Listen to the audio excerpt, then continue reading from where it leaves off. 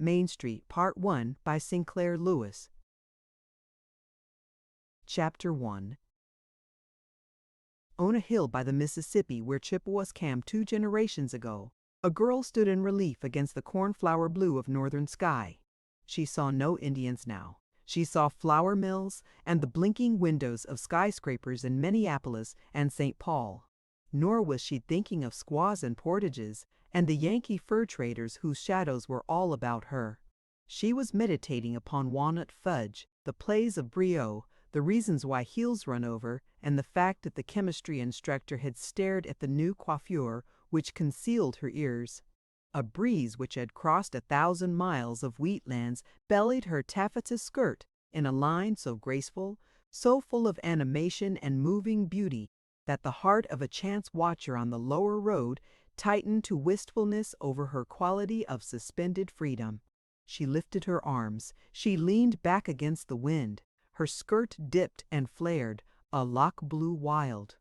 A girl on a hilltop, credulous, plastic, young, drinking the air as she longed to drink life, the eternal aching comedy of expectant youth. It is Carol Milford, fleeing for an hour from Blodgett College.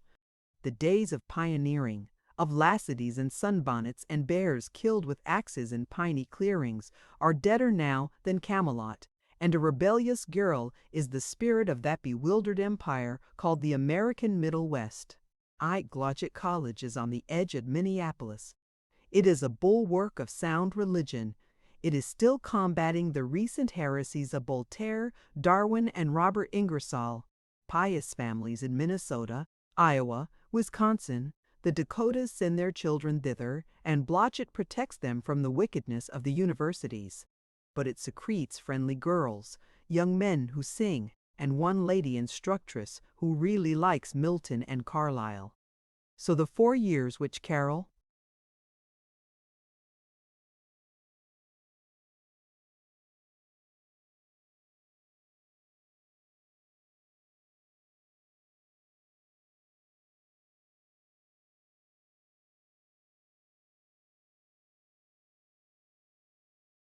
spent at Blodgett were not altogether wasted. The smallness of the school, the fewness of rivals, permitted her to experiment with her perilous versatility.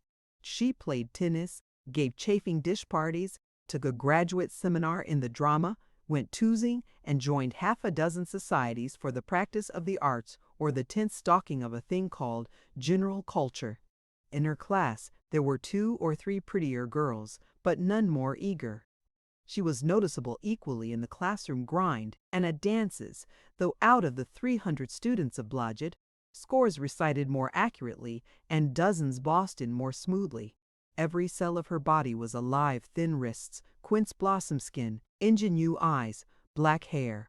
The other girls in her dormitory marveled at the slightness of her body when they saw her in sheer negligee or darting out wet from a shower bath.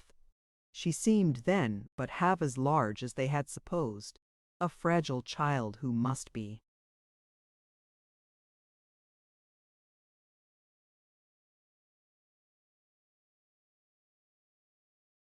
Cloaked with understanding kindness. Psychic, the girls whispered, and spiritual.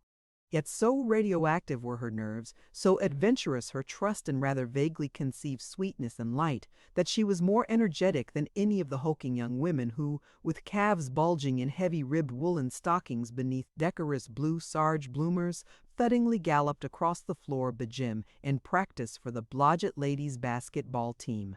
Even when she was tired, her dark eyes were observant. She did not yet know the immense ability of the world to be casually cruel and proudly dull. But if she should ever learn those dismaying powers, her eyes would never become sullen or heavy or roamily amorous. For all her enthusiasms, for all the fondness and the crushes which she inspired, Carol's acquaintances were shy of her. When she was most ardently singing hymns or planning deviltry, she yet seemed gently aloof and critical. She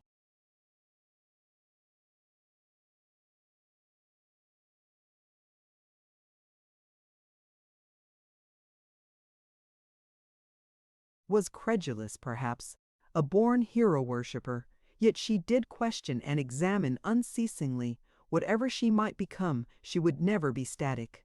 Her versatility ensnared her.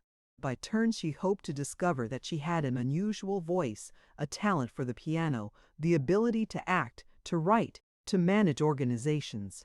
Always she was disappointed, but always she effervesced anew over the student volunteers who intended to become missionaries, over painting scenery for the dramatic club, over soliciting advertisements for the college magazine. She was on the peak that Sunday afternoon when she played in chapel. Out of the dusk, her violin took up the organ theme, and the candlelight revealed her in a straight golden frock, her arm arched to the bow, her lips serious. Every man fell in love then with religion and Carol. Throughout senior year, she anxiously related all her experiments and partial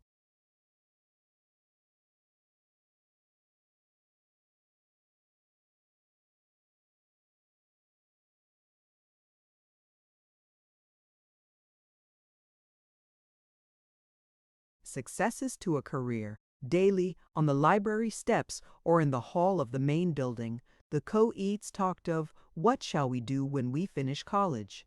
Even the girls who knew that they were going to be married pretended to be considering important business positions. Even they who knew that they would have to work hinted about fabulous suitors. As for Carol, she was an orphan. Her only near relative was a vanilla-flavored sister married to an optician in St. Paul. She had used most of the money from her father's estate. She was not in love, that is, not often, nor ever long at a time. She would earn her living. But how she was to earn it, how she was to conquer the world almost entirely for the world's own good, she did not see. Most of the girls who were not betrothed meant to be teachers. Of these there were two sorts: careless young women who admitted that they intended to leave the beastly classroom and grubby children the minute they had a chance to marry, and studious, sometimes bulbous-browed and pop-eyed maidens who at class prayer meetings requested God to guide their feet along the paths of greatest usefulness. Neither sort tempted Carol. The former seemed insincere, a favorite word of hers at this era. The earnest virgins were, she fancied, as likely to do harm as to do good by their faith in the value of parsing Caesar. At various times during senior year, Carol finally decided upon studying law, writing motion picture scenarios, professional nursing, and marrying an unidentified hero. Then she found a hobby in sociology. The sociology instructor was new. He was married and therefore taboo. But he had come from Boston. He had lived among poets and socialists and Jews and millionaire uplifters at the university settlement in New York. And he had a beautiful white strong neck. He led a giggling class through the prisons, the charity bureaus, the employment agencies of Minneapolis and St. Paul, trailing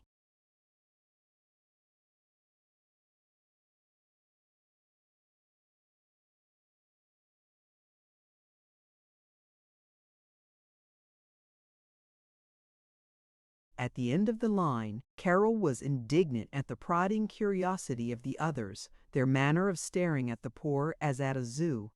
She felt herself a great liberator. She put her hand to her mouth, her forefinger and thumb quite painfully pinching her lower lip, and frowned, and enjoyed being aloof. A classmate named Stuart Snyder, a competent, bulky young man in a gray flannel shirt, a rusty black bow tie, and the green and purple class cap, grumbled to her as they walked behind the others in the muck of the South St. Paul stockyards. "These college chumps make me tired. They're so top-lofty. They ought to have worked on the farm, the way I have. These workmen put it all over them." "I just love common workmen," glowed Carol.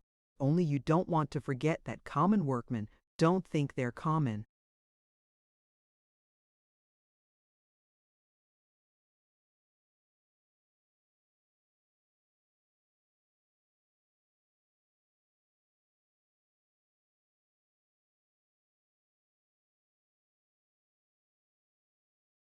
"You're right. I apologize." Carol's brows lifted in the astonishment of emotion, in a glory of abasement. Her eyes mothered the world. Stuart Snyder peered at her. He rammed his large red fists into his pockets. He jerked them out. He resolutely got rid of them by clenching his hands behind him, and he stammered, "I know. You get people.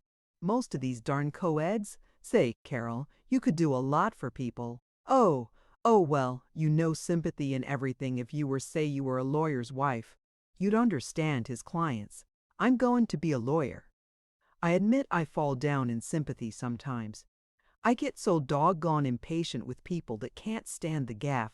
You'd be good for a fellow that was too serious. Make him more you. No sympathetic."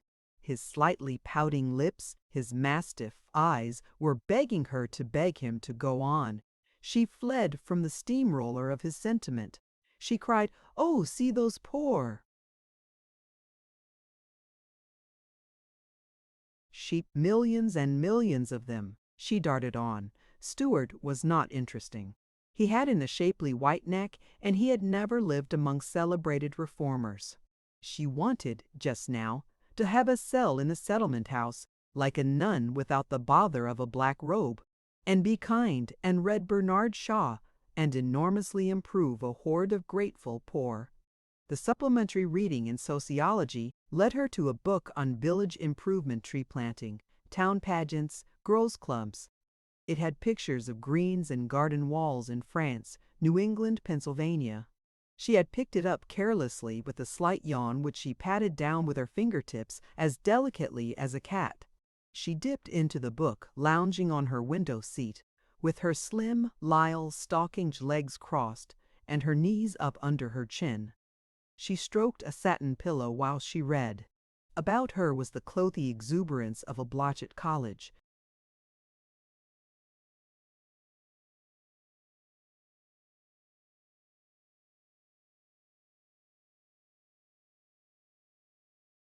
Room, cretin-covered window seat, photographs of girls, a carbon print of the Colosseum, a chafing dish, and a dozen pillows embroidered or beaded or pyrographed.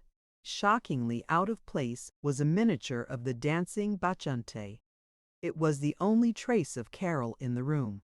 She had inherited the rest from generations of girl students. It was as a part of all this commonplaceness that she regarded the treatise on village improvement. But she suddenly stopped fidgeting. She strode into the book. She had fled halfway through it before the 3 o'clock bell called her to the class in English history. She sighed. "That's what I'll do after college. I'll get my hands on one of these prairie towns and make it beautiful. Be an inspiration. I suppose I'd better become a teacher then, but I won't be that kind of a teacher. I won't drone. Why should they have all the garden suburbs on Long Island? Nobody is done."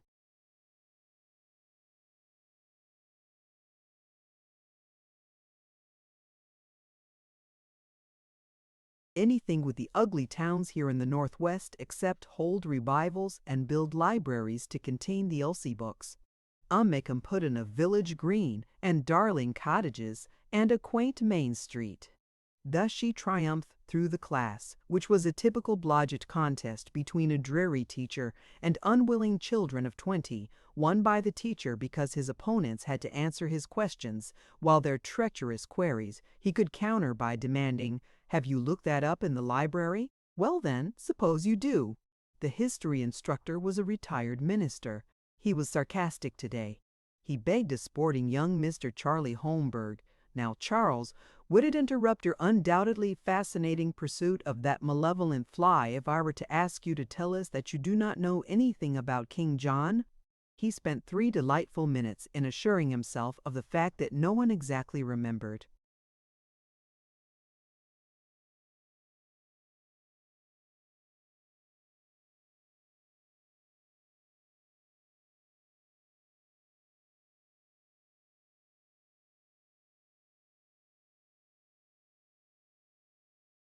The date of Magna Charta.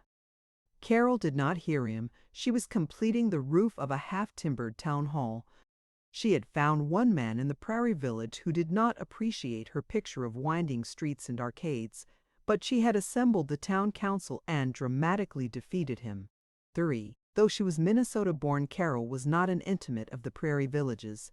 Her father, the smiling and shabby, the learned, teasingly kind, had come from Massachusetts, and through all her childhood he had been a judge in Mankato, which is not a prairie town, but in its gardens, sheltered streets and aisles of elms is white and green. New England reborn. Mankato lies between cliffs and the Minnesota River, hard by Traverse des Sioux, where the first settlers made treaties with the Indians and the cattle rustlers once came.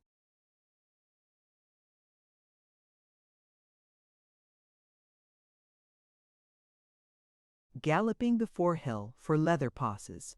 As she climbed along the banks of the dark river, Carol listened to its fables about the wide land of yellow waters and bleached buffalo bones to the west, the southern levees and singing darkies and palm trees toward which it was forever mysteriously gliding, and she heard again the startled bells and thick puffing of high-stacked river steamers wrecked on sand reefs 60 years ago.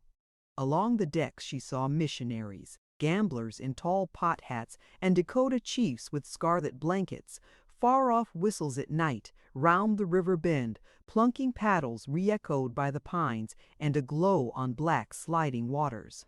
Carol's family were self-sufficient in their inventive life, with Christmas a rite full of surprises and tenderness, and dressing-up parties spontaneous and joyously absurd. The beasts in the Milford hearth mythology were not the obscene night animals who jump out of closets and eat little girls, but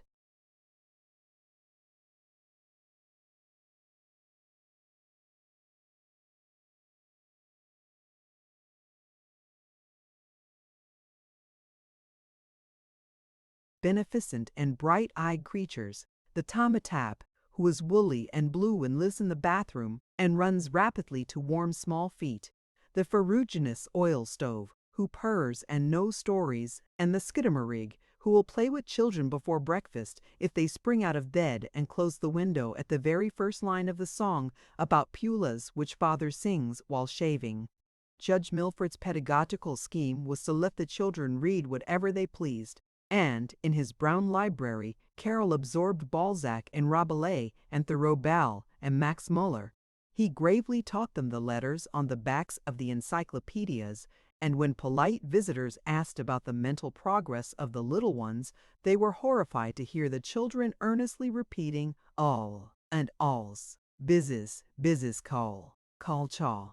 Carol's mother died when she was 9. Her father retired from the judiciary when she was 11 and took the family to Minneapolis. There he died, too.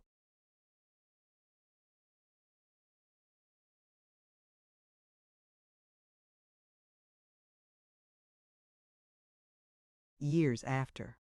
Her sister, a busy, proper advisory soul, older than herself, had become a stranger to her even when they lived in the same house. From those early brown and silver days, and from her independence of relatives, Carol retained a willingness to be different from brisk, efficient, book-ignoring people, an instinct to observe and wonder at their bustle even when she was taking part in it. But she felt approvingly as she discovered her career of town planning she was now roused to being brisk and efficient herself. IV. In a month Carol's ambition had clouded. Her hesitancy about becoming a teacher had returned. She was not, she worried, strong enough to endure the routine, and she could not picture herself standing before grinning children and pretending to be wise and decisive. But the desire for the creation of a beautiful town remained. When she encountered an item about small-town women's clubs,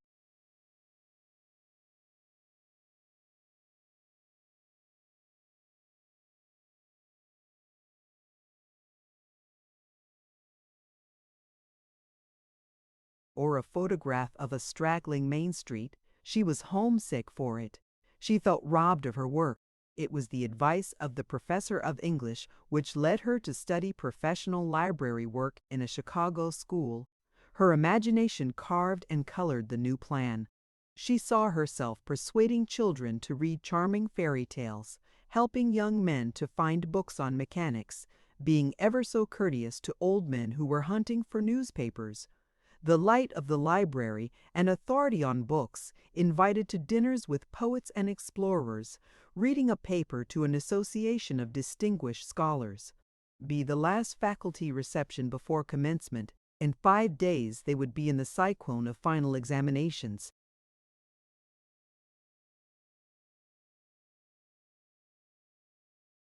The house of the president had been masked with palms suggestive of polite undertaking parlors, and in the library, a 10-foot room with a globe and the portraits of Whittier and Martha Washington, the student orchestra was playing Carmen and Madame Butterfly. Carol was dizzy with music and the emotions of parting. She saw the palms as a jungle, the pink-shaded electric globes as an opaline haze, and the eyeglass faculty as Olympians. She was melancholy at sight of the mousy girls with whom she had always intended to get acquainted, and the half-dozen young men who were ready to fall in love with her. But it was Stuart Snyder whom she encouraged. He was so much manlier than the others. He was an even warm brown, like his new ready-made suit with its padded shoulders. She sat with him, and with 2 cups of coffee and a chicken patty, upon a pile of presidential overshoes in the coat closet under the stairs, and as the thin music seeped in, Stuart whispered,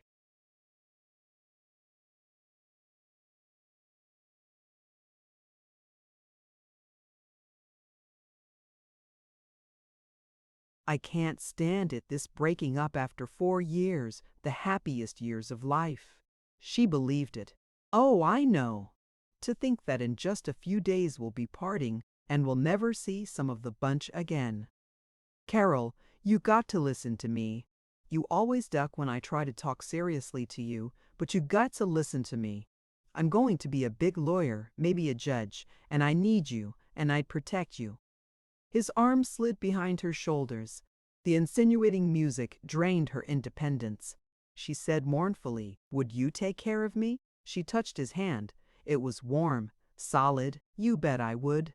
We'd have bully times in Yankton, where I'm going to settle, but I want to do something with life." What's better than making a comfy home and bringing up some cute kids and knowing nice homey people?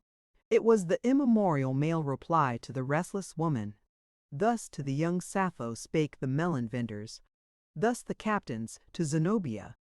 And in the damp cave over gnawed bones, the hairy suitor thus protested to the woman advocate of matriarchy. In the dialect of Blodgett College, but with the voice of Sappho, was Carol's answer. "Of course, I know. I suppose that's so. Honestly, I do love children. But there's lots of women that can do housework, well, if you have got a college education, you ought to use it for the world." "I know, but you can use it just as well in the home. And gee, Carol, just think of a bunch of us going out on an auto picnic some nice spring evening."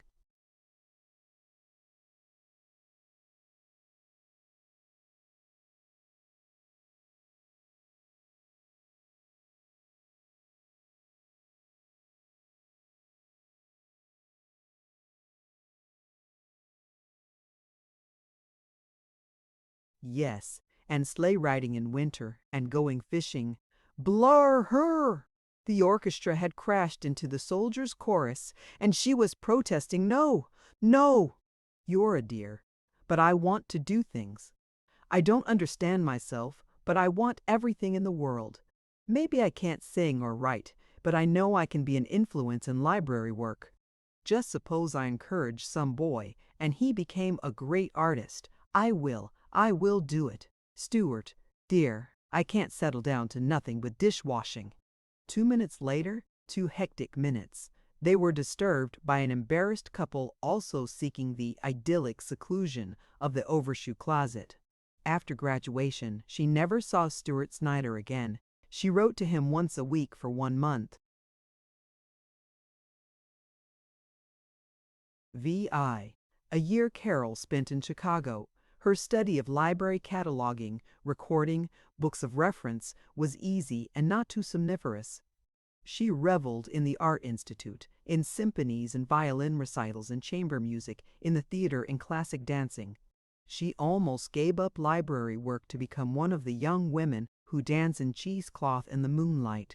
She was taken to a certified studio party with beer, cigarettes, bobbed hair, and a Russian Jewess who sang the Internationale. It cannot be reported that Carol had anything significant to say to the Bohemians. She was awkward with them and felt ignorant, and she was shocked by the free manners which she had for years desired. But she heard and remembered discussions of Freud, Roman Roland, syndicalism, the Confédération Générale du Travail, feminism versus haremism, Chinese lyrics, nationalization of mines, Christian Science, and fishing in Ontario.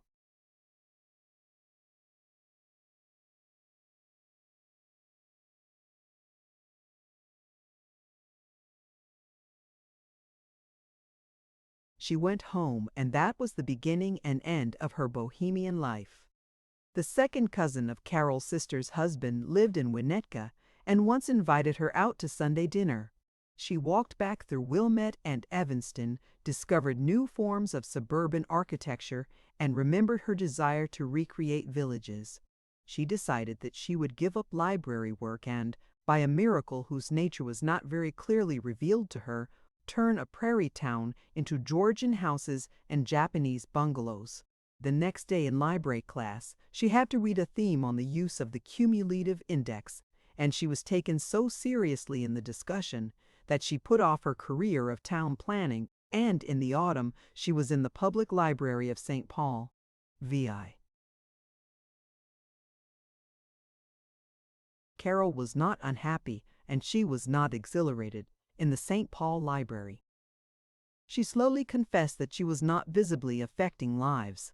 She did, at first, put into her contact with the patrons a willingness which should have moved worlds, but so few of these stolid worlds wanted to be moved. When she was in charge of the magazine room, the readers did not ask for suggestions about elevated essays. They grunted, "Want to find the Leather Goods Gazette for last February." When she was giving out books, the principal query was, "Can you tell me of a good, light, exciting love story to read? My husband's going away for a week." She was fond of the other librarians, proud of their aspirations, and by the chance of propinquity she read scores of books unnatural to her gay white littleness, volumes of anthropology with ditches of footnotes filled with heaps of small dusty type, Parisian imagistes, Hindu recipes for curry, voyages to the Solomon Isles, theosophy with modern American improvements, treatises upon success in the real estate business. She took walks and was sensible about shoes.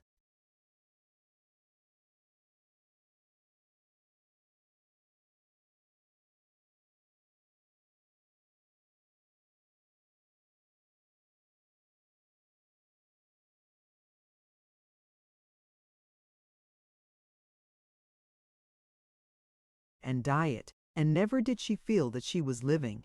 She went to dances and suppers at the houses of college acquaintances. Sometimes she one-stepped demurely. Sometimes, in dread of life slipping past, she turned into a bacchanal, her tender eyes excited, her throat tense, as she slid down the room.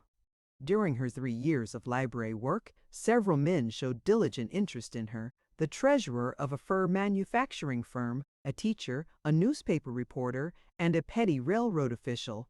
None of them made her more than pause in thought. For months, no mail emerged from the mass. Then, at the Marburys, she met Dr. Will Kennicott.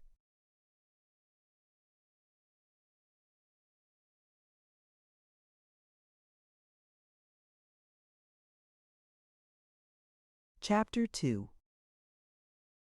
It was a frail and blue and lonely Carol who trotted to the flat of the Johnson Marburys for Sunday evening supper. Mrs. Marbury was a neighbor and friend of Carol's sister, Mr. Marbury a traveling representative of an insurance company. They made a specialty of sandwich salad coffee lap suppers, and they regarded Carol as their literary and artistic representative. She was the one who could be depended upon to appreciate the Caruso phonograph record and the Chinese lantern which Mr. Marbury had brought back as his present from San Francisco. Carol found the Marburys admiring and therefore admirable. This September Sunday evening she wore a net frock with a pale pink lining.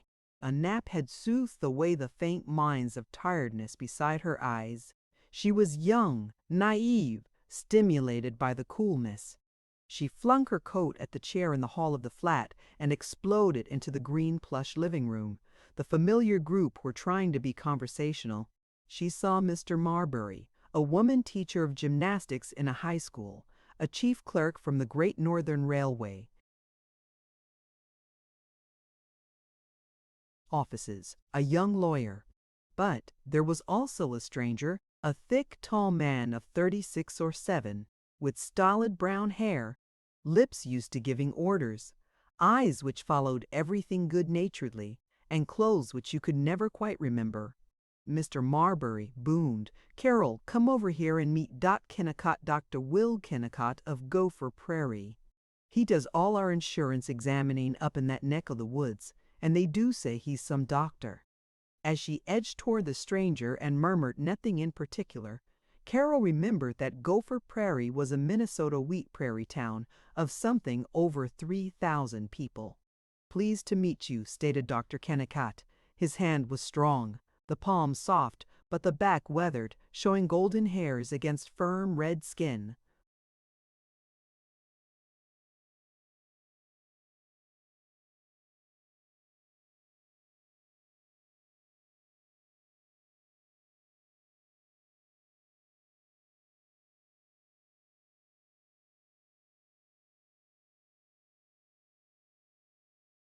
He looked at her as though she was an agreeable discovery. She tucked her hand free and fluttered. "I must go out to the kitchen and help Mrs. Marbury." She did not speak to him again till after she had heated the rolls and passed the paper napkins. Mr. Marbury captured her with a loud, "Oh, quit fussing now. Come over here and sit down and tell us house tricks." He herded her to a sofa with Dr. Kennicott, who was rather vague about the eyes, rather drooping a bulky shoulder as though he was wondering what he was expected to do next. As their host left them, Kennicott awoke. "Marbury tells me you're a high mogul in the public library. I was surprised. Didn't hardly think you were old enough. I thought you were a girl still in college, maybe. Oh, I'm dreadfully old. I expect to take to a lipstick and to find a gray hair any morning now."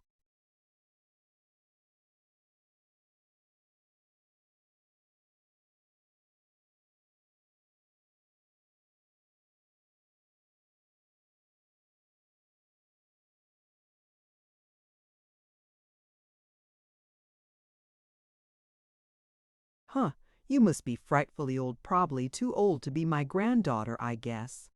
Thus in the vale of Arcady nymph and satyr beguiled the hours.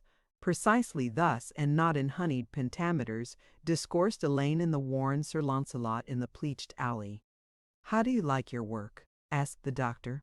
"It's pleasant, but sometimes I feel shut off from things the steel stacks and the everlasting cards smeared all over with red rubber stamps." "Don't you get sick of the city?" "St. Paul? Why don't you like it? I don't know of any lovelier view than when you stand on Summit Avenue and look across Lower Town to the Mississippi cliffs and the upland farms beyond."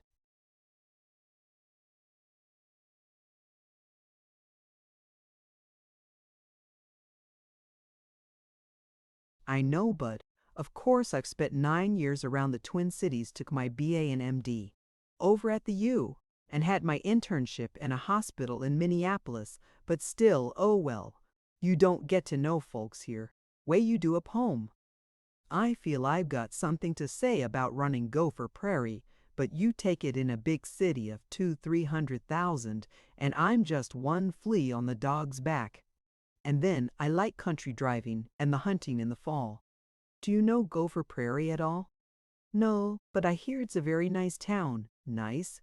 Say honestly, of course I may be prejudiced, but I've seen an awful lot of towns. One time, I went to Atlantic City for the American Medical Association meeting, and I spent practically a week in New York. But I never saw a town that had such up-and-coming people as Gopher Prairie. Bresnahan, you know the famous auto manufacturer, he comes from Gopher Prairie, born and brought up."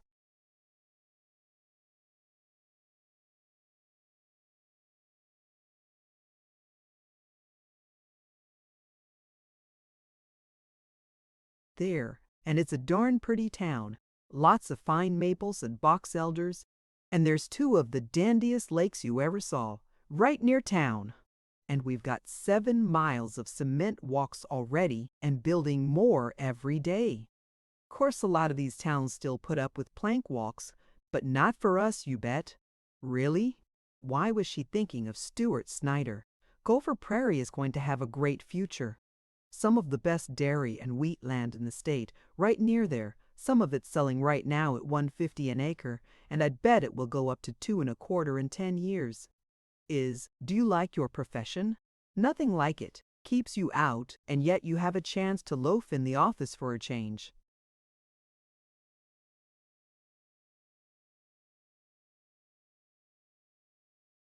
I don't mean that way. I mean it's such an opportunity for sympathy. Dr. Kennicott launched into a heavy, "Oh, these Dutch farmers don't want sympathy. All they need is a bath and a good dose of salts." Carol must have flinched, for instantly you was urging, "What I mean is, I don't want you to think I'm one of these old salts and quinine peddlers. But I mean, so many of my patients are husky farmers that I suppose I get kind of case-hardened. It seems to me that a doctor could transform a whole community if he wanted to, if he saw it. He's usually the only man in the neighborhood who has any scientific training, isn't he?" "Yes, that's so, but I guess most of us get rusty. We land in a rut of obstetrics and typhoid and busted legs. What we need is women like you to jump on us. Ed.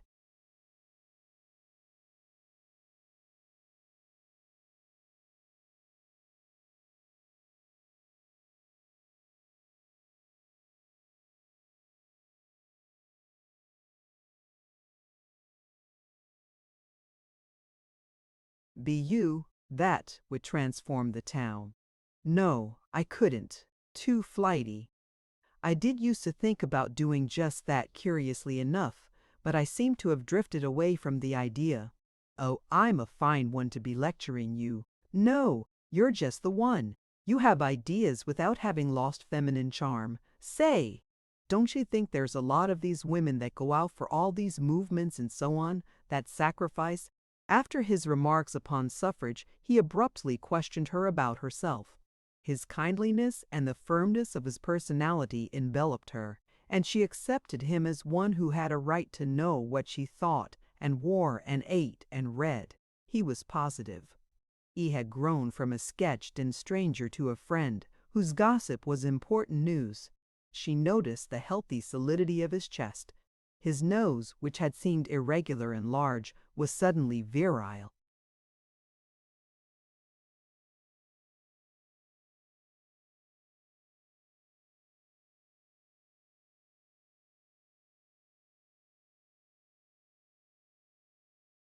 She was jarred out of this serious sweetness when Marbury bounced over to them and with horrible publicity yammered, "Say, what do you two think you're doing? Telling fortunes or making love? Let me warn you that the doc is a frisky bacheldore, Carol. Come on now, folks, shake a leg, let's have some stunts or a dance or something." She did not have another word with Dr. Kennicott until their parting. "Been a great pleasure to meet you, Miss Milford. May I see you some time when I come down again? I'm here quite often taking patients to hospitals for majors and so on. Why, what's your address? You can ask Mr. Marbury next time you come down if you really want to."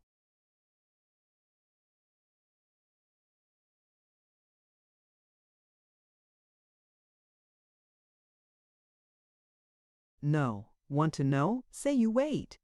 Of the love-making of Carol and Will Kennicott, there is nothing to be told which may not be heard on every summer evening, on every shadowy block. They were biology and mystery. Their speech was slang phrases and flares of poetry. Their silences were contentment or shaky crises when his arm took her shoulder. All the beauty of youth, first discovered when it is passing, and all the commonplaceness of a well-to-do unmarried man encountering a pretty girl at the time when she is slightly weary of her employment and sees no glory ahead nor any man she is glad to serve. They liked each other honestly. They were both honest. She was disappointed by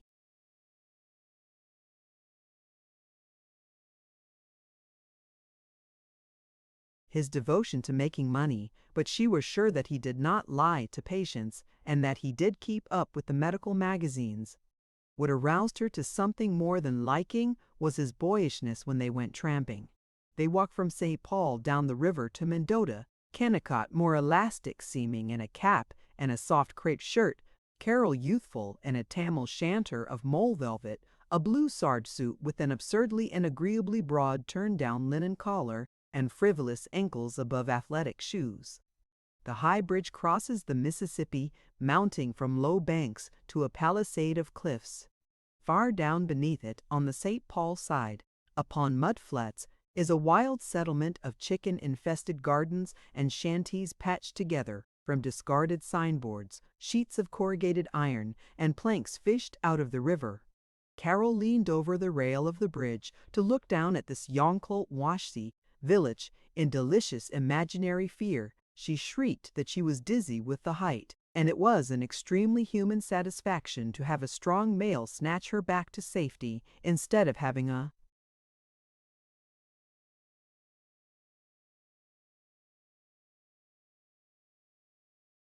logical woman teacher or librarian sniff. Well, if you're scared, why don't you get away from the rail then? From the cliffs across the river, Carol and Kennicott looked back at St. Paul on its hills, an imperial sweep from the dome of the cathedral to the dome of the state capitol. The river road led past rocky field slopes, deep glens, woods flamboyant now with September, to Mendota, white walls, and a spire among trees beneath a hill, old world in its placid ease. And for this fresh land, the place is ancient.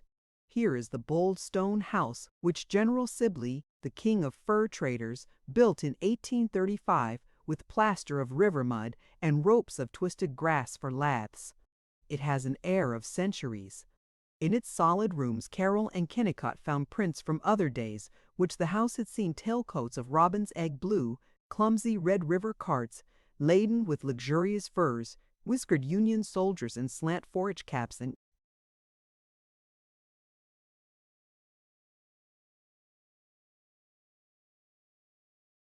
rattling sabers. It suggested to them a common American past, and it was memorable because they had discovered it together. They talked more trustingly, more personally, as they trudged on. They crossed the Minnesota River in a rowboat ferry. They climbed the hill to the round stone tower of Fort Snelling. They saw the junction of the Mississippi and the Minnesota and recalled the men who had come here 80 years ago, Maine lumbermen, York traders, soldiers from the Maryland hills. It's a good country, and I'm proud of it. Let's make it all that those old boys dreamed about.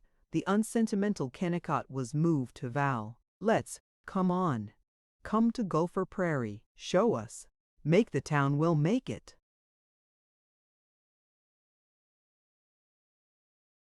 Artistic. It's mighty pretty, but I'll admit we aren't any too darn artistic. Probably the lumberyard isn't as scrumptious as all these Greek temples. But go to it. Make us change. I would like to. Someday. Now. You'd love Gopher Prairie. We've been doing a lot with lawns and gardening the past few years, and it's so homey, the big trees and the best people on earth. And keen. I bet Luke Dawson. Carol but half listened to the names. She could not fancy their ever becoming important to her.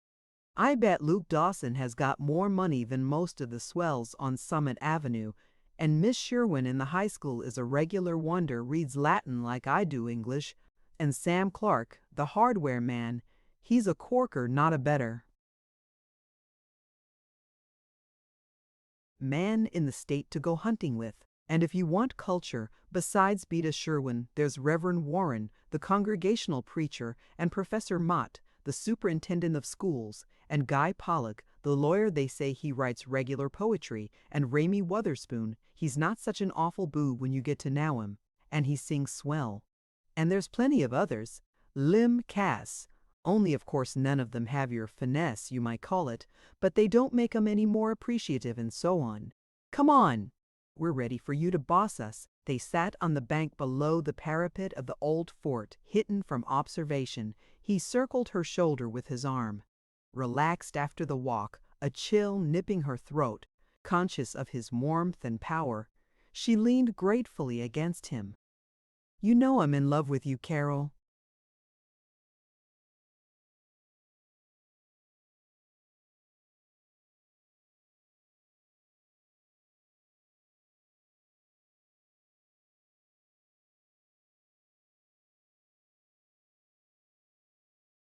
She did not answer, but she touched the back of his hand with an exploring finger.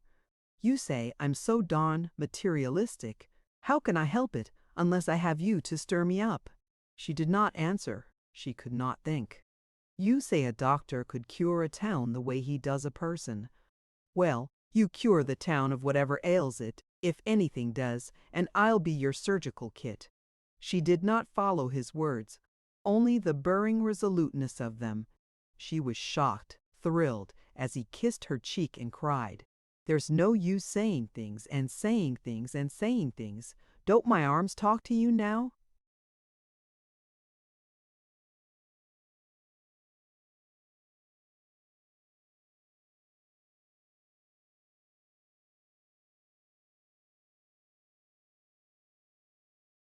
"Oh, please, please." She wondered if she ought to be angry, but it was a drifting thought, and she discovered that she was crying. Then they were sitting 6 inches apart, pretending that they had never been nearer, while she tried to be impersonal. "I would like to see Gopher Prairie. Trust me, here she is, brought some snapshots down to show you." Her cheek near his sleeve, she studied a dozen village pictures. They were streaky. She saw only trees, shrubbery, a porch indistinct in leafy shadows. But she exclaimed over the lakes, dark water reflecting wooded bluffs, a flight of ducks, a fisherman in shirt sleeves and a wide straw hat, holding up a string of crappies. One winter picture of the edge of Plover Lake had the air of an etching, lustrous slide of ice, snow in the crevices of a boggy bank, the mound of a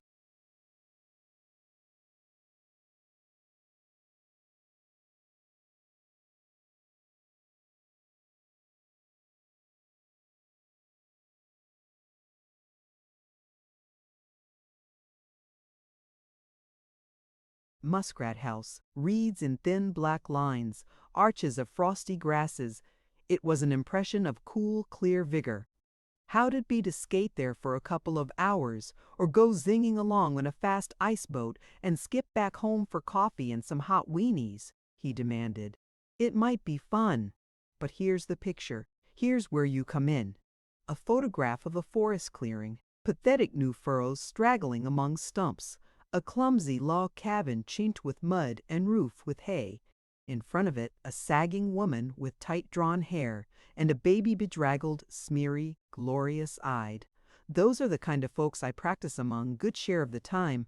Nels Erstrom, fine, clean young Svenska. He'll have a corking farm in 10 years, but now I operated his wife on a kitchen table, with my driver giving the anesthetic. Look at that scared baby. Need some woman with hands like yours, waiting for you. Just look at that baby's eyes. Look how he's begging, don't. They hurt me. Oh, it would be sweet to help him, so sweet." As his arms moved toward her, she answered all her doubts with "sweet, so sweet."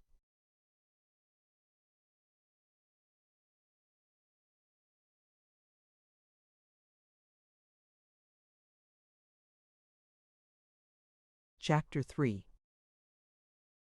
Dare the rolling clouds of the prairie, a moving mass of steel, an irritable clank and rattle beneath a prolonged roar, the sharp scent of oranges cutting the soggy smell of unbathed people and ancient baggage. Towns as planless as a scattering of pasteboard boxes on an attic floor, the stretch of faded gold stubble broken only by clumps of willows encircling white houses and red barns. No, 7. The way train, grumbling through Minnesota, imperceptibly climbing the giant tableland that slopes in a 1,000-mile rise from hot Mississippi bottoms to the Rockies. It is September, hot, very dusty. There is no smug Pullman attached to the train, and the day coaches of the East are replaced by free chair cars, with each seat cut into two adjustable plush chairs.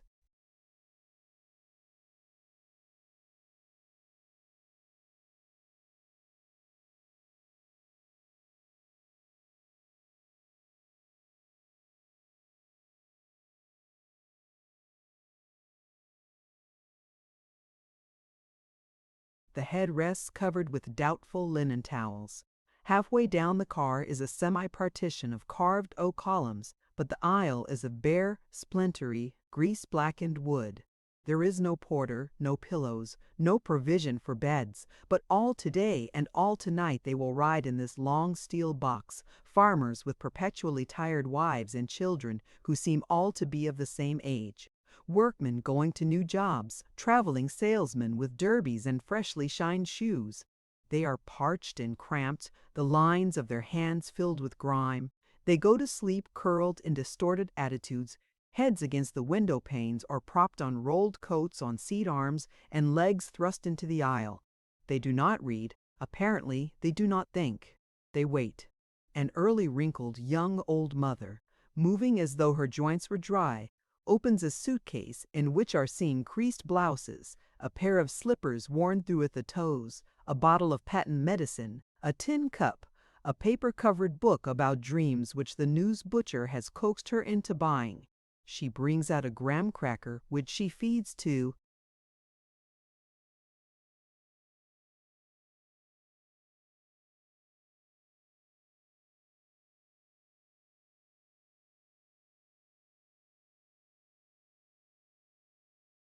baby lying flat on a seat and wailing hopelessly.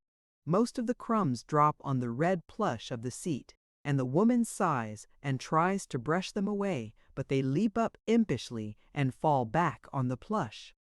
A soiled man and woman munch sandwiches and throw the crusts on the floor.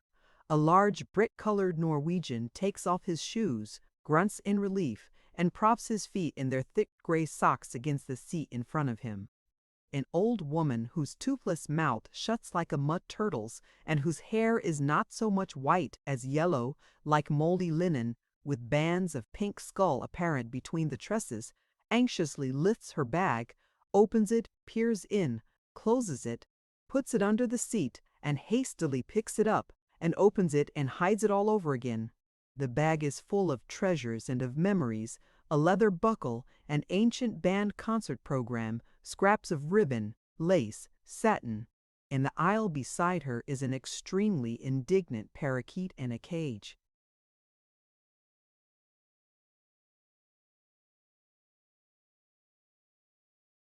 Two facing seats overflowing with a Slovene iron miner's family are littered with shoes, dolls, whiskey bottles, bundles wrapped in newspapers, a sewing bag. The oldest boy takes a mouth organ out of his coat pocket, wipes the tobacco crumbs off, and plays Marching Through Georgia till every head in the car begins to ache. The news butcher comes through selling chocolate bars and lemon drops. A girl child ceaselessly trots down to the water cooler and back to her seat, the stiff paper envelope which she uses for cup trips in the aisle as she goes, and on each trip she stumbles over the feet of a carpenter who grunts, "Ouch! Look out!" The dust-caked doors are open, and from the smoking car drifts back a visible blue line of stinging tobacco smoke, and with it a crackle of laughter over the story which the young man in the bright blue suit and lavender tie and light yellow shoes has just told to the squat man in garage overalls.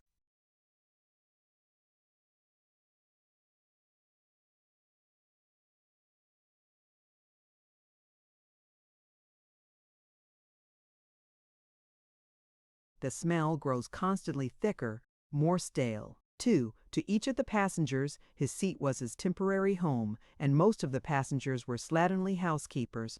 But one seat looked clean and deceptively cool. In it were an obviously prosperous man and a black-haired, fine-skinned girl whose pumps rested on an immaculate horsehide bag. They were Dr. Will Kennicott and his bride, Carol. They had been married at the end of a year of conversational courtship, and they were on their way to Gopher Prairie after a wedding journey in the Colorado mountains.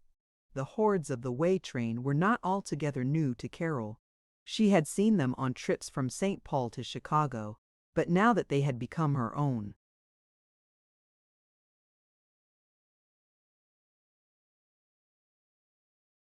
people to bathe and encourage and adorn, she had an acute and uncomfortable interest in them. They distressed her. They were so stolid. She had always maintained that there is no American peasantry, and she sought now to defend her faith by seeing imagination and enterprise in the young Swedish farmers and in a traveling man working over his order blanks. But the older people, Yankees as well as Norwegians, Germans, Finns, Canucks, had settled into submission to poverty. They were peasants, she groaned. Isn't there any way of waking them up? What would happen if they understood scientific agriculture? She begged of Kennicott, her hand groping for his. It had been a transforming honeymoon. She had been frightened to discover how tumultuous a feeling could be roused in her. Will had been lordly stalwart, jolly, impressively competent in making camp, tender in understanding.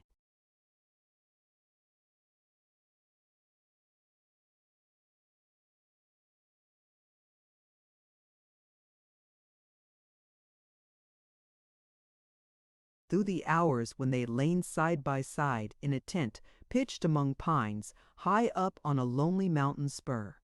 His hand swallowed hers as he started from thoughts of the practice to which he was returning. These people, wake 'em up? What for? They're happy, but they're so provincial. No, that isn't what I mean. They're so sunk in the mud. Look here, Carrie, you want to get over your city idea that because a man's pants aren't pressed, he's a fool. These farmers are mighty keen and up and coming. I know. That's what hurts. Life seems so hard for them, these lonely farms and this gritty train. Oh, they don't mind it. Besides, things are changing. The auto, the telephone.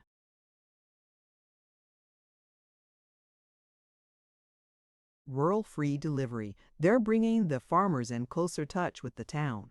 Takes time, you know. To change a wilderness like this was 50 years ago. But already, why, they can hop into the Ford or the Overland and get into the movies on Saturday evening quicker than you could get down to 'em by trolley in St. Paul. But if it's these towns we've been passing that the farmers run to for relief from their bleakness, can't you understand? Just look at them. Kennicott was amazed. Ever since childhood he had seen these towns from trains on this same line. He grumbled, "Why, what's the matter with 'em? Good hustling burgs. It would astonish you to know how much wheat and rye and corn and potatoes they ship in a year. But they're so ugly."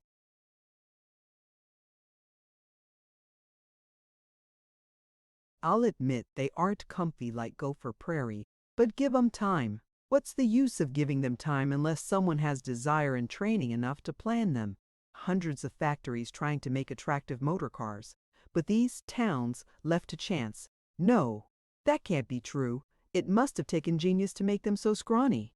Oh, they're not so bad, was all he answered. He pretended that his hand was the cat and hers the mouse.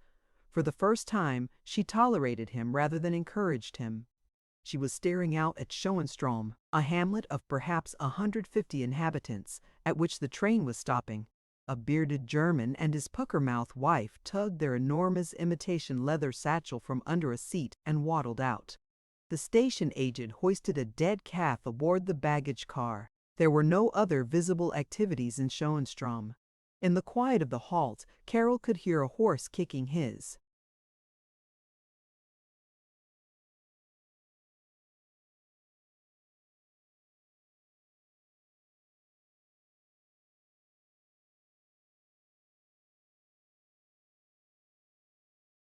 Stall, a carpenter shingling a roof. The business center of Schoenstrom took up one side of one block, facing the railroad. It was a row of one-story shops covered with galvanized iron or with clapboards painted red and bilious yellow. The buildings were as ill-assorted, as temporary-looking, as a mining camp street in the motion pictures. The railroad station was a one-room frame box, a miry cattle pen on one side and a crimson wheat elevator on the other. The elevator, with its cupola on the ridge of a shingled roof, resembled a broad-shouldered man with a small, vicious, pointed head. The only habitable structures to be seen were the florid red brick Catholic church and rectory at the end of Main Street. Carol picked at Kennicott's sleeve. "You wouldn't call this a not-so-bad town, would you? These Dutch burgs are kind of slow. Still, see that fellow coming."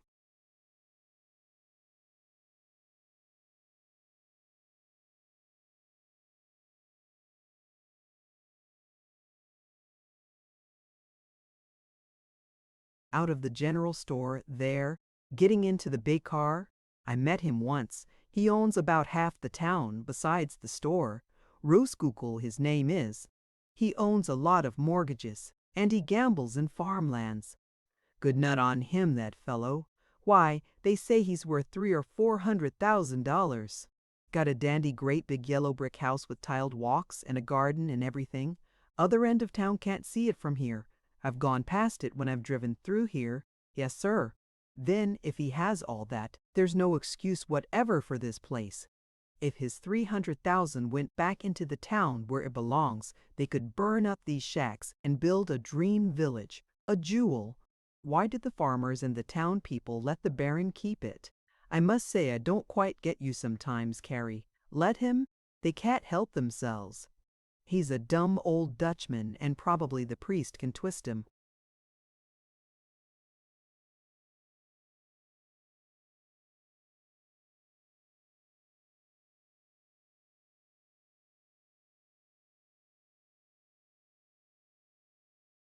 Around his finger, but when it comes to picking good farming land, he's a regular whiz. I see, he's their symbol of beauty.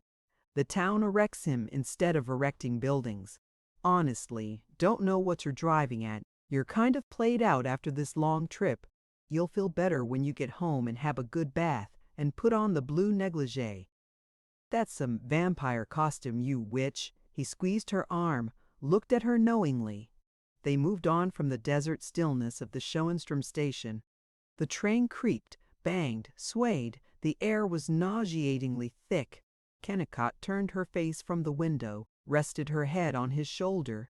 She was coaxed from her unhappy mood, but she came out of it unwillingly, and when Kennicott was satisfied that he had corrected all her worries and had opened a magazine of saffron detective stories, she sat upright.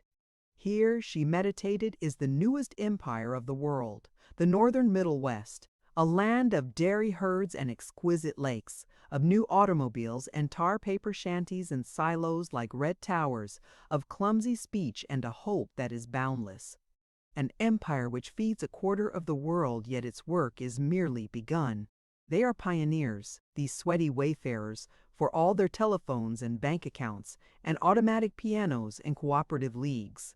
And for all its fat richness, theirs is a pioneer land. What is its future, she wondered? A future of cities and factory smut where now are loping empty fields? Homes universal and secure, or placid chateaux ringed with sullen huts? Youth free to find knowledge and laughter? Willingness to sift the sanctified lies? Or creamy-skinned fat women, smeared with grease and chalk, gorgeous in the skins of beasts and the bloody feathers of slain birds, playing bridge with puffy pink?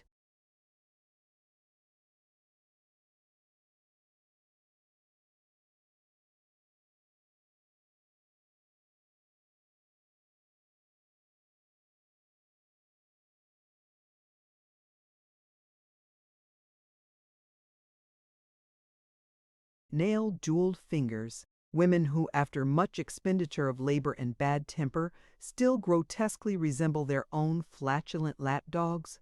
The ancient stale inequalities, or something different in history, unlike the tedious maturity of other empires? What future and what hope? Carol's head ached with the riddle. She saw the prairie, flat in giant patches or rolling in long hummocks. The width and bigness of it, which had expanded her spirit an hour ago, began to frighten her. It spread out so, It went on so uncontrollably she could never know it. Kennicott was closeted in his detective story. With the loneliness which comes most oppressingly in the midst of many people, she tried to forget problems, to look at the prairie objectively. The grass beside the railroad had been burnt over. It was a smudge, prickly with charred stalks of weeds. Beyond the undeviating barbed wire fences were clumps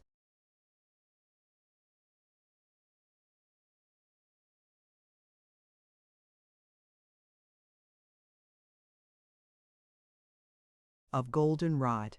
Only this thin hedge shut them off from the plains-shorn wheatlands of autumn, 100 acres to a field, prickly and gray nearby, but in the blurred distance like tawny velvet stretched over dipping hillocks. The long rows of wheat shocks marched like soldiers in worn yellow tabards. The newly plowed fields were black banners fallen on the distant slope. It was a martial immensity, vigorous, a little harsh, unsoftened by kindly gardens.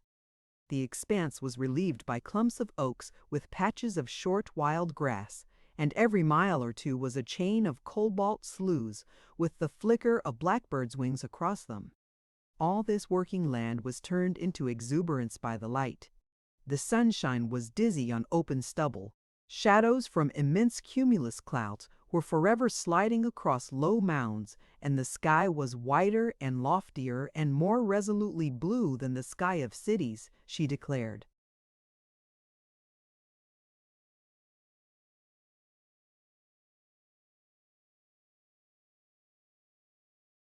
It's a glorious country, a land to be big in, she crooned. Then Kennicott startled her by chuckling. Day, you realize the town after the next is Gopher Prairie? Home.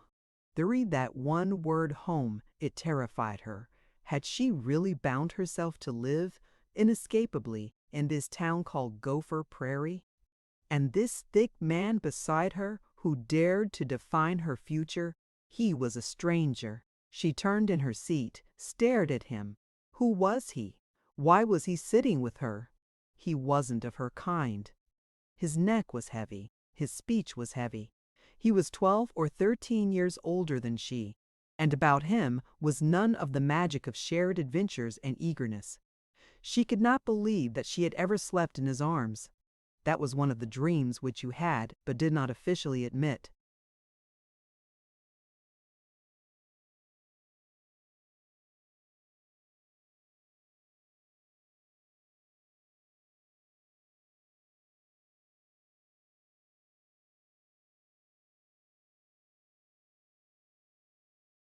She told herself how good he was, how dependable and understanding.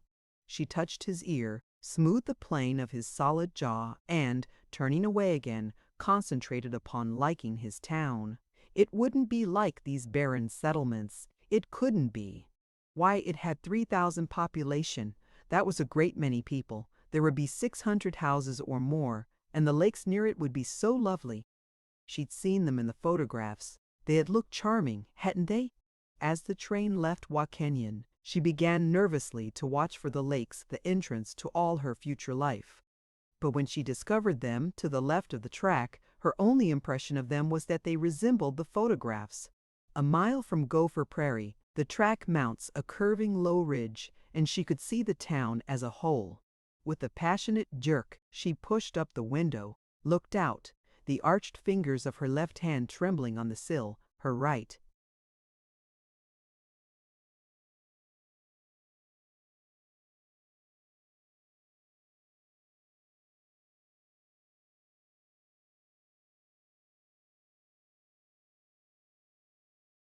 Hand at her breast, and she saw that Gopher Prairie was merely an enlargement of all the hamlets which they had been passing. Only to the eyes of a Kennicott was it exceptional. The huddled low wooden houses broke the plains scarcely more than would a hazel thicket. The fields swept up to it, past it. It was unprotected and unprotecting. There was no dignity in it, nor any hope of greatness. Only the tall red grain elevator and a few tinny church steeples rose from the mass. It was a frontier camp. It was not a place to live in, not possibly, not conceivably. The people they'd be as drab as their houses, as flat as their fields. She couldn't stay here. She would have to wrench loose from this man and flee. She peeped at him. She was at once helpless before his mature fixity and touched by his excitement as he sent his magazines skittering along the aisle, stooped for their bags, came up with flushed face, and gloated, "Here we are."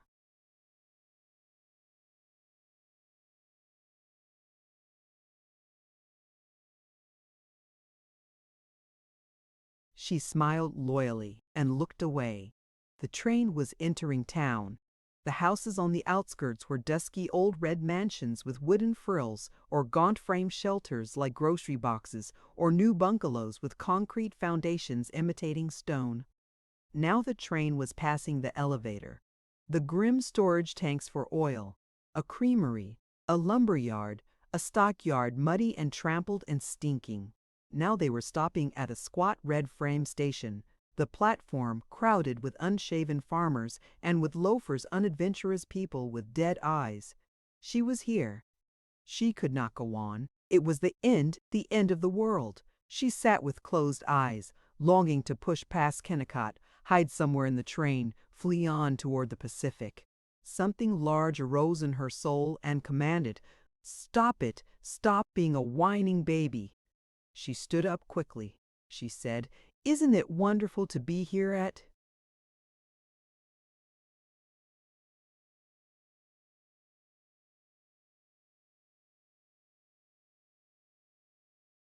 Last, he trusted her so she would make herself like the place.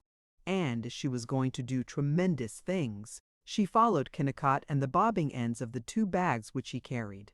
They were held back by the slow line of disembarking passengers. She reminded herself that she was actually at the dramatic moment of the bride's homecoming. She ought to feel exalted. She felt nothing at all except irritation at their slow progress toward the door. Kennicott stooped to peer through the windows. He shyly exulted. "Look, look, there's a bunch come down to welcome us. Sam Clark and the Misses and Dave Dyer and Jack Elder and, yes, sir, Harry Haydock and Juanita. And a whole crowd.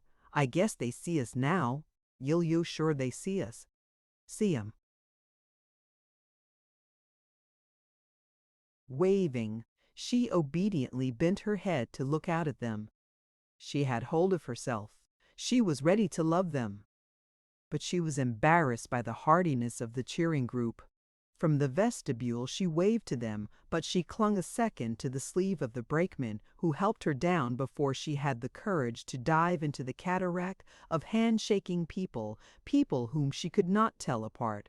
She had the impression that all the men had coarse voices, large damp hands, toothbrush mustaches, bald spots, and the sonic watch charms. She knew that they were welcoming her. Their hands, their smiles, their shouts, their affectionate eyes overcame her. She stammered, "Thank you, oh thank you." One of the men was clamoring at Kennicott, "I brought my machine down to take you home, Doc."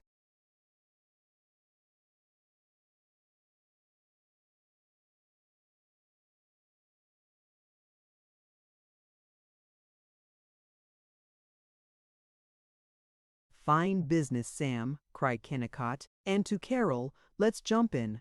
That big page over there. Some boat too, believe me. Sam can show speed to any of these marmots from Minneapolis." Only when she was in the motor car did she distinguish the 3 people who were to accompany them. The owner, now at the wheel, was the essence of decent self-satisfaction. A baldish, largish, level-eyed man, rugged of neck but sleek and round of face like the back of a spoon bowl. He was chuckling at her. "Have you got us all straight yet?" "Course she has. Trust Carrie to get things straight and get 'em darn quick." "I bet she could tell you every date in history," boasted her husband. But the man looked at her reassuringly, and with the certainty that he was a person whom she could trust, she confessed, "As a matter of fact, I haven't got anybody straight."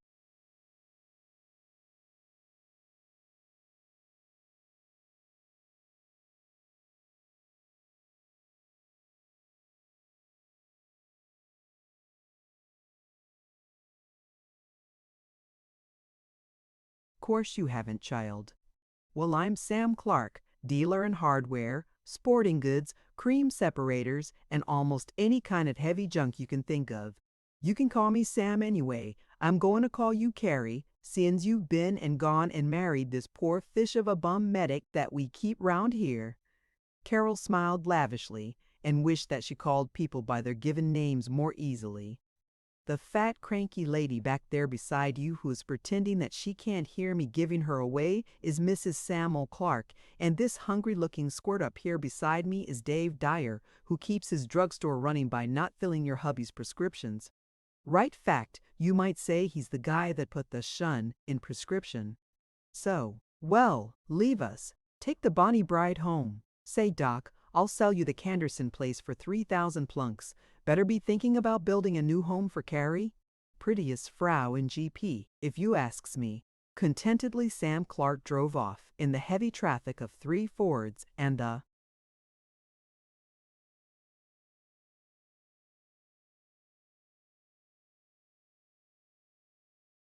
Minnimashi house. Free bus.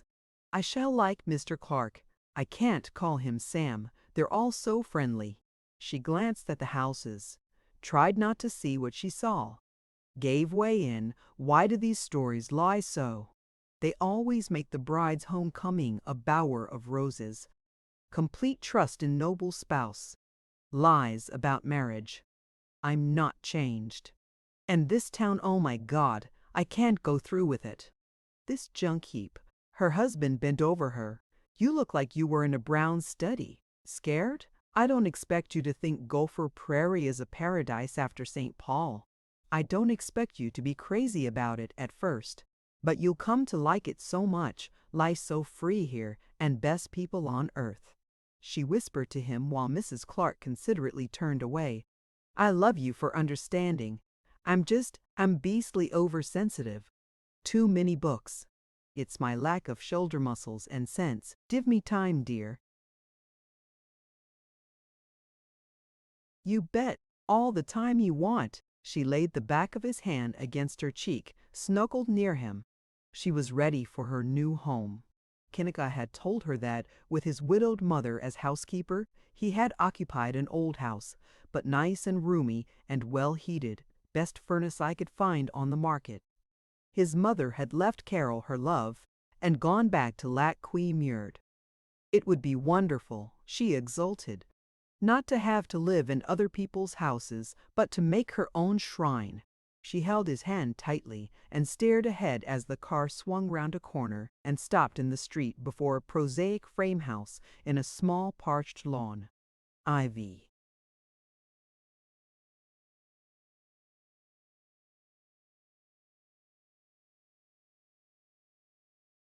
A concrete sidewalk with a parking of grass and mud. A square smug brown house, rather damp. A narrow concrete walk up to it. Sickly yellow leaves in a windrow with dried wings of box elder seeds and snags of wool from the cotton woods. A screened porch with pillars of thin painted pine surmounted by scrolls and brackets and bumps of jigsawed wood. No shrubbery to shut off the public gaze. A lugubrious bay window to the right of the porch. Window curtains of starched, cheap lace revealing a pink marble table with a conch shell and a family Bible. You'll find it old-fashioned, what do you call it, mid-Victorian. I left it as is so you could make any changes you felt were necessary. Kennicott sounded doubtful for the first time since he had come back to his own. "It's a real home." She was moved by his humility. She gaily motioned goodbye to the Clarks.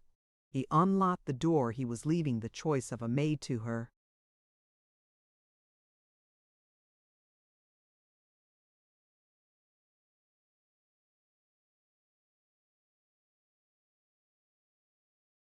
And there was no one in the house.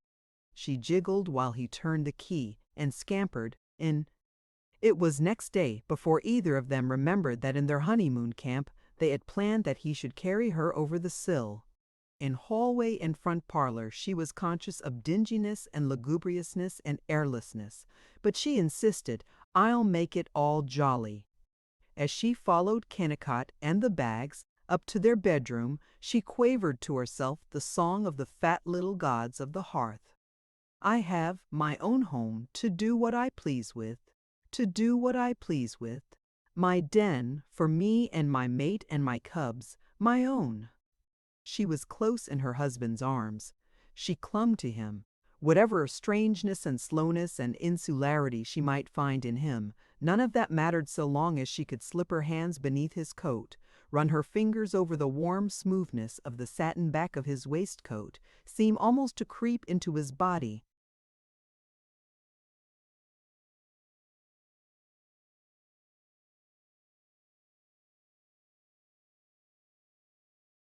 Find in him strength, find in the courage and kindness of her man, a shelter from the perplexing world.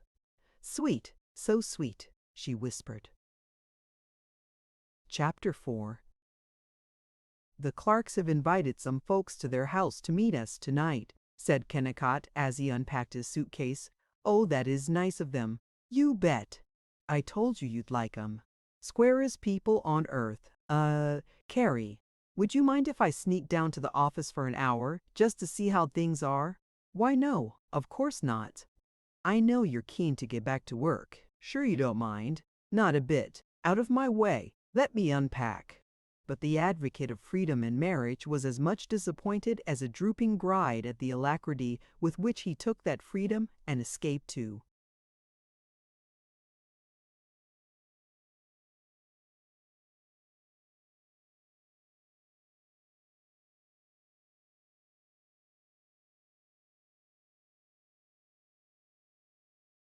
The world of men's affairs. She gazed about their bedroom, and its full dismalness crawled over her, the awkward knuckly L shape of it, the black walnut bed with apples and spotty pears carved on the headboard, the imitation maple bureau with pink Daub scent bottles and a petticoated pincushion on a marble slab uncomfortably like a gravestone, the plain pine washstand and the garlanded water pitcher and bowl. The scent was of horsehair and plush and Florida water. How could people ever live with things like this? She shuddered. She saw the furniture as a circle of elderly judges, condemning her to death by smothering. The tottering brocade chair squeaked, "Choke her, choke her, choke her, smother her." The old linen smelled of the tomb. She was alone in this house, this strange, still house, among the shadows of dead thoughts and haunting repressions. "I hate it, I hate it," she panted. Why did I ever? She remembered that Kennicott's mother had brought these family relics from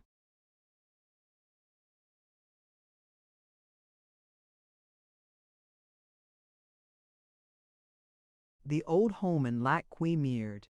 Stop it. They're perfectly comfortable things. They're comfortable. Besides, oh, they're horrible. We'll change them right away. Then, but of course he has to see how things are at the office. She made a pretense of busying herself with unpacking. The chintz-lined, silver-fitted bag which had seemed so desirable a luxury in St. Paul was an extravagant vanity here. The daring black chemise of frail chiffon and lace was a hussy at which the deep-bosomed bed stiffened in disgust, and she hurled it into a bureau drawer, hid it beneath a sensible linen blouse. She gave up unpacking. She went to the window with a purely literary thought of village charm hollyhocks and lanes and apple-cheeked cottagers. What she saw was the side of the Seventh-day Adventist church, a plain clapboard wall of a sour liver color, the ash pile back of the church, an unpainted stable, and an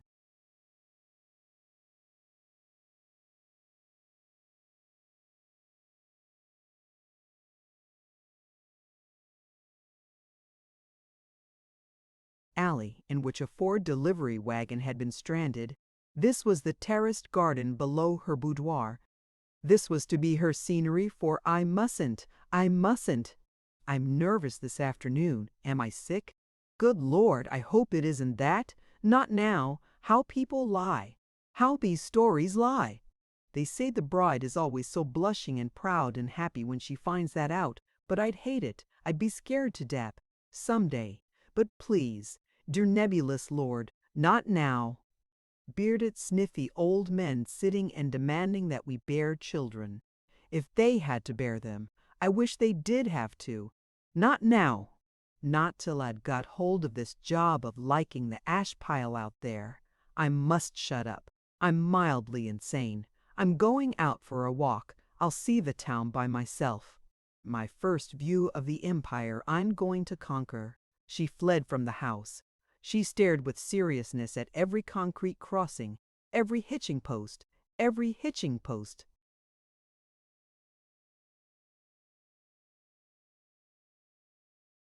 Rake for leaves, and to each house she devoted all her speculation. What would they come to mean? How would they look 6 months from now? In which of them would she be dining? Which of these people whom she passed, now mere arrangements of hair and clothes, would turn into intimates, loved or dreaded, different from all the other people in the world? As she came into the small business section, she inspected a broad-beamed grocer in an alpaca coat who was bending over the apples and celery on a slanted platform in front of his store. Would she ever talk to him? What would he say if she stopped and stated, "I am Mrs. Dr. Kennicott. Some day I hope to confide that a heap of extremely dubious pumpkins as a window display doesn't exhilarate me much." The grocer was Mr. Frederick F. Ludelmeyer, whose market is at the corner of Main Street and Lincoln Avenue, and supposing that only she was observant, Carol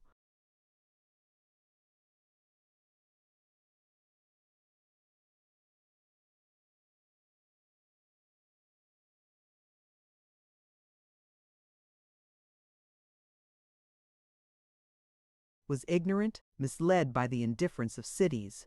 She fancied that she was slipping through the streets invisible. But when she had passed, Mr. Ludelmeyer puffed into the store and coughed at his clerk.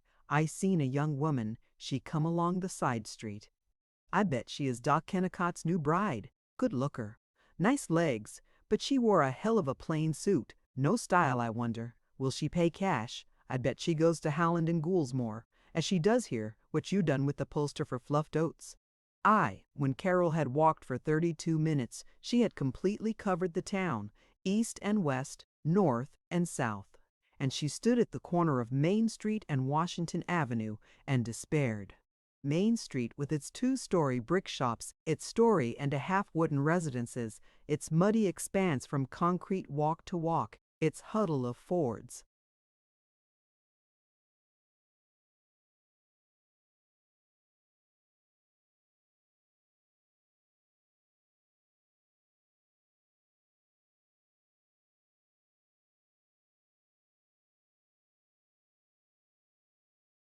And lumber wagons was too small to absorb her.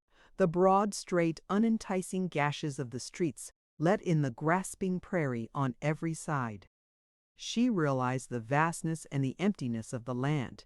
The skeleton iron windmill on the farm a few blocks away, at the north end of Main Street, was like the ribs of a dead cow. She thought of the coming of the northern winter, when the unprotected houses would crouch together in terror of storms galloping out of that wild waste. They were so small and weak, the little brown houses. They were shelters for sparrows, not homes for warm, laughing people. She told herself that down the street the leaves were a splendor. The maples were orange, the oaks a solid tint of raspberry, and the lawns had been nursed with love, but the thought would not hold. At best the trees resembled a thinned woodlot. There was no park to rest the eyes, and since not Gopher Prairie but Wakamin was the county seat, there was no courthouse with its grounds.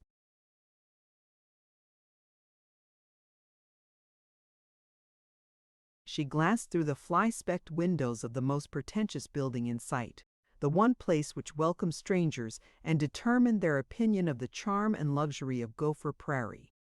The Minneamashi House. It was a tall, lean, shabby structure, 3 stories of yellow streaked wood, the corners covered with sanded pine slabs purporting to symbolize stone. In the hotel office she could see a stretch of bare, unclean floor, a line of rickety chairs with brass cuspidors between, a writing desk with advertisements in mother-of-pearl letters upon the glass-covered back. The dining room beyond was a jungle of stained tablecloths and catsup bottles. She looked no more at the Minneamashi House. A man in cuffless shirt sleeves with pink arm garters, wearing a linen collar but no tie, yawned his way from Dyer's drugstore across to the hotel. He leaned against the wall, scratched a while, sighed, and in a bored way gossiped with a four.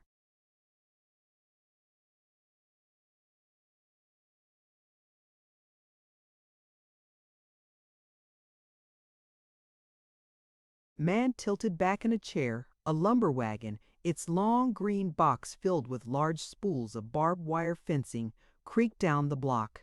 A Ford, in reverse, sounded as though it were shaking to pieces, then recovered and rattled away. In the Greek candy store was the whine of a peanut roaster and the oily smell of nuts.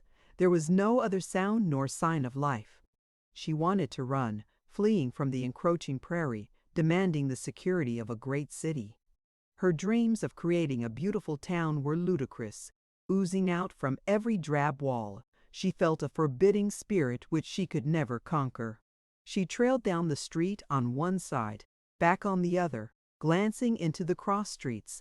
It was a private seeing Main Street tour. She was within 10 minutes, beholding not only the heart of a place called Gopher Prairie, but 10,000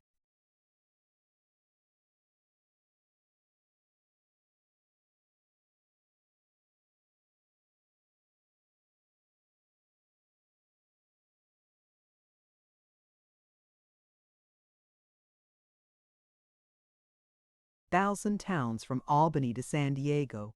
Dyer's drugstore, a corner building of regular and unreal blocks of artificial stone.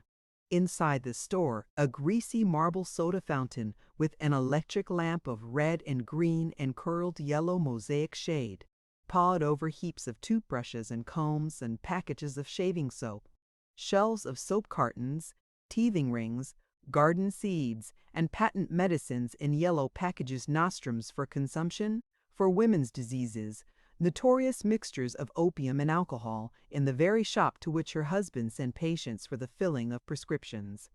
From a second-story window, the sign W.P. Kennicott, Phys and Surgeon, gilt on black sand. A small wooden motion picture theater called the Rosebud Movie Palace, lithographs announcing a film called Fatty in Love.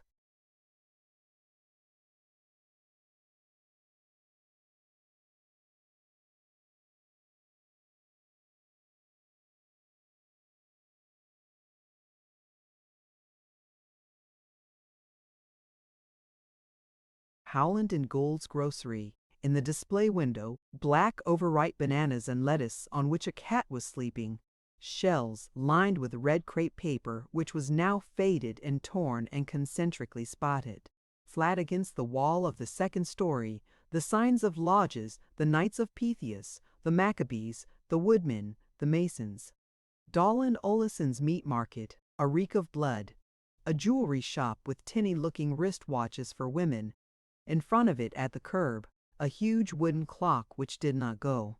A fly-buzzing saloon with a brilliant gold and enamel whiskey sign across the front, other saloons down the block. From them a stink of stale beer and thick voices bellowing pidgin German or trolling out dirty songs. Vice gone feeble in an enterprising and dull the delicacy of a mining camp minus its vigor. In front of the saloons, farm wives sitting on the seats of wagons waiting for their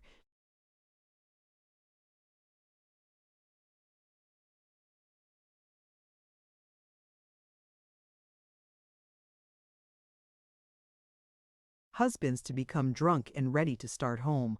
A tobacco shop called the Smokehouse, filled with young men shaking dice for cigarettes. Racks of magazines and pictures of coy fat prostitutes in striped bathing suits. A clothing store with a display of oxblood shade, oxfords with bulldog toes, suits which looked worn and glossless while they were still new, flabbily draped on dummies like corpses with painted cheeks. The Bon-Ton store, Haydick and Simon's, the largest shop in town. The first-story front of clear glass, the plates cleverly bound at the edges with brass. The second story of pleasant tapestry brick. One window of excellent clothes for men, interspersed with collars of floral peak which showed mauve daisies on a saffron ground. Newness and an obvious notion of neatness and service. Haydock and Simons. Haydock. She had met a Haydock at the station. Harry Haydock. Anne.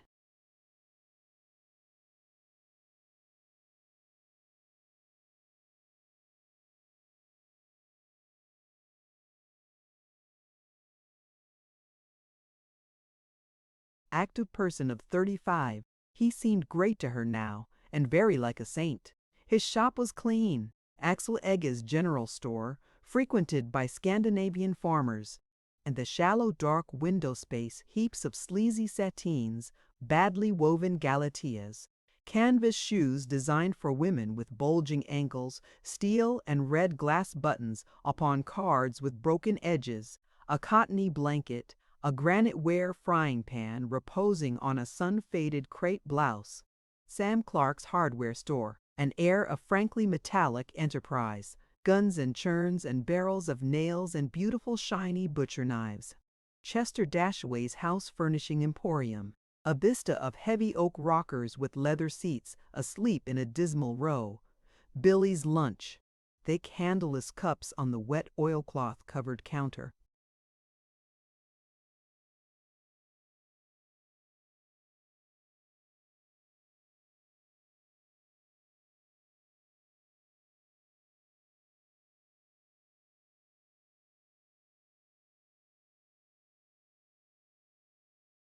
Odor of onions, and the smoke of hot lard. In the doorway, a young man audibly sucking a toothpick.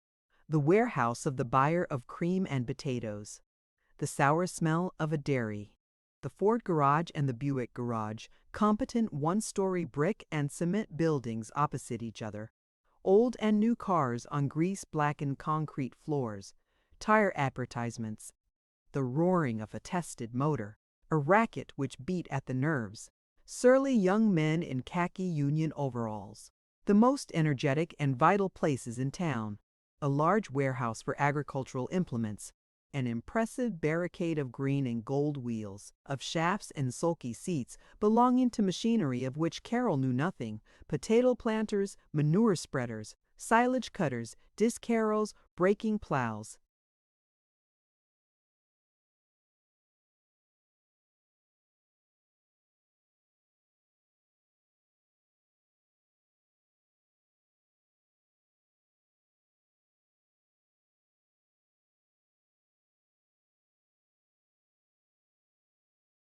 A feed store, its windows opaque with the dust of bran, a patent medicine advertisement painted on its roof. Ye Art. Shop, prop. Mrs. Mary Ellen Wilkes. Christian Science Library open daily free. A touching fumble at beauty. A one-room shanty of boards recently covered with rough stucco. A show window delicately rich in error, vases starting out to imitate tree trunks but running off into blobs of gilt, an aluminum ashtray labeled Greetings from Gopher Prairie, a Christian Science magazine, a stamped sofa cushion portraying a large ribbon tied to a small poppy, the correct skeins of embroidery silk lying on the pillow. Inside the shop, a glimpse of bad carbon prints of bad and famous pictures, shelves of phonograph records and camera films, wooden toys, and in the midst an anxious small woman sitting in a padded rocking chair. A barber shop in pool room. A man in shirt sleeves, presumably Del Snafflin.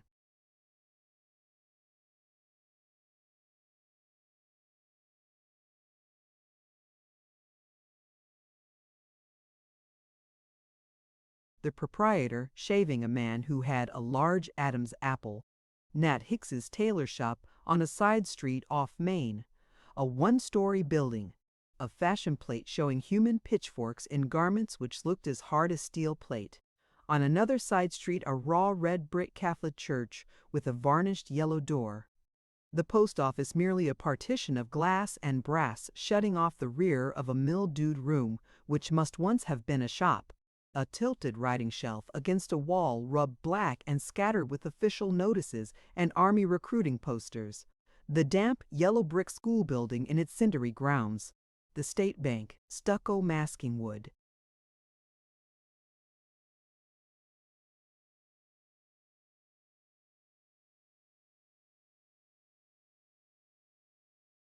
The Farmers National Bank, an Ionic temple of marble.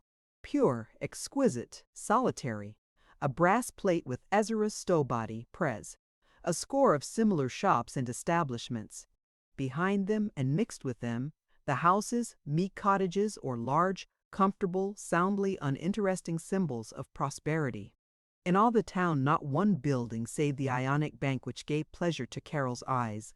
Not a dozen buildings which suggested that, in the 50 years of Gopher Prairie's existence, the citizens had realized that it was either desirable or possible to make this, their common home, amusing or attractive.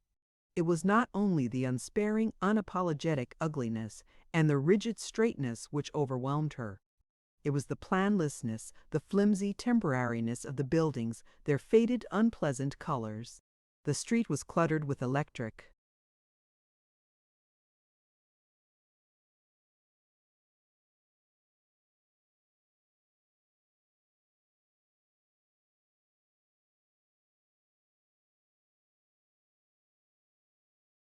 light poles, telephone poles, gasoline pumps for motor cars, boxes of goods.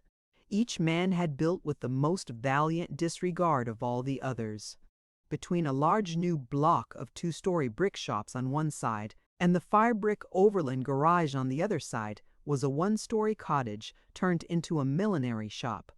The white temple of the Farmer's Bank was elbowed back by a grocery of glaring yellow brick.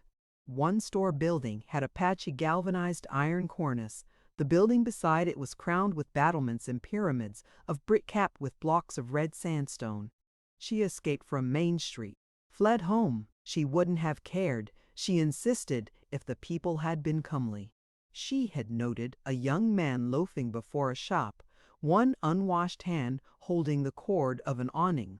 A middle-aged man who had a way of staring at women as though he had been married too long and too prosaically. An old farmer, solid,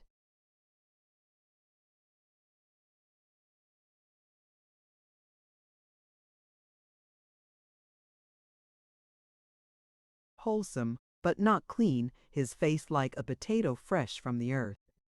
None of them had shaved for 3 days. If they can't build shrines out here on the prairie, surely there's nothing to prevent their buying safety razors, she raged. She fought herself. I must be wrong.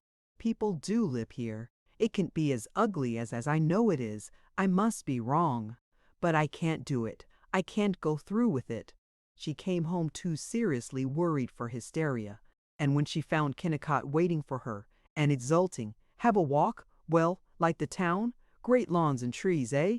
She was able to say, with a self-protective maturity new to her, it's very interesting. 3. The train which brought Carol to Gopher Prairie also brought Miss B. Sorensen. Miss Bea was a stalwart, corn-colored, laughing young woman, and she was bored by farm work. She desired the excitements of city life, and the way to enjoy city life was, she had decided, to go get a job as hired girl in Gopher Prairie. She contentedly lugged her pasteboard telescope from the station to her cousin, Tina Malmquist, maid of all work in the residence of Mrs. Luke Dawson. "Vell, so you come to town," said Tina. "Yay! I get a job," said Bea. "Vell, you got a fella now?" "Yay, Jim Jakobsen." "Vell, I'm glad to see you. How much you vant a week?"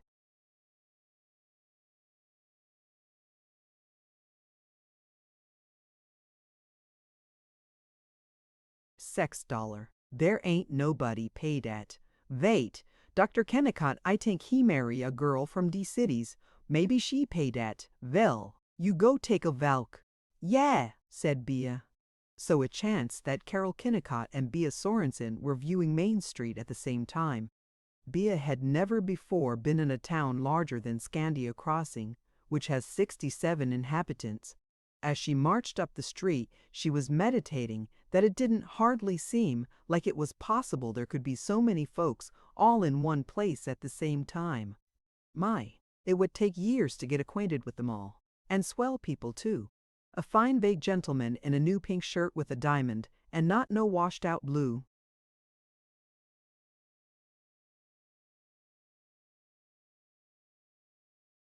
denim working shirt, a lovely lady in a laundry dress, but it must be an awful hard dress to wash. And the stores. Not just 3 of them, like there were at Scandia Crossing, but more than 4 whole blocks. The Bon-Ton store big as 4 barns, my. It would simply scare a person to go in there, with 7 or 8 clerks all looking at you, and the men's suits, on figures just like human. And Axel Eggies, like home, lots of Swedes and Norskis in there, and a cart of dandy buttons, like rubies. A drugstore with a soda fountain that was just huge, awful long, and all lovely marble. And on it there was a great big lamp, with the biggest shade you ever saw. All different kinds colored glass stuck together, and the soda spouts, they were silver, and they came right out of the bottom of the lampstand. Behind the fountain there were glass shelves, and bottles of new kinds of soft drinks, that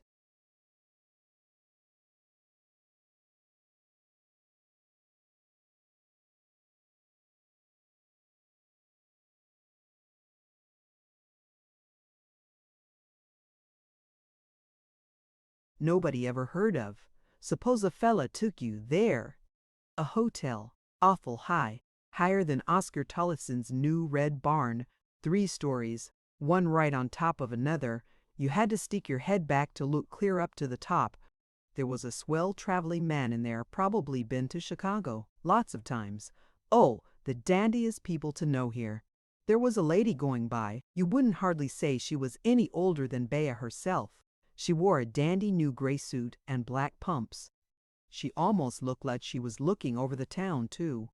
But you couldn't tell what she thought. Bea would like to be that way, kind of quiet, so nobody would get fresh. Kind of, elegant. A Lutheran church. Here in the city there'd be lovely sermons and church twice on Sunday, every Sunday.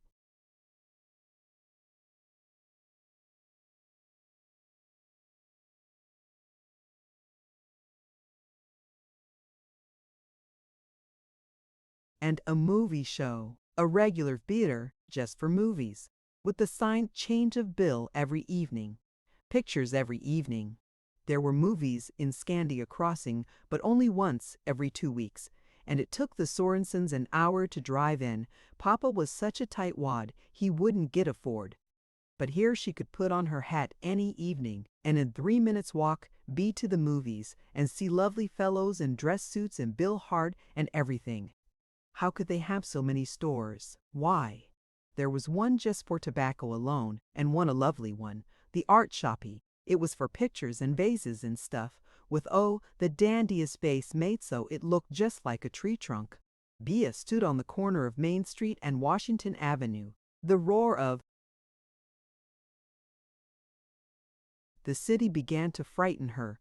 There were 5 automobiles on the street all at the same time, and one of them was a great big car that must have cost $2,000, and the bus was starting for a train with 5 elegant dressed fellows, and a man was pasting out red bills with lovely pictures of washing machines on them, and the jeweler was laying out bracelets and wristwatches and everything on real velvet.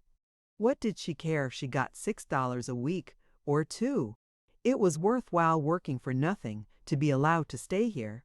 And think how it would be in the evening, all lighted up and not with no lamps, but with electrics, and maybe a gentleman friend taking you to the movies and buying you a strawberry ice cream soda.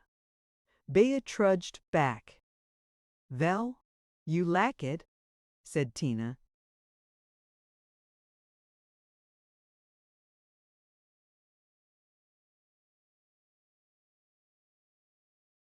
"Yay, I'll lack it. I tink maybe I stay here," said Bea. IV, the recently built house of Sam Clark, in which was given the party to welcome Carol, was one of the largest in Gopher Prairie. It had a clean sweep of clapboards, a solid squareness, a small tower, and a large screened porch. Inside it was as shiny, as hard, and as cheerful as a new oak upright piano. Carol looked imploringly at Sam Clark as he rolled to the door and shouted, "Welcome, little lady. The keys of the city are yourn." Beyond him, in the hallway in the living room, sitting in a vast prim circle, as though they were attending a funeral, she saw the guests. They were waitin' so. They were waiting for her. The determination to be all one pretty flowerlet of appreciation leaked away. She begged of Sam, "I don't dare face them. They—"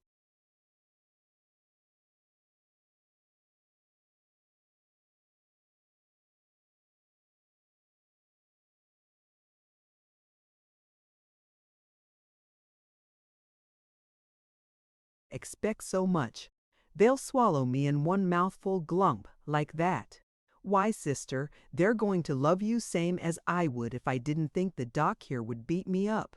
But I don't dare. Faces to the right of me, faces in front of me, volley and wonder. She sounded hysterical to herself. She fancied that to Sam Clark she sounded insane. But he chuckled. Now you just cuddle under Sam's wing, and if anybody rubbers at you too long, I'll shoo 'em off. Here we go. Watch my smoke, Sam'll, the lady's delight and the bridegroom's terror. His arm about her, he led her in and bawled, "Ladies and worser halves, the bride." We won't introduce her round yet, because she'll never get your bum name straight anyway.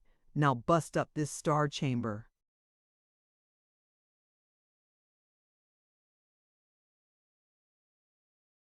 They tittered politely, but they did not move from the social security of their circle, and they did not cease staring. Carol had given creative energy to dressing for the event. Her hair was demure, low on her forehead, with a parting and a coiled braid. Now she wished that she had piled it high. Her frock was an ingenue slip of lawn, with a wide gold sash and a low square neck, which gave a suggestion of throat and molded shoulders. But as they looked her over, she was certain that it was all wrong.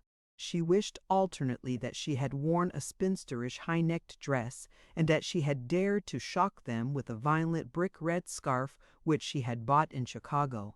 She was led about the circle. Her voice mechanically produced safe remarks. "Oh, I'm sure I'm going to like it here ever so much. And yes, we did have the best time in Colorado mountains. And yes, I lived in St. Paul several years."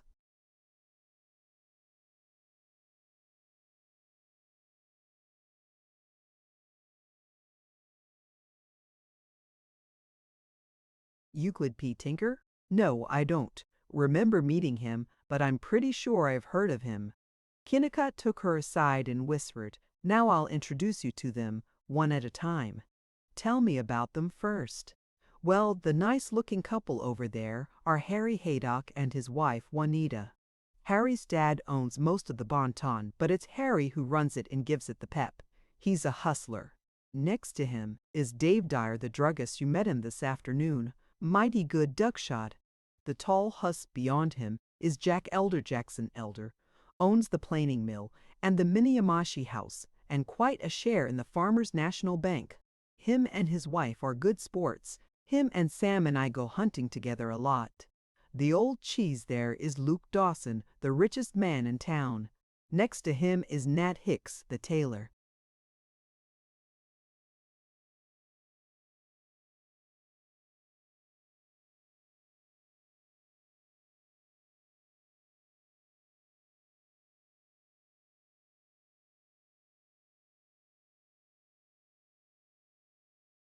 "Really? A tailor? Sure, why not? Maybe we're slow, but we are democratic. I go hunting with Nat, same as I do with Jack Elder. I'm glad. I've never met a tailor socially. It must be charming to meet one and not have to think about what you owe him. And do you? Would you go hunting with your barber, too?" "No, but no use running this democracy thing into the ground. Besides, I've known Nat for years, and besides, he's a mighty good shot. And that's the way it is. See? Next to Nat is Chet Dashaway. Great fellow for chinning. He'll talk your arm off about religion or politics or books or anything." Carol gazed with a polite approximation to interest at Mr. Dashaway, a tan person with a wide mouth. "Oh, I know. He's the furniture store man." She was.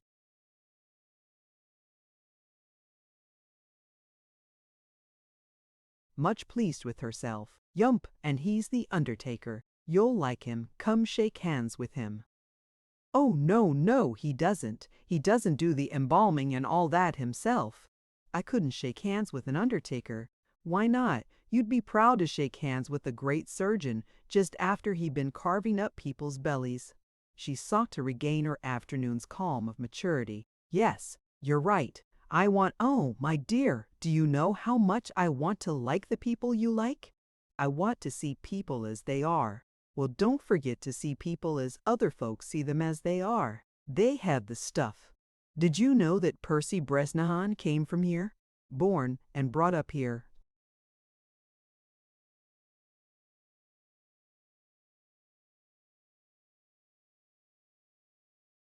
Bresnahan? Yes, you know, president of the Velvet Motor Company of Boston, Mass. Make the Velvet 12 biggest automobile factory in New England. I think I've heard of him. Sure you have. Why, he's a millionaire several times over. Well, Purse comes back here for the black bass fishing almost every summer, and he says if he could get away from business, he'd rather live here than in Boston or New York or any of those places. Hay doesn't mind Chet's undertaking. Please, I'll like everybody. I'll be the community sunbeam. He led her to the Dawsons. Luke Dawson, lender of money on mortgages, owner of Northern Cutover land,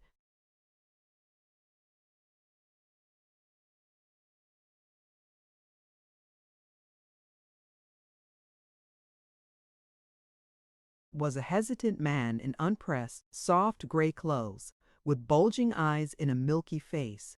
His wife had bleached cheeks, bleached hair, bleached voice, and a bleached manner.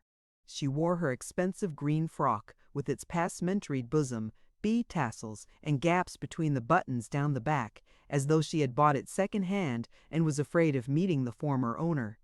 They were shy. It was Professor George Edwin Mott, superintendent of schools, a Chinese mandarin turned brown, who held Carol's hand and made her welcome. When the Dawsons and Mr. Mott had stated that they were pleased to meet her, there seemed to be nothing else to say, but the conversation went on automatically. "Do you like Gopher Prairie?" whimpered Mrs. Dawson. "Oh, I'm sure I'm going to be ever so happy.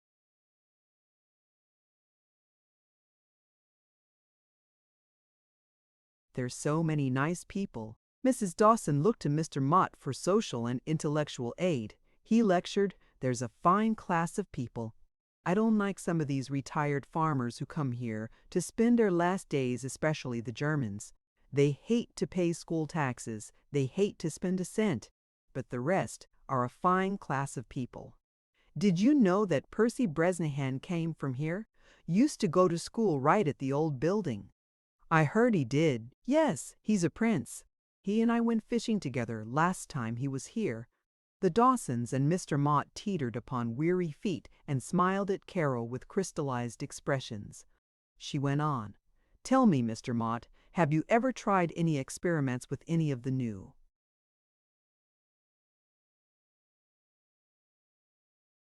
educational systems, the modern kindergarten methods or the Gary system?" "Oh, those.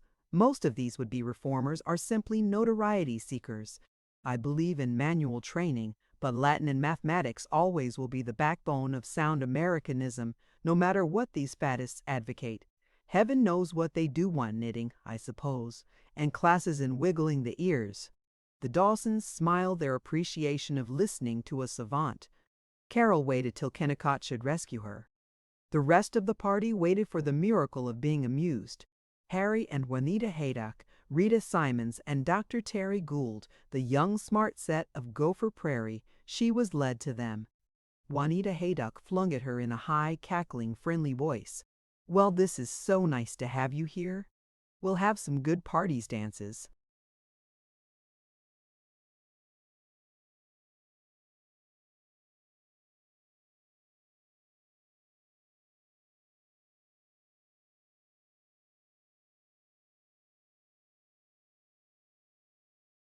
And everything. You'll have to join the Jolly 17. We play bridge and we have a supper once a month. You play, of course? No, I don't. Really? In St. Paul? I've always been such a bookworm. We'll have to teach you. Bridge is half the fun of life."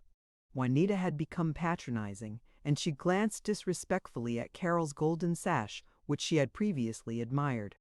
Harry Haydock said politely, How do you think you're going to like the old burg? I'm sure I shall like it tremendously.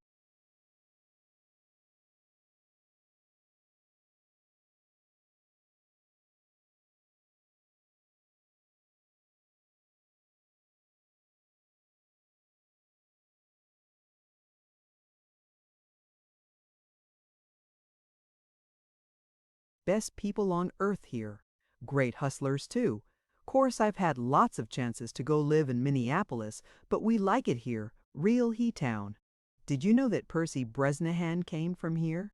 Carol perceived that she had been weakened in the biological struggle by disclosing her lack of bridge.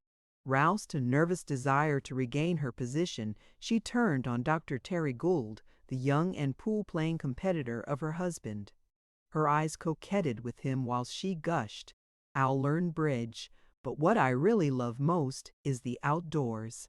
Can't we all get up a boating party and fish or whatever you do and have a picnic supper afterwards?" "Now you're talking," Dr. Gould affirmed. He looked rather too obviously at the cream-smooth slope of her shoulder. "Like fishing? Fishing is my middle name. I'll teach you bridge, like cards at all."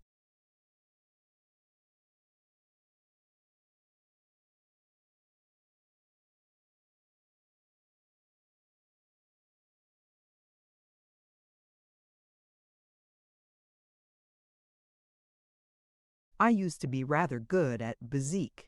She knew that bezique was a game of cards, or a game of something else, roulette possibly, but her lie was a triumph. Juanita's handsome, high-colored, horsey face showed doubt. Harry stroked his nose and said humbly, "Bezique used to be great gambling game, wasn't it?"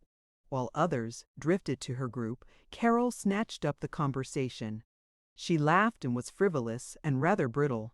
She could not distinguish their eyes.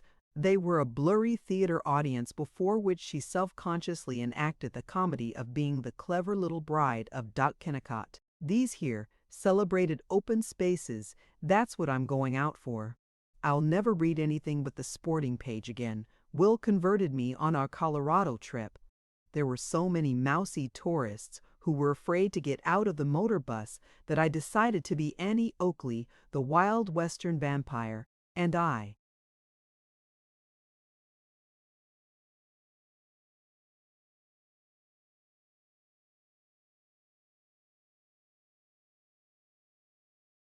Bought. Oh!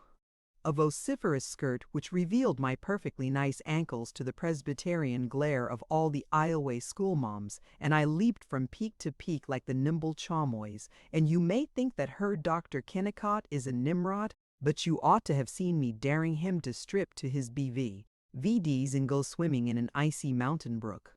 She knew that they were thinking of becoming shot, but Juanita Haydock was admiring at least.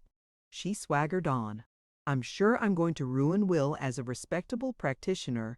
Is he a good doctor, Dr. Gould?"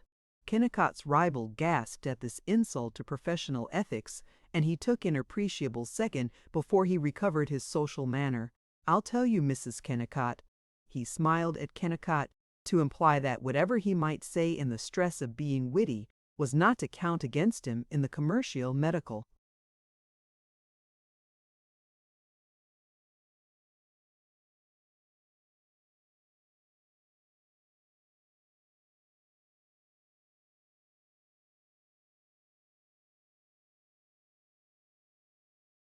Warfare. There's some people in town that say the doc is a fair to middling diagnostician and prescription writer. But let me whisper this to you. But for heaven's sake, don't tell him I said so. Don't you ever go to him for anything more serious than a appendectomy of the left ear or a strabismus of the cardiograph. No one save Kennicott knew exactly what this meant, but they laughed, and Sam Clark's party assumed a glittering lemon-yellow color of brocade panels and champagne and tulle and crystal chandeliers and sporting duchesses. Carol saw that George Edwin Mott and the blanched Mr. and Mrs. Dawson were not yet hypnotized. They looked as though they wondered whether they ought to look as though they disapproved. She concentrated on them. "But I know whom I wouldn't have dared to go to Colorado with. Mr. Dawson there. I'm sure he's a regular heartbreaker. When we were introduced, he held my hand and squeezed it frightfully.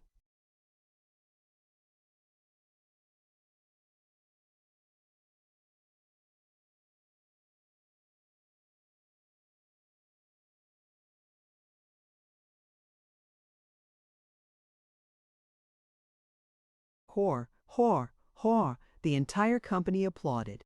Mr. Dawson was beatified. He had been called many things: loan shark, skinflint, tightwad, pussyfoot, but he had never before been called a flirt. He is wicked, isn't he, Mrs. Dawson? Don't you have to lock him up? Oh, no, but maybe I better, attempted Mrs. Dawson, a tint on her pallid face. For 15 minutes, Carol kept it up. She asserted that she was going to stage a musical comedy, that she preferred café parfait to beefsteak, that she hoped Dr. Kennicott would never lose his ability to make love to charming women, and that she had a pair of gold stockings. They gaped for more, but she could not keep it up. She retired to a chair behind Sam Clark's bulk. The smile wrinkles solemnly flattened out in the faces of all the other collaborators in having a party, and again they stood about hoping but not expecting to be amused.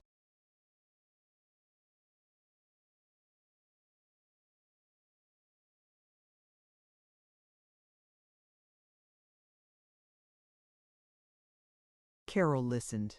She discovered that conversation did not exist in Gopher Prairie. Even at this affair, which brought out the young smart set, the hunting squire set, the respectable intellectual set, and the solid financial set, they sat up with gaiety as with a corpse.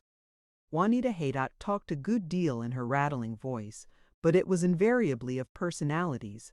The rumor that Raimy Wutherspoon was going to send for a pair of patent leather shoes with gray button tops, the rheumatism of Champ Perry, the state of Guy Pollock's grip, and the dementia of Jim Howland in painting his fence salmon pink. Sam Clark had been talking to Carol about motor cars, but he felt his duties as host. While he droned, his brows popped up and down. He interrupted himself. Must stir 'em up. He worried at his wife. Don't you think I better stir 'em up? He shouldered into the center of the room and cried.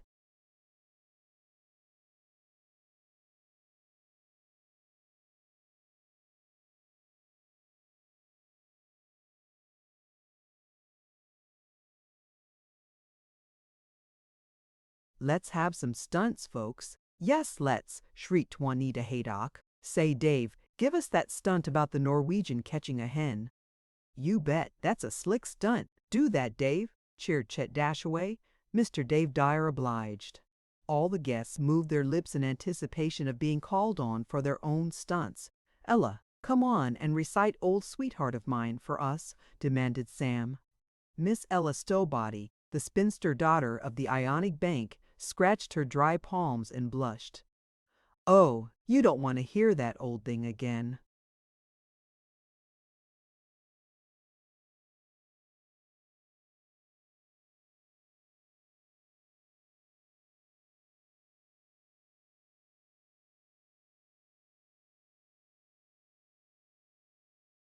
Sure we do, you bet, asserted Sam.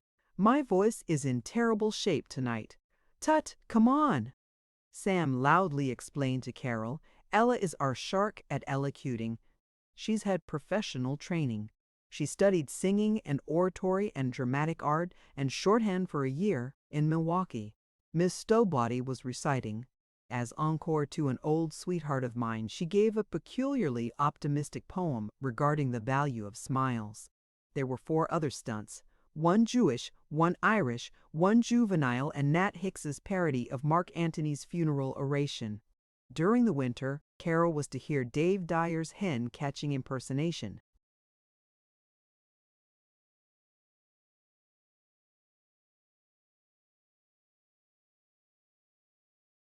Seven times, An Old Sweetheart of Mine. 9 times, the Jewish story and the funeral oration twice.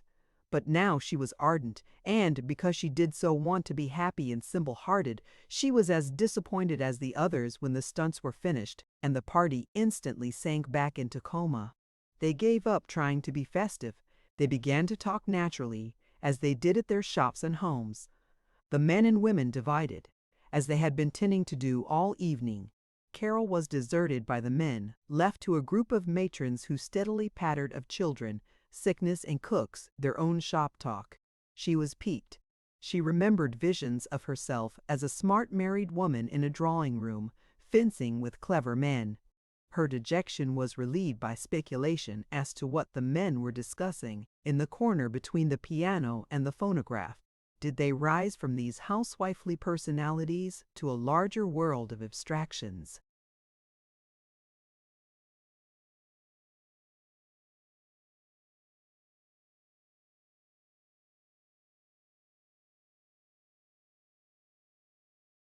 And affairs? She made her best curtsy to Mrs. Dawson.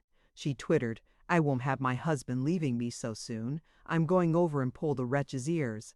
She rose with a jeune filet bow. She was self-absorbed and self-approving because she had attained that quality of sentimentality. She proudly dipped across the room and, to the interest and commendation of all beholders, sat on the arm of Kennicott's chair. He was gossiping with Sam Clark, Luke Dawson, Jackson Elder of the planing mill, Chait Dashaway, Dave Dyer, Harry Haydock, and Ezra Stowbody, president of the Ionic Bank. Ezra Stowbody was a troglodyte. He had come to Gopher Prairie in 865. He was a distinguished bird of prey, swooping thin nose, turtle mouth, thick brows, port wine cheeks, floss of white hair, contemptuous eyes. He was not happy in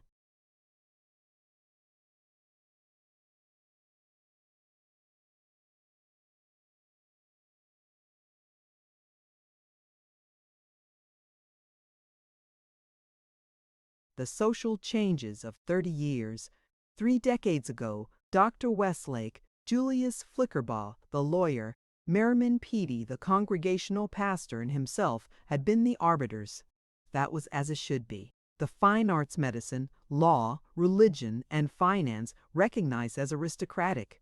4 Yankees democratically chatting with but ruling the Ohioans and Illini and Swedes and Germans who had ventured to follow them. But Westlake was old, almost retired.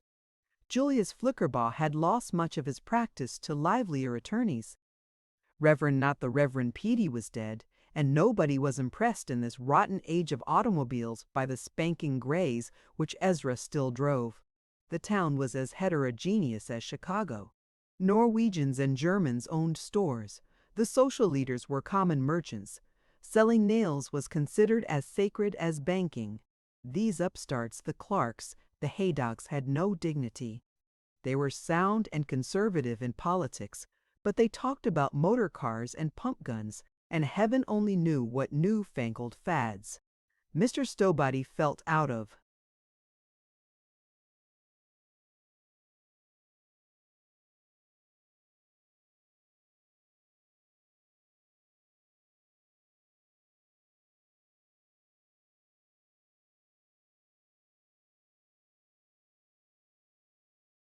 place with them.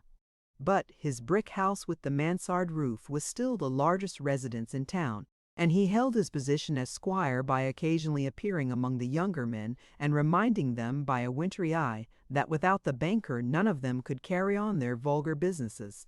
As Carol defied decency by sitting down with the men, Mr. Stowbody was piping to Mr. Dawson. "Say, Luke, when was Biggins first settled in Winnebago Township? Wanted in 1879? Why, new to want." Mr. Dawson was indignant. He come out from Vermont in 1867. No, wait, in 1868 it must have been, and took a claim on the Rum River, quite a ways above Anoka. He did not, roared Mr. Stowbody. He settled first in Blue Earth County, him and his father.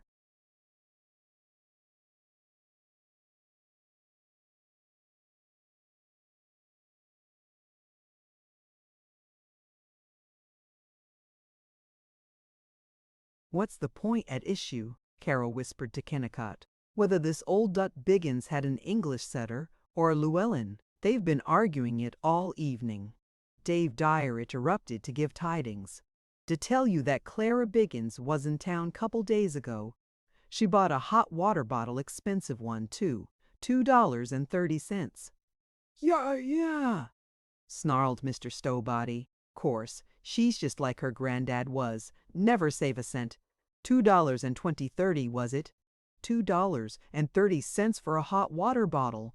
Brick wrapped up in a flannel petticoat just as good anyway. How's Ella's tonsils, Mr. Stowbody? Yawned Chet Dashaway. While Mr. Stowbody gave a somatic and psychic study of them, Carol reflected, are they really so terribly interested in Ella's tonsils? Or even in Ella's esophagus? I wonder if I could get them away from personalities? Let's risk damnation and try. There hasn't been much labor trouble around here, has there, Mr. Stowbody? She asked innocently. No, ma'am, thank God, we've been free from that. Except maybe with hired girls and farm hands. Trouble enough with these foreign farmers. If you don't watch these Swedes, they turn socialist or populist or some fool thing on you in a minute. Of course, if they have loans, you can make 'em listen to reason. I just have 'em come into the bank for a talk and tell 'em a few things. I don't mind their being Democrats so much, but I won't stand having socialists around. But thank God, we ain't got the labor trouble they have in these cities. Even Jack Elder here gets along pretty well in the planing mill, don't you, Jack?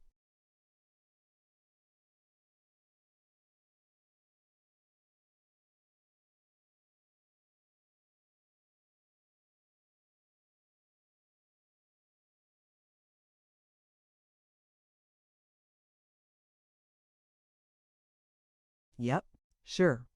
Don't need so many skilled workmen in my place, and it's a lot of these cranky, wage-hogging, half-baked skilled mechanics that start trouble reading a lot of this anarchist literature and union papers and all.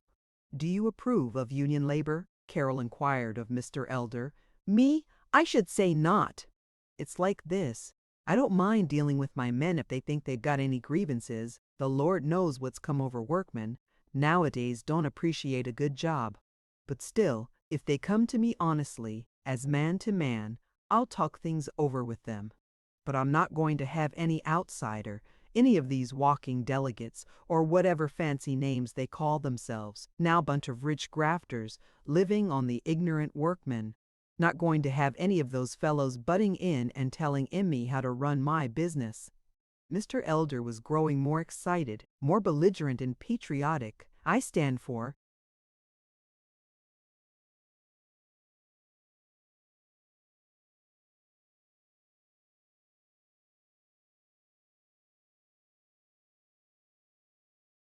freedom and constitutional rights. If any man don't like my shop, he can get up and git. Same way, if I don't like him, he gits. And that's all there is to it.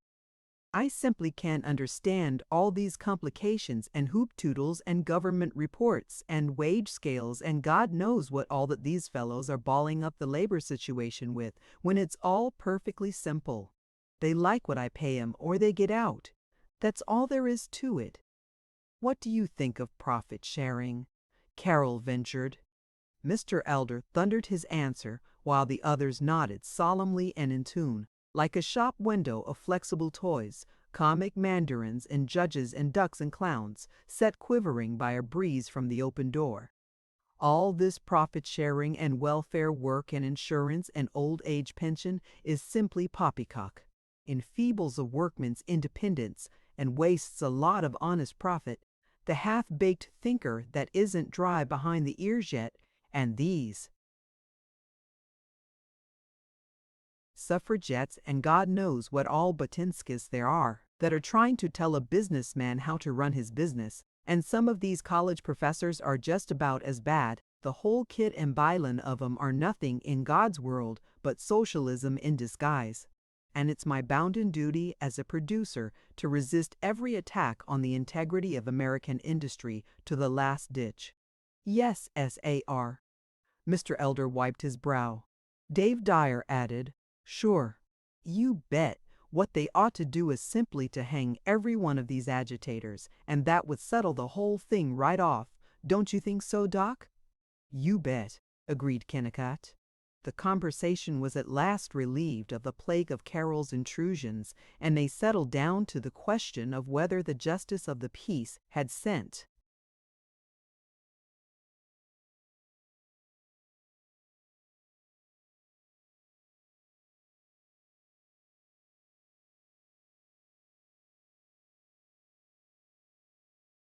That hobo drunk to jail for 10 days or 12. It was a matter not readily determined.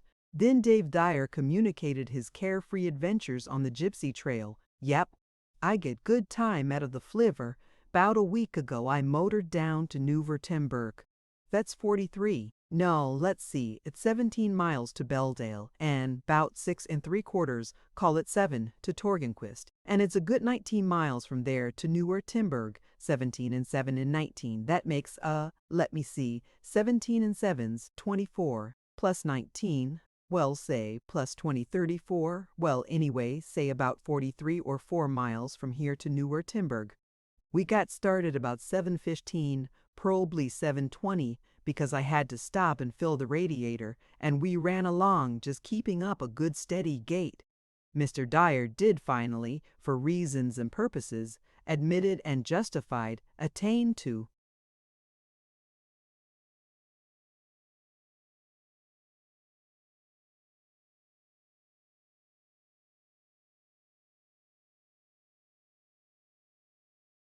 Newvertemberg. Only once the presence of the alien Carol was recognized. Czech Dashaway leaned over and said asthmatically, "Say, have you been reading this serial too out in Tingling Tales? Corking yarn. Gosh, the fellow that wrote it certainly can sling baseball slang." The others tried to look literary. Harry Haydock offered, "Juanita is a great hand for reading high-class stuff, like 'Mid the Magnolias' by this Sarah Hetwigen Butts, and Writers of Ranch Reckless. Books. But me," he glanced about importantly, as one convinced that no other hero had ever been in so strange a plight, "I'm so darn busy I don't have much time to read." "I never read anything I can't check against," said Sam Clark. Thus ended the literary portion of the conversation, and for 7 minutes.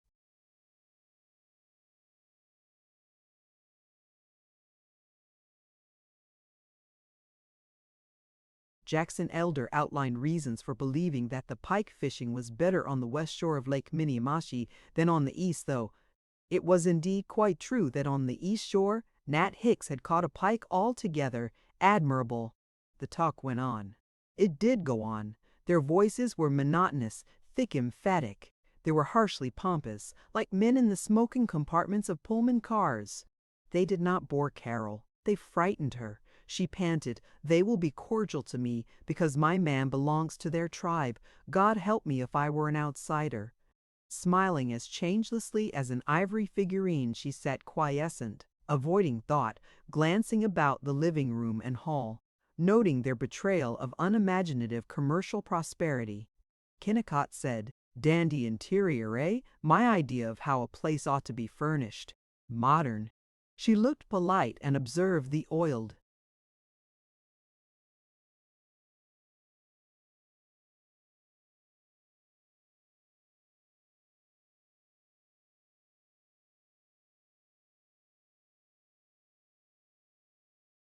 floors, hardwood staircase, unused fireplace with tiles which resembled brown linoleum, cut glass bases standing upon doilies, and the barred-shut, forbidding unit bookcases that were half-filled with swashbuckler novels and unread-looking sets of Dickens, Kipling, O.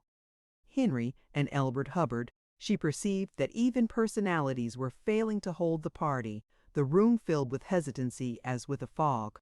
People cleared their throats, tried to choke down yawns. The men shot their cuffs and the women stuck their combs more firmly into their back hair. Then a rattle, a daring hope in every eye. The swinging of a door, the smell of strong coffee, Dave Dyer's mewing voice in a triumphant, "The eats." They began to chatter. They had something to do. They could escape from themselves. They fell upon the food, chicken sandwiches, maple cake, drugstore ice cream. Even when the food was gone, they remained cheerful. They could go home any time.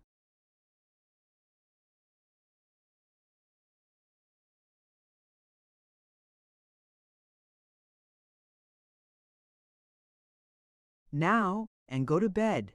They went, with a flutter of coats, chiffon scarfs, and goodbyes.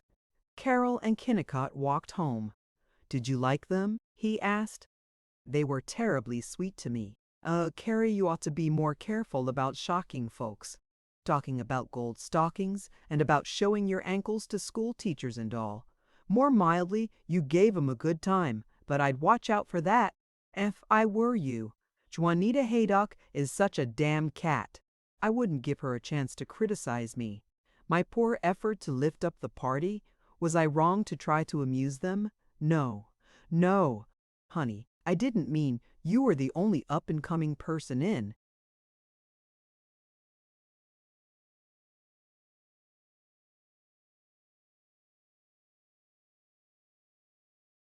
The bunch. I just mean, don't get onto legs and all that immoral stuff. Pretty conservative crowd. She was silent, raw with the shameful thought that the attentive circle might have been criticizing her, laughing at her. Don't. Please don't worry, he pleaded. Silence. Gosh. I'm sorry I spoke about it. I just meant but they were crazy about you. Sam said to me, that little lady of yours is the slickest thing that ever came to this town, he said, and Ma Dawson, I didn't hardly know whether she'd like you or not. She's such a dried-up old bird. But she said, your bride is so quick and bright, I declare. She just wakes me up. Carol liked praise, the flavor and fatness of it, but she was so energetically being sorry for herself that she could not taste this commendation. Please, come on, cheer up. His lips said it, his anxious shoulders said it, his arm about her said it as they halted on the obscure porch of their house. Do you care if they think I'm flighty, Will? Me? Why, I wouldn't care if the whole world thought you were this or that or anything else. You're my well, you're my soul. He was an undefined mass, as solid-seeming as rock. She found his sleeve, pinched it, cried, I'm glad. It's sweet to be wanted. You must tolerate my frivolousness. You're all I have. He lifted her, carried her into the house, and with her arms about his neck, she forgot Main Street.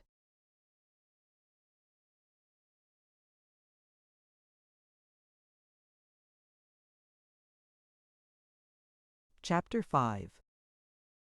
We'll steal the whole day and go hunting. I want you to see the country round here, Kennicott announced at breakfast.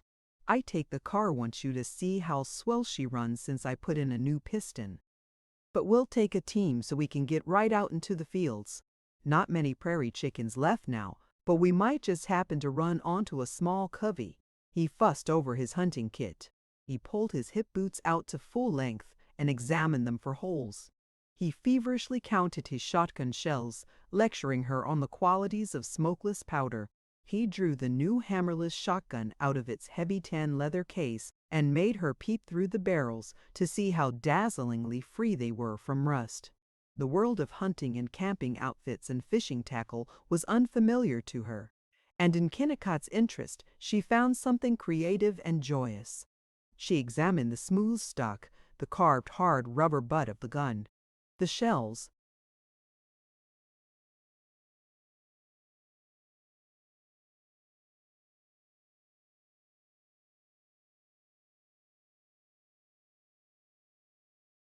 with their brass caps and sleek green bodies and hieroglyphics on the wads, were cool and comfortably heavy in her hands. Kennicott wore a brown canvas hunting coat with vast pockets lining the inside, corduroy trousers which bulged at the wrinkles, peeled and scarred shoes, a scarecrow felt hat. In this uniform he felt virile. They clumped out to the livery buggy. They packed the kit and the box of lunch into the back, crying to each other that it was a magnificent day. Kennicott had borrowed Jackson Elder's red and white English setter, a complacent dog with a waving tail of silver hair which flickered in the sunshine. As they started, the dog yelped and leaped at the horses' heads, till Kennicott took him into the buggy, where he nuzzled Carol's knees and leaned out to sneer at farm mongrels. The grays clattered out on the hard dirt road with a pleasant song of hoofs. Ta!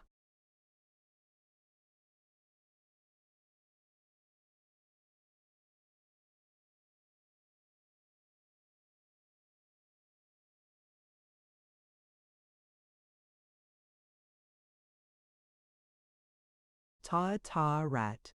Ta ta rat. It was early and fresh, the air whistling, frost-bright on the goldenrod.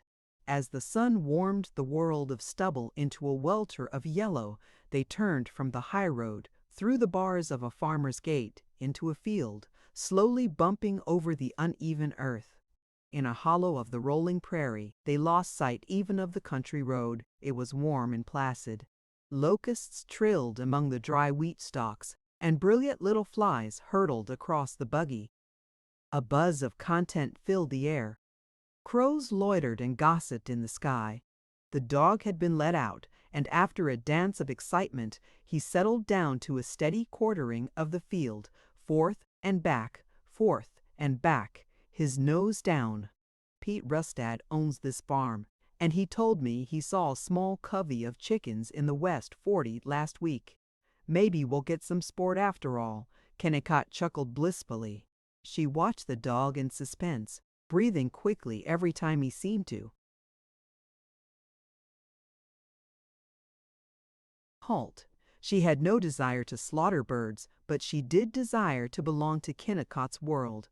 The dog stopped on the point, a forepaw held up.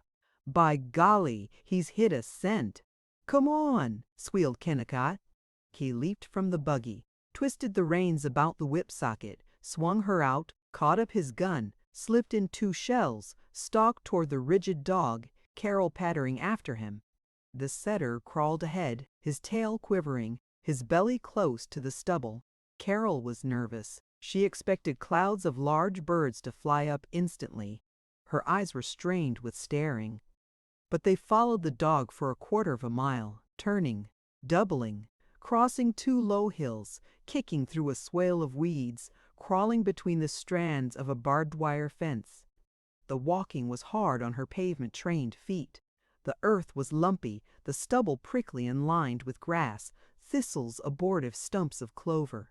She dragged and floundered.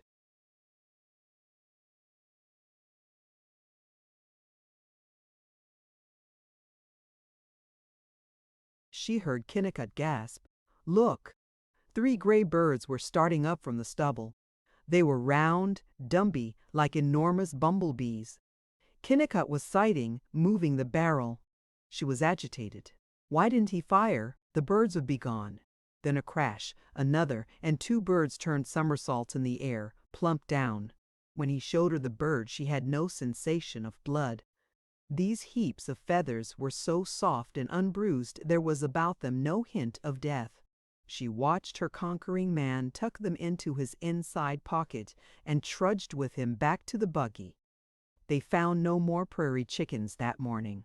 At noon they drove into her first farmyard, a private village, a white house with no porches save a low and quite dirty stoop at the back, a crimson barn with white trimmings, a glazed brick silo, an ex-carriage shed, now the garage of a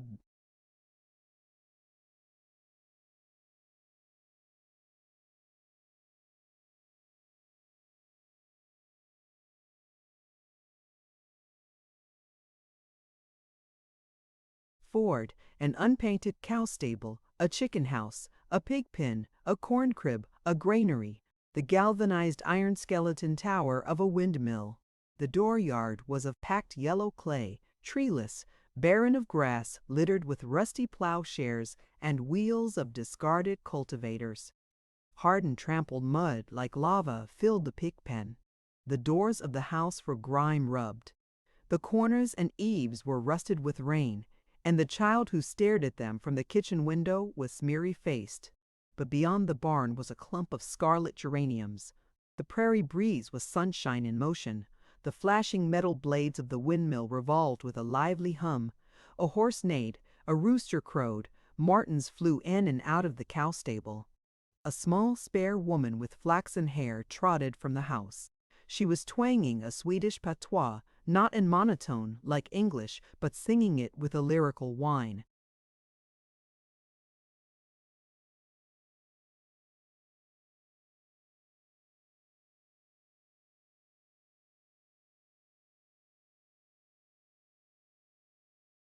P.E. say you calm pretty soon hunting, doctor. My dot's fine you calm. Is dis the bride?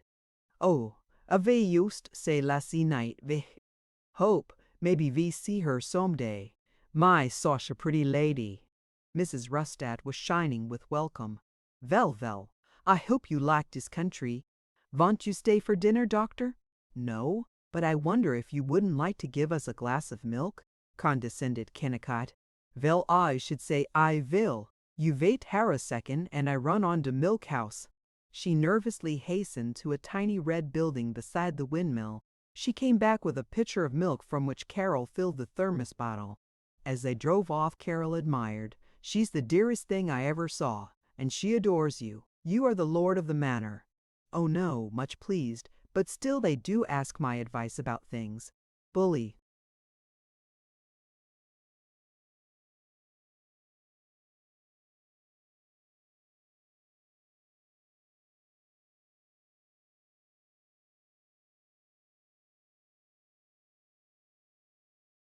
People, these Scandinavian farmers, and prosperous too.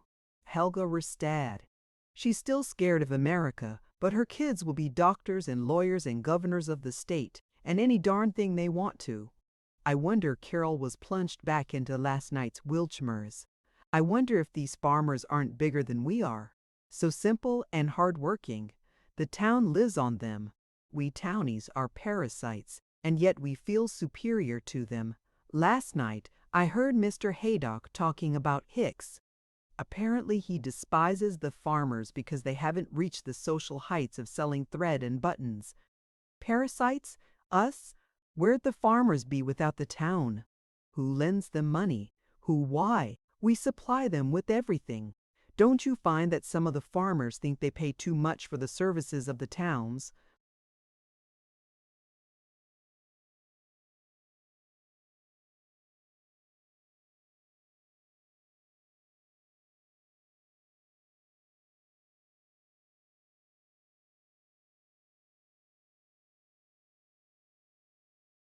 Oh, of course there's a lot of cranks among the farmers, same as there are among any class. Listen to some of these kickers. A fellow think that the farmers ought to run the state, and the whole shooting match probably. If they had their way, they'd fill up the legislature with a lot of farmers in manure-covered boots. Yes, and they'd come tell me I was hired on a salary now and couldn't fix my fees. That'd be fine for you, wouldn't it? But why shouldn't they? Why? That bunch of telling Emmy? Oh, for heaven's sake, let's quit arguing. All this discussing may be all right at a party, but let's forget it while we're hunting. I know. The wanderlust, probably it's a worse affliction than the wanderlust. I just wonder.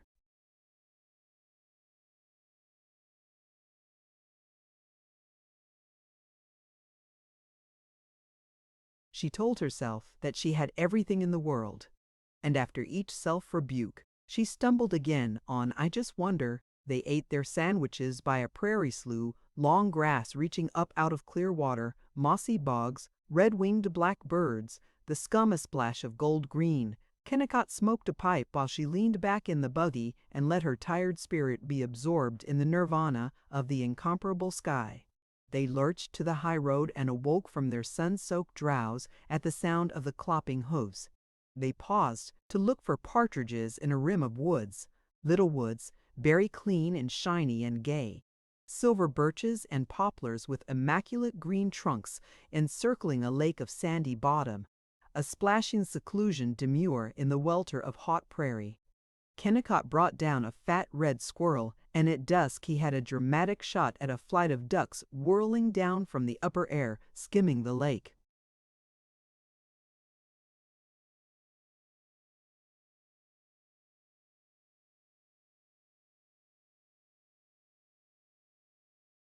Instantly vanishing, they drove home under the sunset. Mounds of straw and wheat stacks like beehives stood out in startling rows and gold, and the green tufted stubble glistened. As the vast girdle of crimson darkened, the fulfilled land became autumnal in deep reds and browns. The black road before the buggy turned to a faint lavender, then was blotted to uncertain grayness. Cattle came in a long line up to the barred gates of the farmyards, and over the resting land was a dark glow. Carol had found the dignity and greatness which had failed her in Main Street. Till they had a mate, they took noon dinner and 6 o'clock supper at Mrs. Gurry's boarding house. Mrs. Elisha Gurry, relict of Deacon Gurry the dealer in hay and grain, was a pointed nose, simpering woman with iron gray hair drawn so tight that it resembled a soiled handkerchief covering her head. But she was unexpectedly cheerful, and her dining room with its thin tablecloth on a long pine table had the decency of clean bareness. In the line of unsmiling, methodically chewing guests, like horses at a manger, Carol came to distinguish one countenance, the pale, long, spectacled face and sandy pompadour hair of Mr. Raymond Wotherspoon, known as Ramey, professional bachelor, manager, and one-half the sales force in the shoe department of the Bond store. "You will enjoy Gopher Prairie very much, Mrs. Kennicott," petitioned Ramey. His eyes were like those of a dog waiting to be let in out of the cold. He passed the stewed apricots effusively. "There are a great many bright, cultured people here. Mrs. Wilkes, the Christian Science reader, is a very bright woman, though I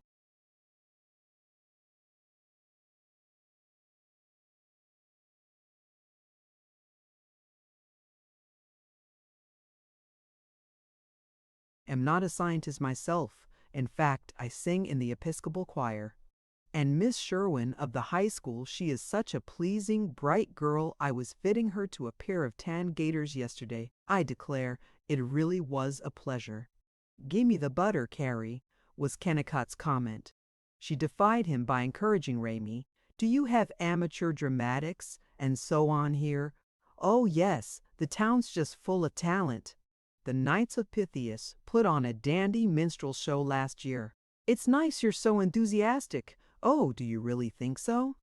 "Lots of folks jolly me for trying to get up shows and so on. I tell them they have more artistic gifts than they know. Just yesterday I was saying to Harry Haydock if he would read poetry like Longfellow, or if he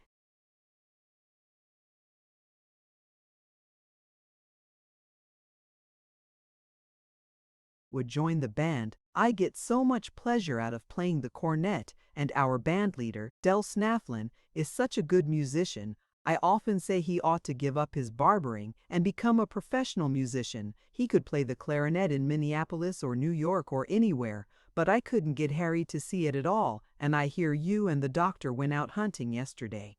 Lovely country, isn't it? And did you make some calls? The mercantile life isn't inspiring like medicine. It must be wonderful to see how patients trust you, doctor." "Huh, it's me that's got to do all the trusting." "Be damn sight more wonderful. They pay their bills," grumbled Kennicott, and to Carol he whispered something which sounded like "gentleman hen." But Ramey's pale eyes were watering at her. She helped him with, "So you like to read poetry?" "Oh yes, so much though. To tell the truth, I don't get much time for reading."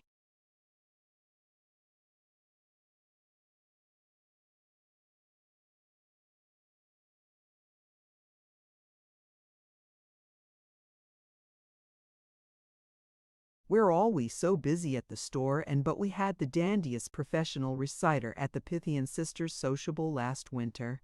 Carol thought she heard a grunt from the traveling salesman at the end of the table, and Kennicott's jerking elbow was a grunt embodied.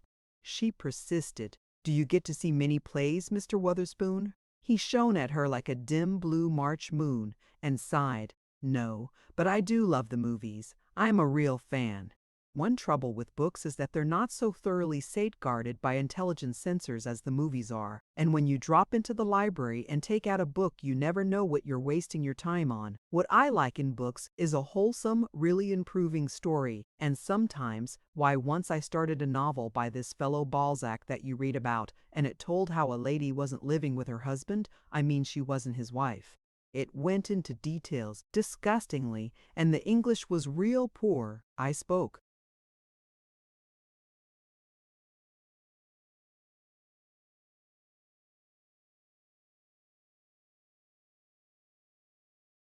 to the library about it, and they took it off the shelves. I'm not narrow, but I must say I don't see any use in this deliberately dragging in immorality. Life itself is so full of temptations that in literature, one wants only that which is pure and uplifting. What's the name of that Balzac yarn? Where can I get hold of it? Giggled the traveling salesman. Raimi ignored him. But the movies, they are mostly clean. And their humor, don't you think that the most essential quality for a person to have is a sense of humor? I don't know. I really haven't much, said Carol. He shook his finger at her. Now, you're too modest. I'm sure we can all see that you have a perfectly corking sense of humor. Besides, Dr. Kennicott wouldn't marry a lady that didn't have. We all know how he loves his fun. You bet. I'm a jokey old bird. Come on, Carrie, let's beat it, remarked Kennicott. Raimi implored. And what is your chief artistic interest, Mrs. Kennicott? Oh, aware that the traveling salesman had murmured, dentistry, she desperately hazarded, architecture, that's a real nice art. I've always said when Haydick and Simons were finishing the new front on the Bonton building, the old man came to me, you know Harry's father, D.H.I. always call him, and he asked me how I liked it, and I said to him, look here, D.H., I said, you see, he was going to leave the front plain, and I said to him, it's all very well to have modern lighting and a big display space, I said, but when you get that in, you want to have some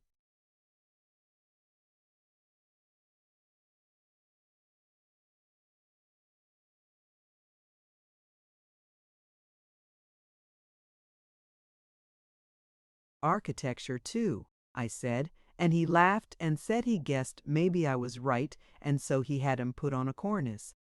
10, observed the traveling salesman. Raimi bared his teeth like a belligerent mouse. Well, what if it is tin? That's not my fault. I told D.H. to make it polished granite. You make me tired. Leave us go. Come on, Carrie. Leave us go. From Kennicott. Raimi waylaid them in the hall and secretly informed Carol that she mustn't mind the traveling salesman's coarseness, he belonged to the Wapolwa. Kennicott chuckled.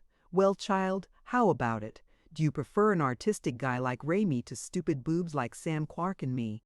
My dear, let's go home and play pinochle and laugh and be foolish and slip.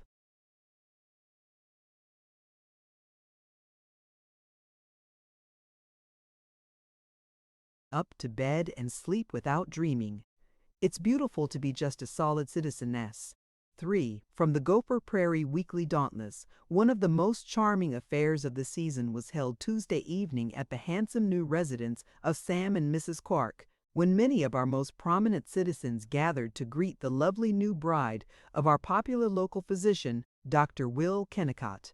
All present spoke of the many charms of the bride, formerly Miss Carol Milford, of St. Paul. Games and stunts were the order of the day, with merry talk and conversation.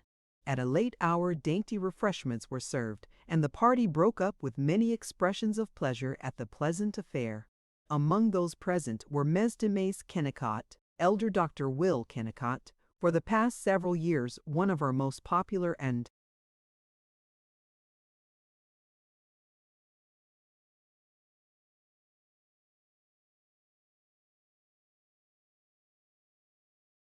skillful physicians and surgeons, gave the town a delightful surprise when he returned from an extended honeymoon tour in Colorado this week with his charming bride, Miss Carol Milford of St. Paul, whose family are socially prominent in Minneapolis and Mankato. Mrs. Kennicott is a lady of manifold charms, not only of striking charm of appearance, but is also a distinguished graduate of a school in the East, and has for the past year been prominently connected in an important position of responsibility with the St. Paul Public Library, in which city Dr. Will had the good fortune to meet her. The city of Gopher Prairie welcomes her to our midst and prophesies for her many happy years in the energetic city of the Twin Lakes and the future. The doctor and Mrs. Kennicott will reside for the present at the doctor's home on Poplar Street, which his charming mother has been keeping for him, who is now returned to her own home at Lac Qui Merte, leaving a host of friends who regret her absence and hope to see her soon with us again.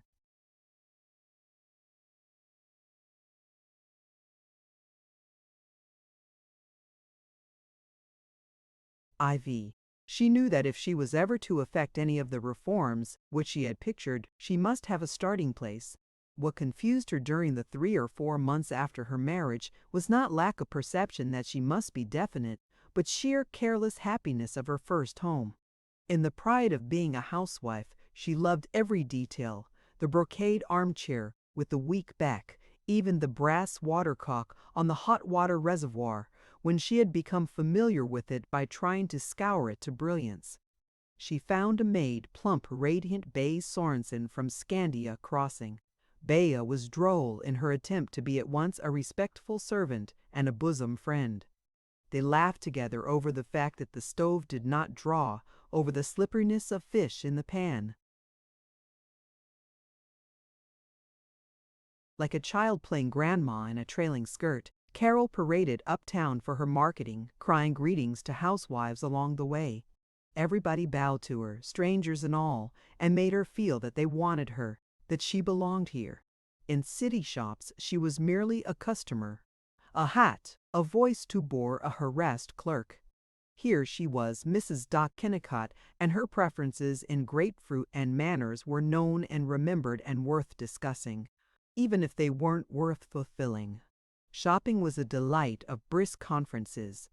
The very merchants whose droning she found the dullest at the 2 or 3 parties which were given to welcome her were the pleasantest confidants of all when they had something to talk about: lemons or cotton voile or floor oil. With that skipjack, Dave Dyer, the druggist, she conducted a long mock quarrel. She pretended that he cheated her in the price of magazines and candy. He pretended she was a detective from the Twin Cities. He hid behind the prescription counter, and when she stamped,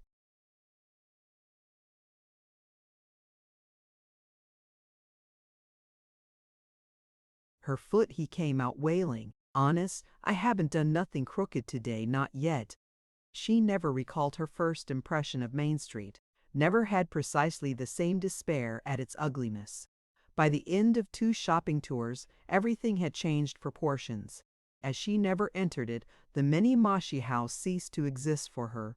Clark's hardware store, Dyer's drug store, the groceries of Old Jensen and Frederick Ludelmeyer and Howland and Gould, the meat markets, the notion shop they expanded and hid all other structures. When she entered Mr. Ludelmeyer's store and he wheezed, "Good morning, Mrs. Kennicott. Well, this is a fine day." She did not notice the dustiness of the shelves nor the stupidity of the girl clerk, and she did not remember the mute colloquy with him on her first view of Main Street. She could not find half the kinds of food she wanted, but that made shopping.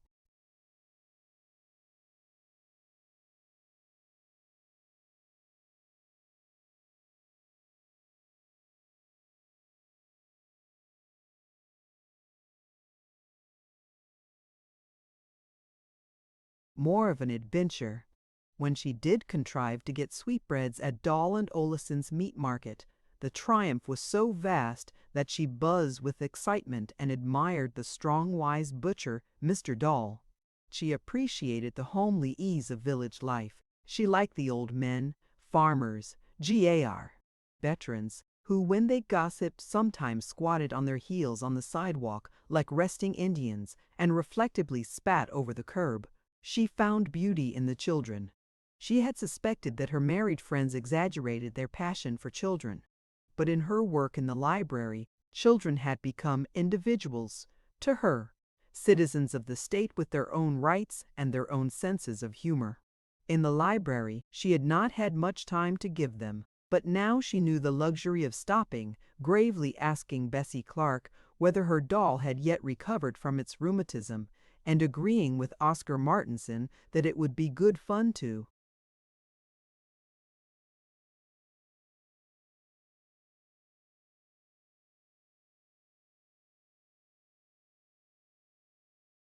go trapping mushrats. She touched the thought, it would be sweet to have a baby of my own. I do want one. Tiny, no, not yet. There's so much to do, and I'm still tired from the job. It's in my bones. She rested at home. She listened to the village noises common to all the world, jungle or prairie. Sounds simple and charged with magic, dogs barking, chickens making a gurgling sound of content, children at play, a man beating a rug, wind in the cottonwood trees, a locust fiddling, a footstep on the walk, jaunty voices of Bia, and a grocer's boy in the kitchen, a clinking anvil, a piano not too near. Twice a week at least, she drove into the country with Kennicott to hunt ducks in lakes enameled with sunset, or to call on patients who looked up to her as the squire's lady and thanked her for toys and magazines. Evenings she went with her husband to the motion pictures and was boisterously greeted by every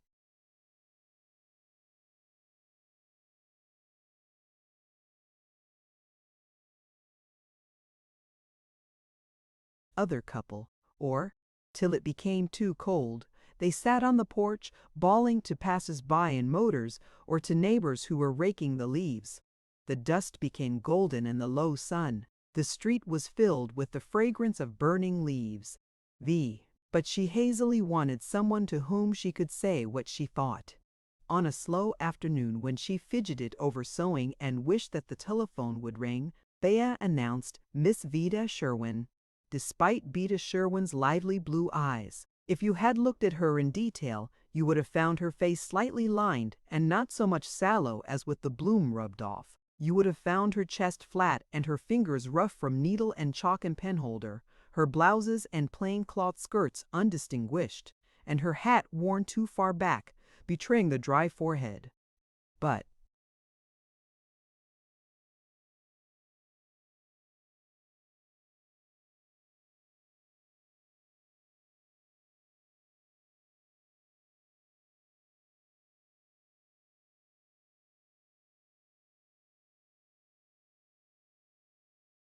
you never did look at Vida Sherwin in detail. You couldn't. Her electric activity veiled her.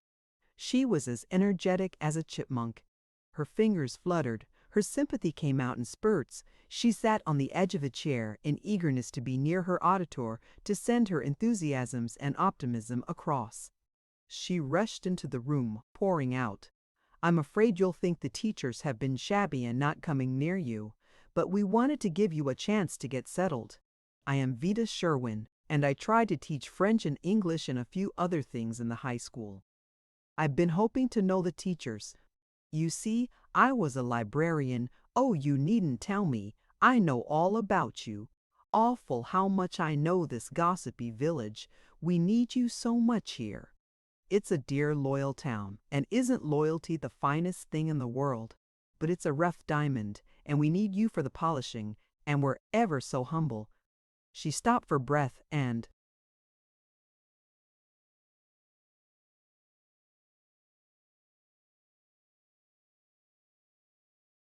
finished her compliment with a smile.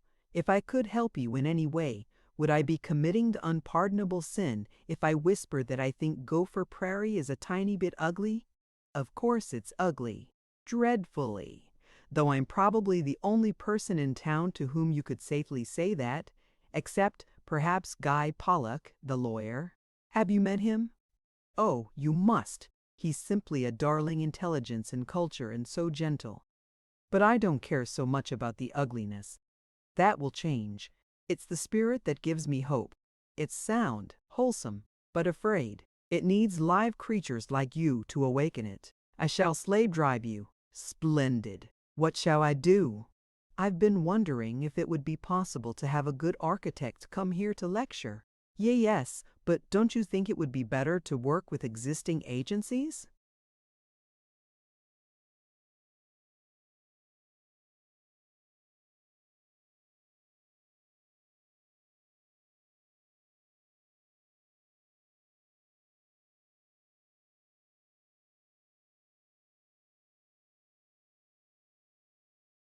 Perhaps it will sound slow to you, but I was thinking it would be lovely if we could get you to teach Sunday school." Carol had the empty expression of one who finds that she has been affectionately bowing to a complete stranger. "Oh yes, but I'm afraid I wouldn't be much good at that.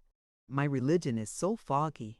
"I know, so is mine. I don't care a bit for dogma, though I do stick firmly to the belief in the fatherhood of God and the brotherhood of man and the leadership of Jesus. As you do, of course. Carol looked respectable and thought about having tea. And that's all you need teach in Sunday school. It's the personal influence. Then there's the library board. You'd be so useful on that. And of course there's our women's study club, the Thanatopsis Club. Are they doing anything, or do they read papers made out of the encyclopedia? Miss Sherwin shrugged. Perhaps, but still they are so earnest. They will respond to your fresher interest. And the Thanatopsis does do a good social work. They've made the city plant ever so many trees, and they run the rest room for farmers' wives. And they do take such an interest in refinement and culture, so in fact, so very unique. Carol was disappointed by nothing very tangible. She said politely, "I'll think them all over. I must have a while to look around first."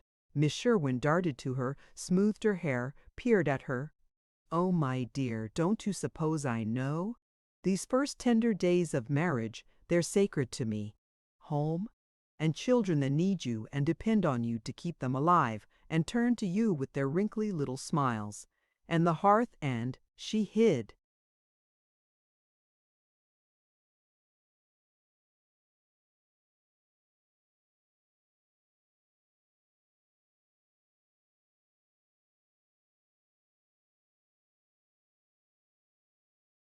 Her face from Carol as she made an activity of patting the cushion of her chair, but she went on with her former briskness. "I mean, you must help us when you're ready.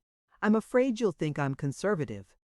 "I am. So much to conserve, all this treasure of American ideals, sturdiness and democracy and opportunity, maybe not at Palm Beach. But, thank heaven, we're free from such social distinctions in Gopher Prairie.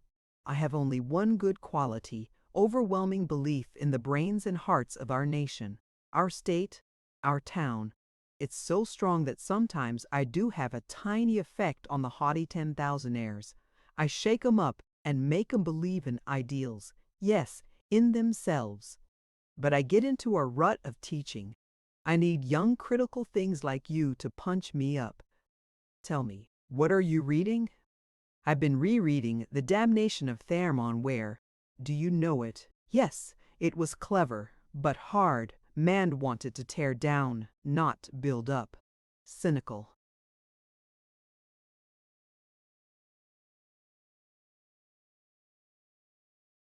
"Oh, I do hope I'm not a sentimentalist.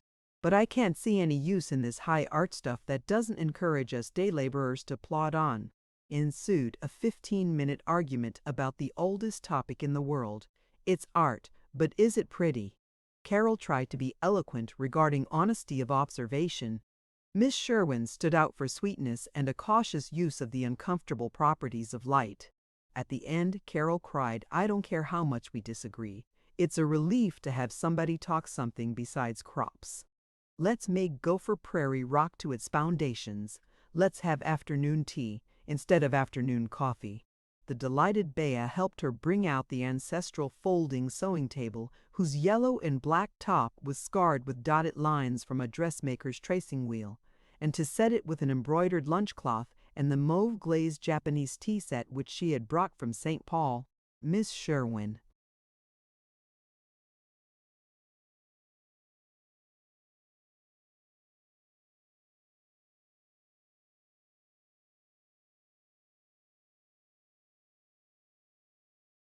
Confided her latest scheme, moral motion pictures for country districts, with light from a portable dynamo hitched to a Ford engine.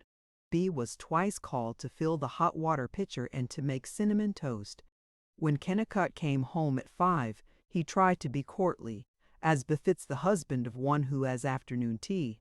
Carol suggested that Miss Sherwin stay for supper, and that Kennicott invite Guy Pollock, the much-praised lawyer, the poetic bachelor. Yes, Pollock could come. Yes, he was over the grip which had prevented his going to Sam Clark's party. Carol regretted her impulse. The man would be an opinionated politician, heavily jocular about the bride. But at the entrance of Guy Pollock she discovered a personality. Pollock was a man of perhaps 38, slender, still, deferential. His voice was low. "It was very good of you to want me," he said. "And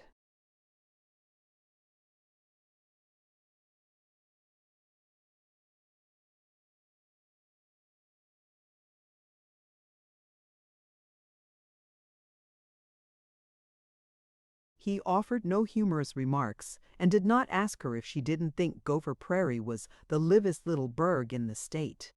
She fancied that his even grayness might reveal 1,000 tints of lavender and blue and silver. At supper he hinted his love for Sir Thomas Browne, Thoreau, Agnes Repplier, Arthur Symonds, Claude Washburn, Charles Flandrau. He presented his idols diffidently, but he expanded in Carol's bookishness, in Miss Sherwin's voluminous praise, in Kennicott's tolerance of anyone who amused his wife. Carol wondered why Guy Pollock went on digging at routine law cases, why he remained in Gopher Prairie. She had no one whom she could ask. Neither Kennicott nor Vida Sherwin would understand that there might be reasons why a Pollock should not remain in Gopher Prairie. She enjoyed the faint mystery. She felt triumphant and rather literary. She already had a group. It would be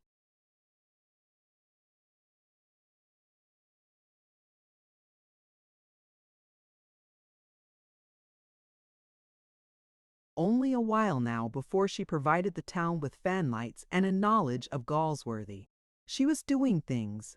As she served the emergency dessert of coconut and sliced oranges, she cried to Pollock, "Don't you think we ought to get up a dramatic club?"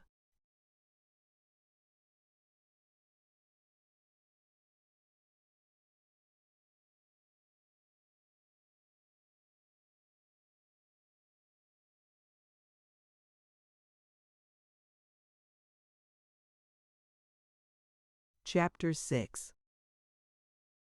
When the first dubious November snow had filtered down, shading with white the bare clods in the plowed fields, when the first small fire had been started in the furnace, which is the shrine of a Gopher Prairie home, Carol began to make the house her own. She dismissed the parlor furniture, the golden oak table with brass knobs, the moldy brocade chairs, the picture of the doctor. She went to Minneapolis to scamper through department stores and small 10th Street shops devoted to ceramics and high thought. She had to ship her treasures, but she wanted to bring them back in her arms. Carpenters had torn out the partition between front parlor and back parlor, thrown it into a long room on which she lavished yellow and deep blue. A Japanese obi with an intricacy of gold thread on stiff ultramarine tissue, which she hung as a panel against the maze wall. A couch with pillows of sapphire velvet and gold bands. Chairs which, in Gopher Prairie, seemed flippant. She hid the sacred family phonograph in the dining room and replaced its stand with a square cabinet on which was a squat blue jar between yellow candles. Kennicott decided against a fireplace. "We'll have a new house in a couple of years anyway." She decorated only one room. The rest, Kennicott hinted, she'd better leave till he made a 10 strike. The brown cube of a house stirred and awakened. It seemed to be in motion. It welcomed her back from shopping. It lost its mildewed repression. The supreme verdict was Kennicott's, "Well, by golly, I was afraid the new junk wouldn't be so comfortable, but I must say this divan, or whatever you call it, is a lot better than that bumpy old sofa we had, and when I look around, well, it's worth all it cost, I guess." Everyone in town took an interest in the refurnishing. The carpenters and painters who did not actually assist crossed the lawn to peer through the windows and exclaim, "Fine, looks swell." Dave Dyer at the drugstore, Harry Haydock and Raymie Weatherspoon at the Bon Ton repeated daily, "How's the good work coming? I hear the house is getting to be real classy." Even Mrs. Bogart. Mrs. Bogart lived across the alley from the rear of Carol's house. She was a widow and a prominent Baptist and a good influence. She had so painfully reared 3 sons to be Christian gentlemen that one of them had become an Omaha bartender, one a professor of Greek, and one Cyrus Interlace. Bogart, a boy of 14 who was still at home, the most brazen member of the toughest gang in Boytown. Mrs. Bogart was not the acid type of good influence. She was the soft, damp, fat, sighing, indigestive, clinging, melancholy, depressingly hopeful kind. There,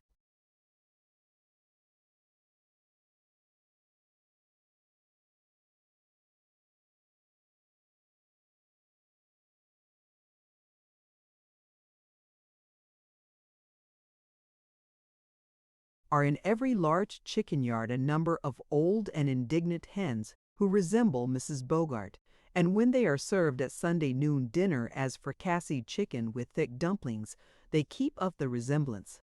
Carol had noted that Mrs. Bogart from her side window kept an eye upon the house.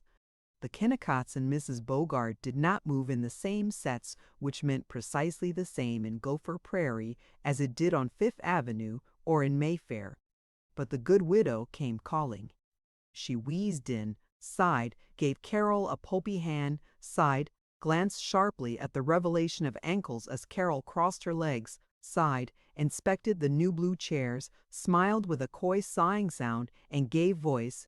"I've wanted to call on you so long, dearie. You know we're neighbors, but I thought I'd wait till you got settled. You must run in and see me. How much did that big chair cost?"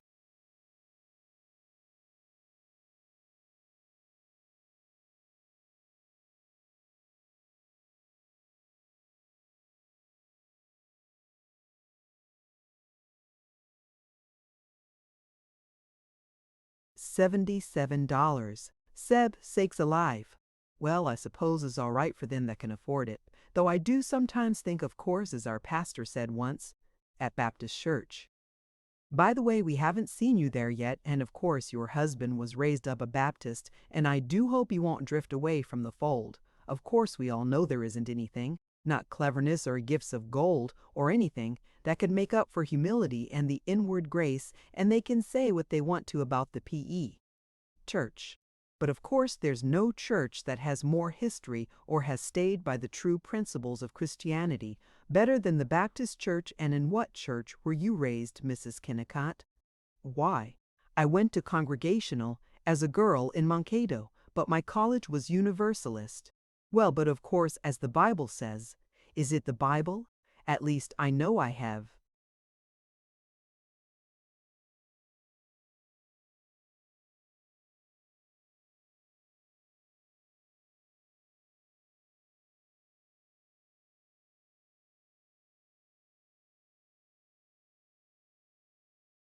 Heard it in church, and everybody admits it. It's proper for the little bride to take her husband's vessel of faith. So we all hope we shall see you at the Baptist Church. And as I was saying, of course I agree with Reverend Zitterel in thinking that the great trouble with this nation today is lack of spiritual faith, so few going to church, and people automobiling on Sunday and heaven knows what all.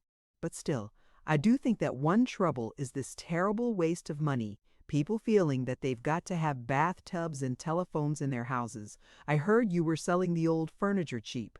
Yes. Well, of course you know your own mind. But I can't help thinking, when Will's ma was down here keeping house for him, Essie used to run in to see me, real of tin. It was good enough furniture for her. But there, I mustn't croak. I just wanted to let you know that when you find you can't depend on a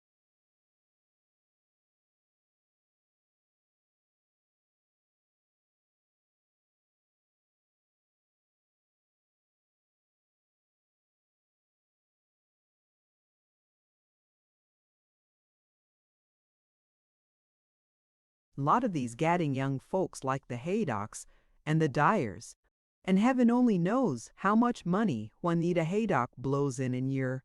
Why, then you may be glad to know that slow old Auntie Bogart is always right there, and heaven knows a portentous sigh. I hope you and your husband won't have any of the troubles with sickness and quarreling and wasting money and all that so many of these young couples do have. But I must be running along now, dearie. It's been such a pleasure, and just run in and see me any time. I hope Will is well. I thought he looked a wee mite peaked. It was 20 minutes later when Mrs. Bogart finally oozed out of the front door. Carol ran back into the living room and jerked open the windows. "That woman has left damp fingerprints in the air," she said. Too, Carol was extravagant, but at least she did not try to clear herself of blame by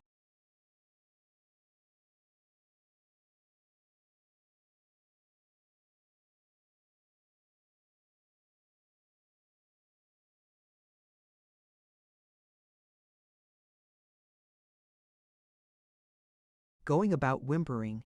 "I know I'm terribly extravagant, but I don't seem to be able to help it." Kennicott had never thought of giving her an allowance. His mother had never had one. As a wage-earning spinster, Carol had asserted to her fellow librarians that when she was married, she was going to have an allowance and be businesslike and modern. But it was too much trouble to explain to Kennicott's kindly stubbornness that she was a practical housekeeper as well as a flighty playmate. She bought a budget plan account book and made her budgets as exact as budgets are likely to be when they lack budgets. For the first month it was a honeymoon jest to beg prettily, to confess, "I haven't a cent in the house, dear," and to be told, "You're an extravagant little rabbit." But the budget book made her realize how inexact were her finances. She became self-conscious. Occasionally she was indignant that she should always have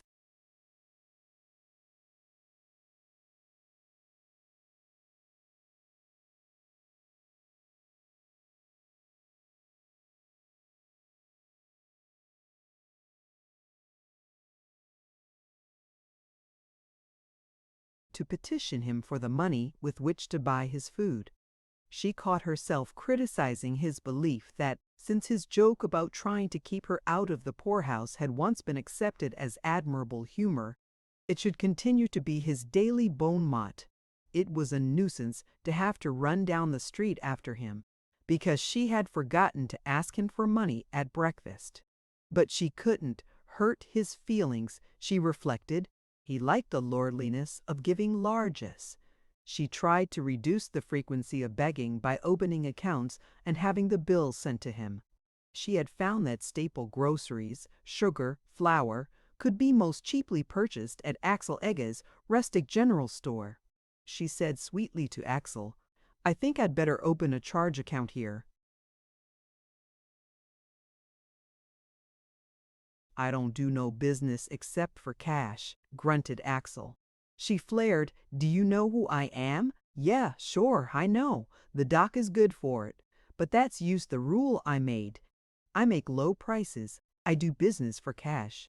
She stared at his red, impassive face, and her fingers had the undignified desire to slap him, but her reason agreed with him. "You're quite right. You shouldn't break your rule for me." Her rage had not been lost. It had been transferred to her husband. She wanted 10 pounds of sugar in a hurry, but she had no money. She ran up the stairs to Kennicott's office. On the door was a sign advertising a headache cure and stating, "The doctor is out. Back it." Naturally, the blank space was not filled out. She stamped her foot. She ran down to the drugstore, the Doctor's Club.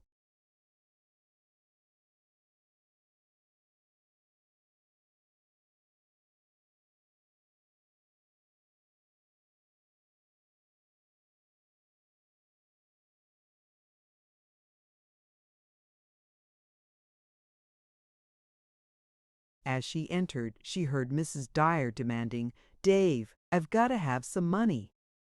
Carol saw that her husband was there, and 2 other men, all listening in amusement. Dave Dyer snapped, "How much do you want? $1 be enough?" "No, it won't. I've got to get some underclothes for the kids." "Why, good Lord, they got enough now to fill the closet so I couldn't find my hunting boots last time I wanted them." "I don't care. They're all in rags." "You got to give me $10. Carol perceived that Mrs. Dyer was accustomed to this indignity. She perceived that the men, particularly Dave, regarded it as an excellent jest. She waited. She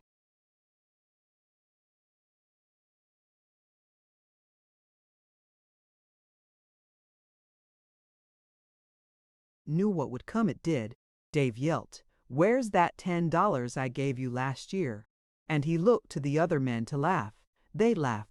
Cold and still, Carol walked up to Kennicott and commanded, "I want to see you upstairs. Why, something the matter?" "Yes." He clumped after her, up the stairs, into his barren office. Before he could get out a query, she stated, "Yesterday, in front of a saloon, I heard a German farm wife beg her husband for a quarter to get a toy for the baby, and he refused. Just now I have heard Mrs. Dyer going through the same humiliation, and I'm in the same position. I have to beg you for money. Daily. I have just been informed that I couldn't have."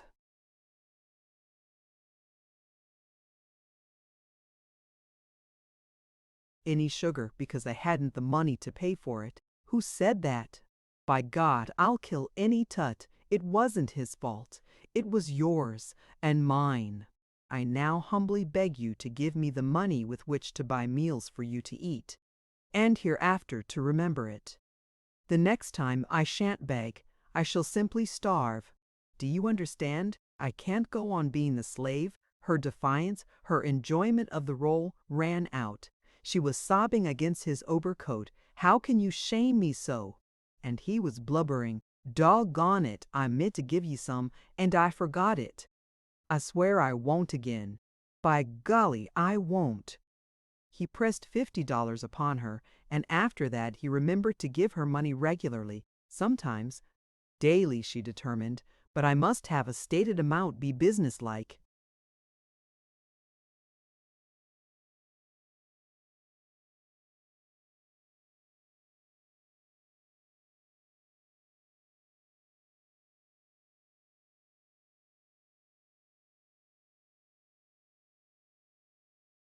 System, I must do something about it, and daily she didn't do anything about it. 3. Mrs. Bogart had, by the simpering viciousness of her comments on the new furniture, stirred Carol to economy. She spoke judiciously to Bay about leftovers. She read the cookbook again and, like a child with a picture book, she studied the diagram of the beef which gallantly continues to browse, though it is divided into cuts. But she was a deliberate and joyous spendthrift in her preparations for her first party, the housewarming. She made lists on every envelope and laundry slip in her desk. She sent orders to Minneapolis, fancy grocers. She pinned patterns and sewed. She was irritated when Kennicott was jocular about these frightful big doings that are going on. She regarded the affair as an attack on Gopher.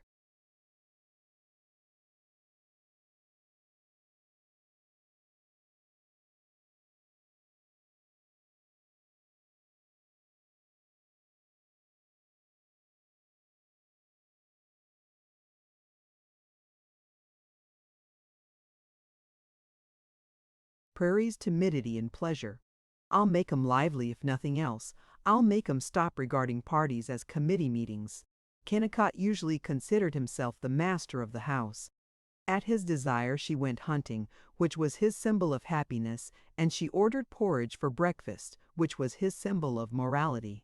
But when he came home on the afternoon before the housewarming, he found himself a slave, an intruder, a blunderer. Carol wailed, "Fix the furnace so you won't have to touch it after supper. And for heaven's sake, take that horrible old doormat off the porch. And put on your nice brown and white shirt. Why did you come home so late? Would you mind hurrying? Here it is almost supper time, and those beans are just as likely as not to come at 7 instead of 8. Please hurry." She was as unreasonable as an amateur leading woman on a first night, and he was reduced to humility. When she came down to supper, when she stood in the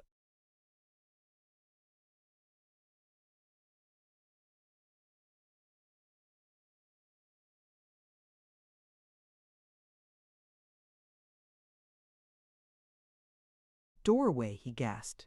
She was in a silver sheath, the calyx of a lily, her piled hair like black glass. She had the fragility and costliness of a Viennese goblet, and her eyes were intense. He was stirred to rise from the table and to hold the chair for her, and all through supper he ate his bread dry because he felt that she would think him common if he said, "Will you hand me the butter?" Ivy. She had reached the calmness of not caring whether her guests liked the party or not, and a state of satisfied suspense in regard to Bay's technique in serving, before Kennicott cried from the bay window in the living room, "Here comes somebody!" And Mr. and Mrs. Luke Dawson faltered in at 7:45.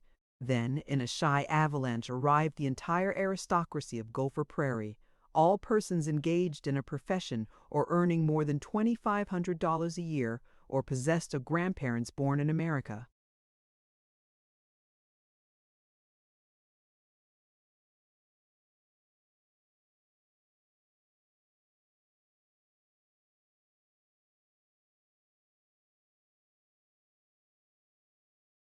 Even while they were removing their overshoes, they were peeping at the new decorations. Carol saw Dave Dyer secretively turn over the gold pillows to find a price tag and heard Mr. Julius Flickerbaugh, the attorney, gasp. Well, I'll be switched, as he viewed the vermilion print hanging against the Japanese obi. She was amused. But her high spirits slackened as she beheld them form in dress parade in a long, silent, uneasy circle clear round the living room. She felt that she had been magically whisked back to her first party at Sam Clark's. Have I got to lift them like so many pegs of iron? I don't know that I can make them happy, but I'll make them hectic. A silver flame in the darkling circle, she whirled around, drew them with her smile, and sang, I want my party to be noisy and undignified. This is the christening of my house, and I want you to help me have a bad influence on it, so that it will be a giddy house. For me, won't you all join in an old-fashioned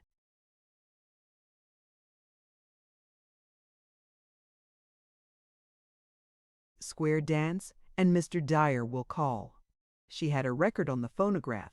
Dave Dyer was capering in the center of the floor, loose-jointed, lean, small, rusty-headed, pointed of nose, clapping his hands and shouting, Swing your partners, Alaman left! Even the millionaire Dawsons and Ezra Stowbody and Professor George Edwin Mott danced, looking only slightly foolish. And by rushing about the room and being coy and coaxing to all persons over 45, Carol got them into a waltz and a Virginia reel. But when she left them to disenjoy themselves in their own way, Harry Haydock put a one-step record on the phonograph, the younger people took the floor, and all the elders sneaked back to their chairs with crystallized smiles, which meant, Don't believe I'll try this one myself, but I do enjoy watching the youngsters dance. Half of them were silent, half resumed the discussions of that afternoon in the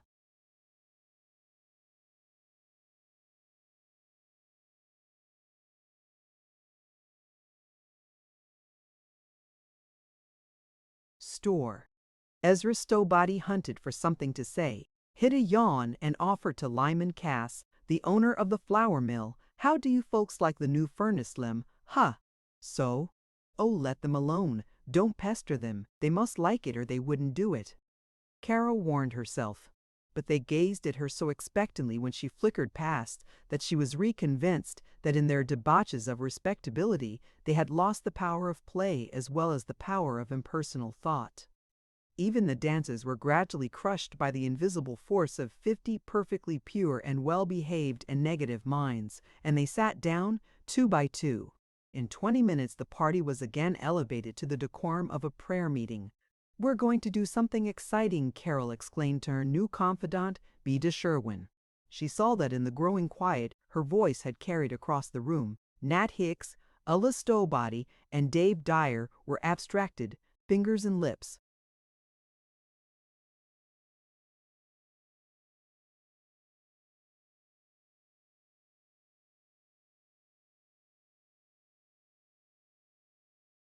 Slightly moving. She knew with a cold certainty that Dave was rehearsing his stunt about the Norwegian catching the hen, Ella running over the first lines of An Old Sweetheart of Mine, and Nat thinking of his popular parody on Mark Antony's oration, But I will not have anybody use the word stunt in my house, she whispered to Miss Sherwin. That's good. I tell you, why not have Raymond Wotherspoon sing? Ramey? Why, my dear, he's the most sentimental yearner in town. See here, child, your opinions on house decorating are sound, but your opinions of people are rotten. Ramey does wag his tail, but the poor dear longing for what he calls self-expression and no training in anything except selling shoes. But he can sing, and someday when he gets away from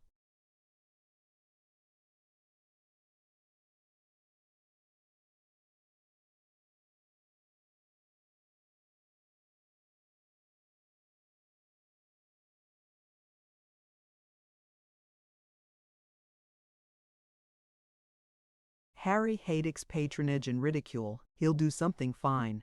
Carol apologized for her superciliousness. She urged Ramey and warned the planners of stunts. We all want you to sing, Mr. Wotherspoon. You're the only famous actor I'm going to let appear on the stage tonight. While Raimy blushed and admitted, "Oh, they don't want to hear me."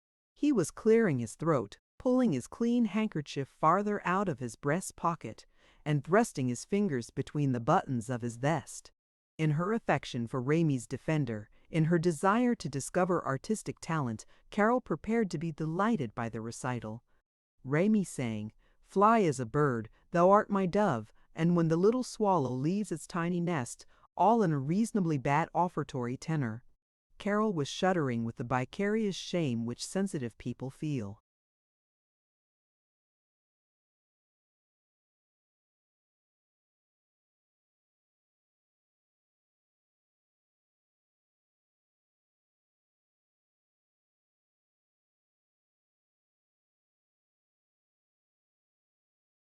When they listened to an elocutionist being humorous, or to a precocious child publicly doing badly what no child should do at all, she wanted to laugh at the gratified importance in Ramy's half-shut eyes. She wanted to weep over the meek ambitiousness which clouded like an aura his pale face, flap ears, and sandy pompadour. She tried to look admiring, for the benefit of Miss Sherwin, that trusting admirer of all that was or conceivably could be the good, the true, and the beautiful. At the end of the third ornithological lyric, Miss Sherwin roused from her attitude of inspired vision and breathed to Carol, "My, that was sweet." Of course Raymond hasn't an unusually good voice, but don't you think he put such a lot of feeling into it? Carol lied blackly and magnificently, but without originality. "Oh, yes, I do think he has so much feeling."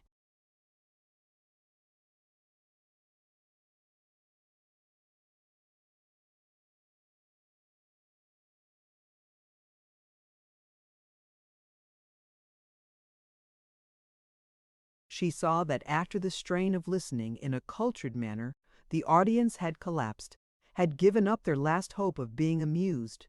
She cried, "Now we're going to play an idiotic game which I learned in Chicago. You will have to take off your shoes, for a starter. After that you will probably break your knees and shoulder blades." Much attention and incredulity. A few eyebrows, indicating a verdict that Doc Kennicott's bride was noisy and improper. "I shall choose the most vicious, like Juanita Haydock and myself, as the shepherds. The rest of you are wolves. Your shoes are the sheep. The wolves go out into the hall. The shepherds scatter the sheep through this room, then turn off all the lights, and the wolves crawl in from the hall, and in the darkness they try to get the shoes away from the shepherds, who are permitted to do anything except bite and use black jacks. The wolves tuck the captured shoes out into the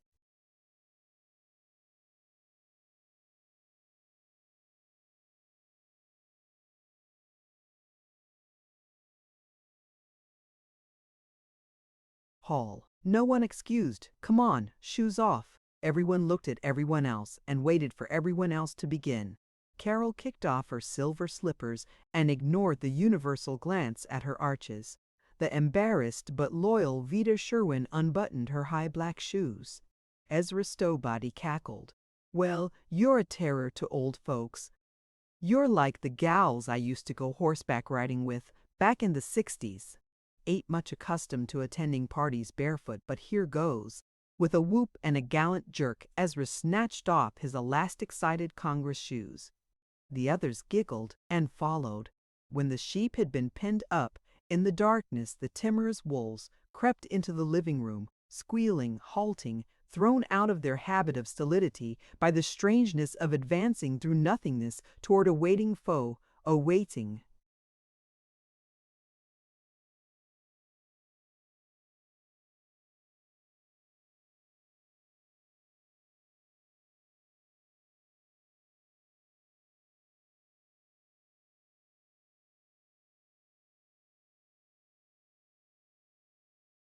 Mysterious foe which expanded and grew more menacing. The wolves peered to make out landmarks. They touched gliding arms which did not seem to be attached to a body. They quivered with a rapture of fear. Reality had vanished. A yelping squabble suddenly rose. Then Juanita Haydock's high titter and Guy Pollock's astonished, "Ouch! Quit! You're scalping me!" Mrs. Luke Dawson galloped backward on stiff hands and knees into the safety of the lighted hallway, moaning, "I declare, I never was so upset in my life."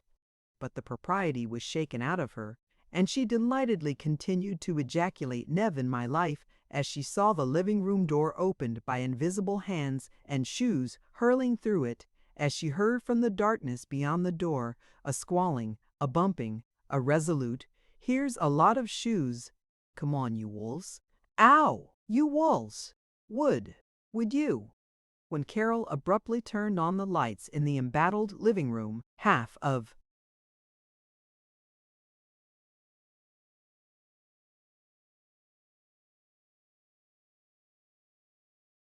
the company were sitting back against the walls where they had craftily remained throughout the engagement, but in the middle of the floor Kennicott was wrestling with Harry Haydock, their collars torn off, their hair in their eyes, and the owlish Mr. Julius Flickerbaugh was retreating from Juanita Haydock and gulping with unaccustomed laughter.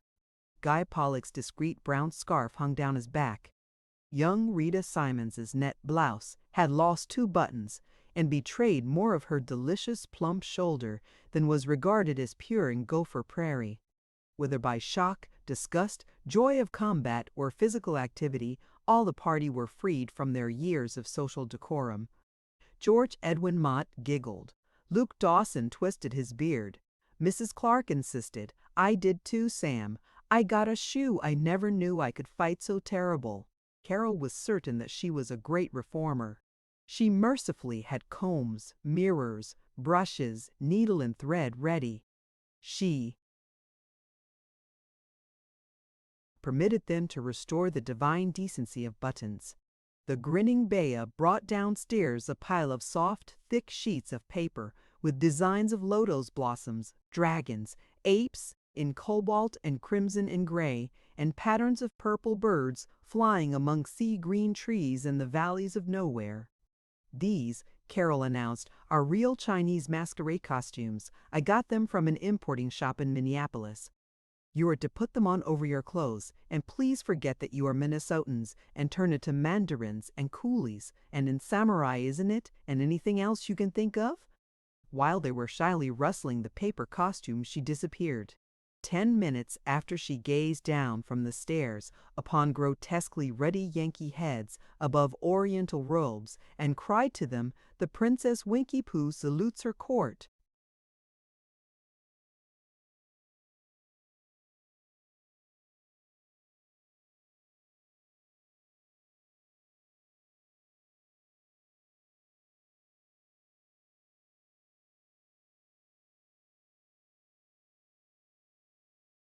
As they looked up, she caught their suspensive admiration.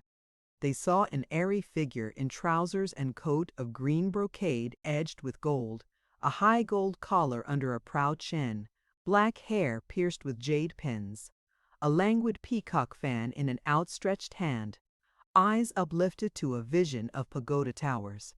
When she dropped her pose and smiled down, she discovered Kennicott apoplectic with domestic pride and gray Guy Pollock staring beseechingly. For a second she saw nothing in all the pink and brown mass of their faces save the hunger of the 2 men. She shook off the spell and ran down. "We're going to have a real Chinese concert. Messrs. Pollock, Kennicott, and, well, Stowbody are drummers. The rest of us sing and play the fife." The fifes were combs with tissue paper, the drums were tabourets and the sewing table. Lauren Wheeler, editor of The Dauntless, led the orchestra with a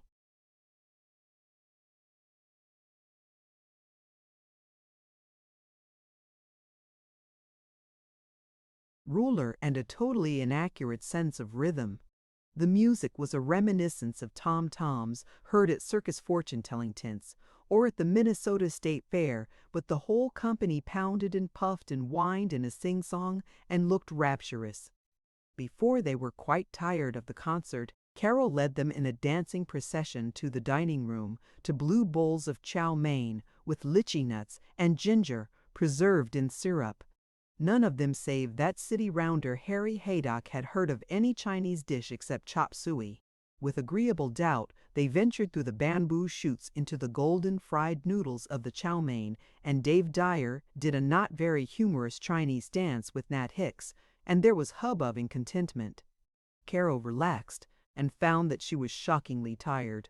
She had carried them on.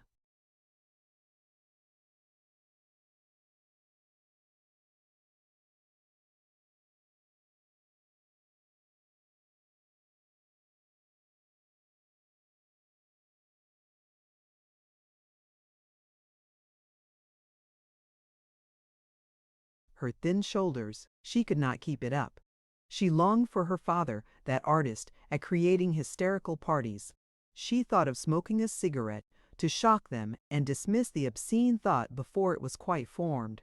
She wondered whether they could for 5 minutes be coaxed to talk about something besides the winter top of Newt Stamquist's Ford and what Al Tingley had said about his mother-in-law.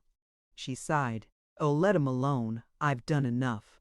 She crossed her trousered legs and snuggled luxuriously above her saucer o' ginger. She caught Pollock's congratulatory still smile and thought well of herself for having thrown a rose light on the pallid lawyer, repented the heretical supposition that any male save her husband existed, jumped up to find Kennicott and whisper, "Happy, my lord." No, it didn't cost much. Best party this town ever saw. Only don't cross your legs in that costume. Shows your knees too plain.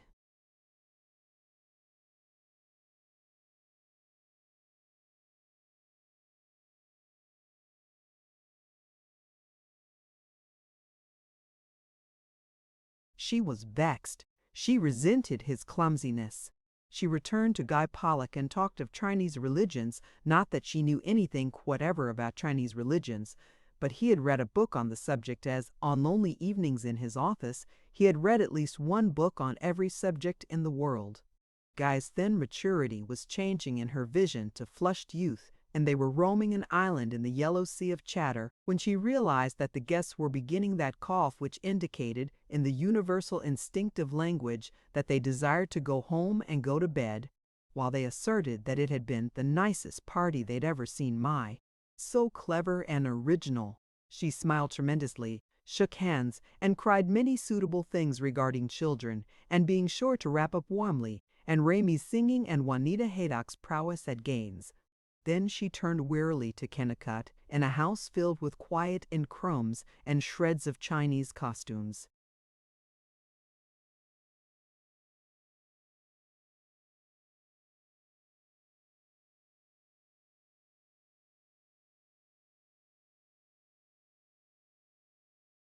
He was gurgling. "I tell you, Carrie, you certainly are a wonder, and guess you're right about waking folks up. Now you showed 'em how. They won't go on having the same old kind of parties and stunts and everything. Here, don't touch a thing. Done enough. Pop up to bed and I'll clear up." His wise surgeon's hands stroked her shoulder, and her irritation at his clumsiness was lost in his strength. From the weekly Dauntless, one of the most delightful social events of recent months was held Wednesday evening in the housewarming of Dr. and Mrs. Kennicott, who have completely redecorated their charming home on Poplar Street and is now extremely nifty in modern color scheme. The doctor and his bride were at home to their numerous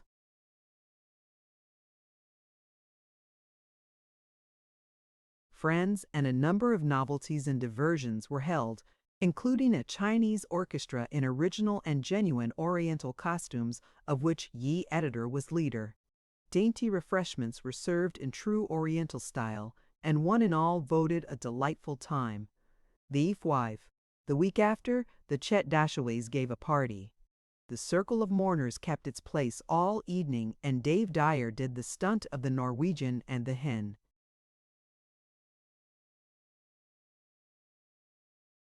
Chapter 7.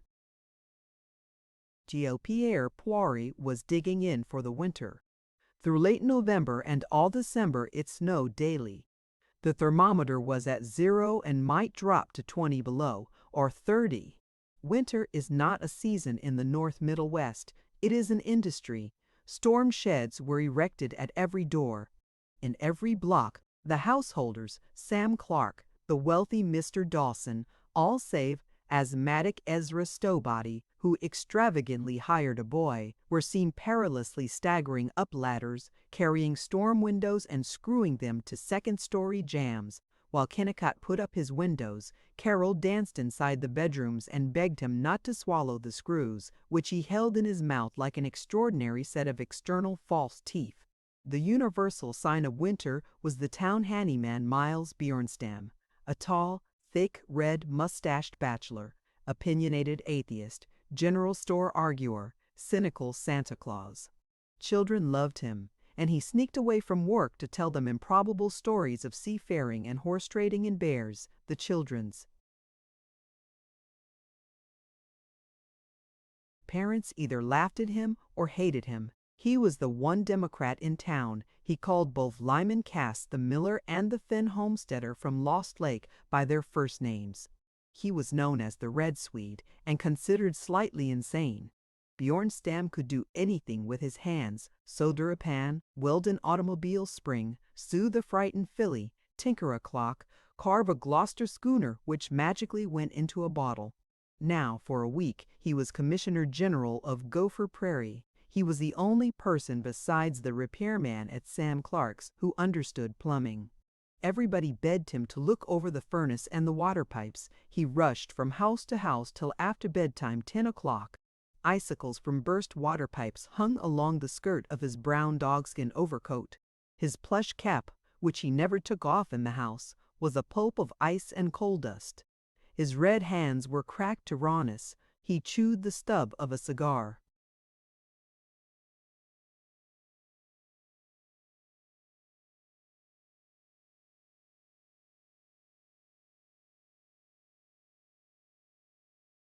But he was courtly to Carol. He stooped to examine the furnace flues. He straightened, glanced down at her, and hemmed. "Got to fix your furnace, no matter what else I do." The poorer houses of Gopher Prairie, where the services of Miles Bjornstam were a luxury which included the shanty of Miles Bjornstam, were banked to the lower windows with earth and manure. Along the railroad, the sections of snow fence, which had been stacked all summer in romantic wooden tents occupied by roving small boys, were set up to prevent drifts from covering the track. The farmers came into town in homemade sleighs, with bed quilts and hay piled in the rough boxes. Fur coats, fur caps, fur mittens, overshoes buckling almost to the knees, gray knitted scarfs, 10 feet long, thick woolen socks, canvas jackets lined with fluffy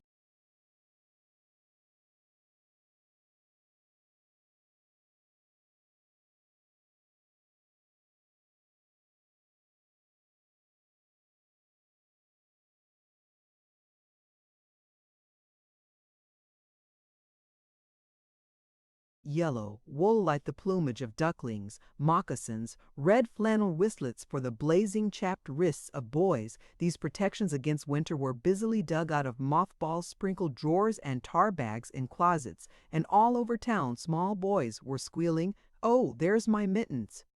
Or, "Look at my shoe packs." There is so sharp a division between the panting summer and the stinging winter of the northern plains that they rediscovered with surprise and a feeling of heroism this armor of an Arctic explorer. Winter garments surpassed even personal gossip as the topic at parties. It was good form to ask, "Put on your heavies yet?" There were as many distinctions in wraps as in motor cars.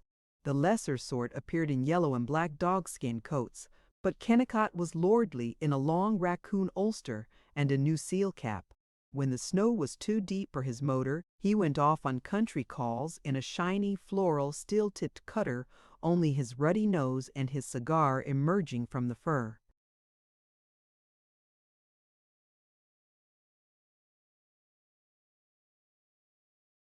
Carol herself stirred Main Street by a loose coat of nutria.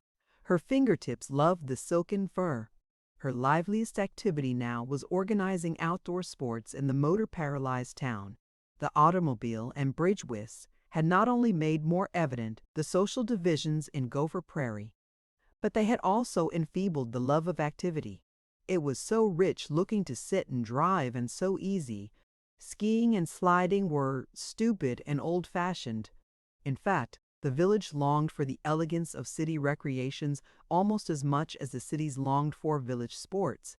And Gopher Prairie took as much pride in neglecting coasting as St. Paul or New York in going coasting. Carol did inspire a successful skating party in mid-November. Plover Lake glistened in clear sweeps of gray-green ice, ringing to the skates. On shore, the ice-tipped reeds clattered in the wind, and oak twigs with stubborn-laughed leaves hung.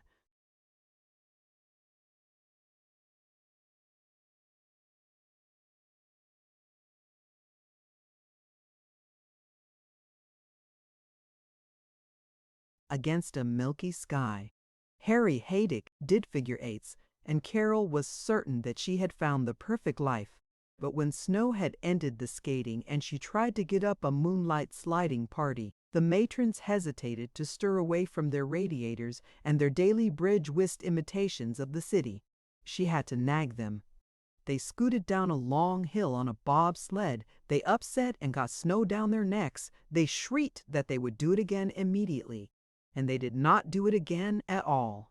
She badgered another group into going skiing. They shouted and threw snowballs and informed her that it was such fun, and they'd have another skiing expedition right away, and they jollily returned home and never thereafter left their manuals of bridge. Carol was discouraged. She was grateful when Kennicott invited her to go rabbit hunting in the woods. She waded down stilly cloisters between burnt,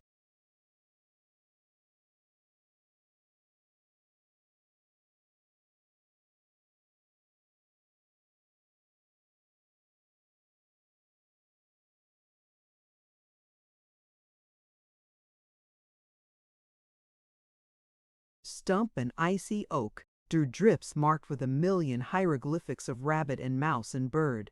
She squealed as he leaped on a pile of brush and fired at the rabbit which ran out. He belonged there, masculine in reefer and sweater and high-laced boots. That night she ate prodigiously of steak and fried potatoes. She produced electric sparks by touching his ear with her fingertip. She slept 12 hours and awoke to think how glorious was this brave land. She rose to a radiance of sun on snow.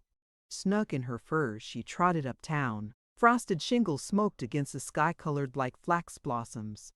Sleigh bells clinked. Shouts of greeting were loud in the thin, bright air, and everywhere was a rhythmic sound of wood sawing. It was Saturday, and the neighbors' sons were getting up the winter fuel. Behind walls of corded wood in backyards, their sawbucks stood in depressions scattered with canary yellow flakes of sawdust. The frames of their bucksaws were cherry red, the blades blued steel, and the fresh-cut ends of the sticks, poplar, maple, ironwood, birch, were marked with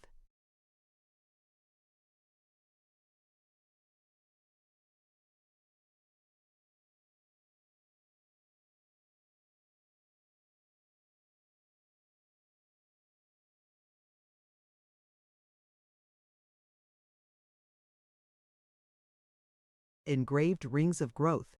The boys wore shoe-packs, blue flannel shirts with enormous pearl buttons, and mackinaws of crimson, lemon yellow, and foxy brown.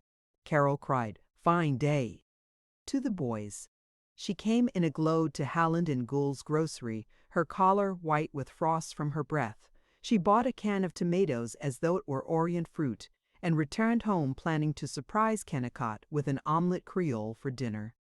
So brilliant was the snow glare that when she entered the house, she saw the doorknobs, the newspaper on the table, every white surface as dazzling mauve, and her head was dizzy in the pyrotechnic dimness. When her eyes had recovered, she felt expanded, drunk with health, mistress of life. The world was so luminous that she sat down at her rickety little desk in the living room to make a poem. She got no farther than "The sky is bright, the sun is warm, there near will be."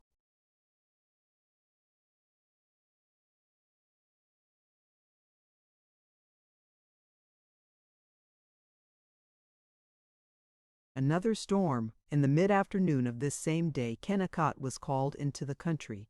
It was Bea's evening out, her evening for the Lutheran dance. Carol was alone from 3 till midnight. She wearied of reading pure love stories in the magazines and sat by a radiator beginning to brood. Thus she chanced to discover that she had nothing to do. She meditated, passed through the novelty of seeing the town and meeting people, of skating and sliding and hunting. Bea was competent.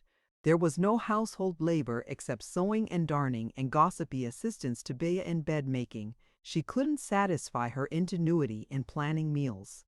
At Dolindolison's meat market you didn't give orders, you woefully inquired whether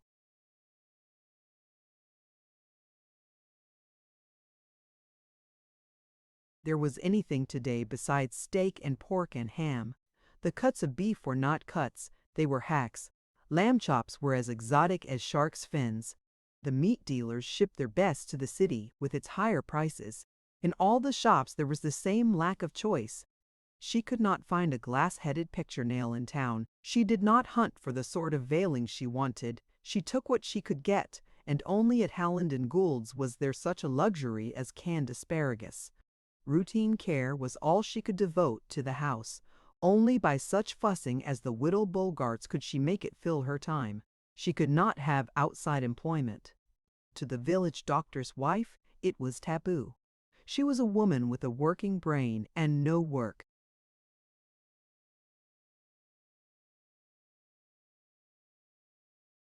There were only 3 things which she could do: have children, start her career of reforming, or become so definitely a part of the town that she would be fulfilled by the activities of church and study club and bridge parties. Children, yes, she wanted them, but she was not quite ready. She had been embarrassed by Kennicott's frankness, but she agreed with him that in the insane condition of civilization, which made the rearing of citizens more costly and perilous than any other crime, it was inadvisable to have children till he had made more money. She was sorry. Perhaps he had made all the mystery of love a mechanical cautiousness, but she fled from the thought with a dubious "some day." Her raw morals, her impulses toward beauty and raw Main Street, they had become indistinct. But she would set them going now. She would! She swore it with soft fists beating the edges of the radiator, and at the end of all her vows she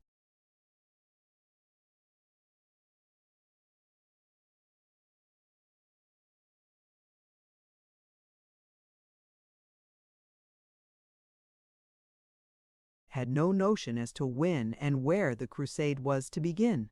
Become an authentic part of the town? She began to think with unpleasant lucidity. She reflected that she did not know whether the people liked her.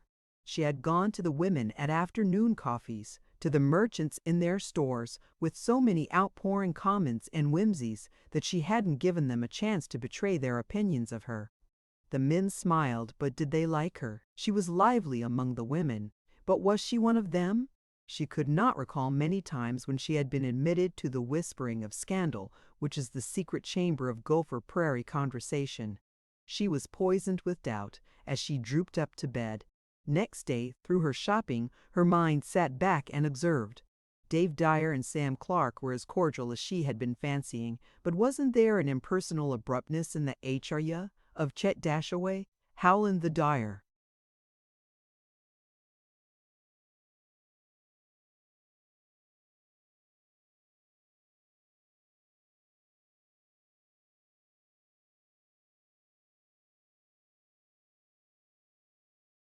Grocer was curt. Was that merely his usual manner? It's infuriating to have to pay attention to what people think. In St. Paul, I didn't care, but here I'm spied on. They're watching me. I mustn't let it make me self-conscious. She coaxed herself, overstimulated by the drug of thought, and offensively on the defensive. 3. A thaw which stripped the snow from the sidewalks, a ringing iron night when the lakes could be heard booming, a clear, roistering morning. In tam o' shanter and tweed skirt, Carol felt herself a college junior going out to play hockey. She wanted to whoop. Her legs ached to run. On the way home from shopping she yielded as a pup would have yielded. She galloped down a block, and as she jumped from a curb across a welter of slush, she gave a student yippee.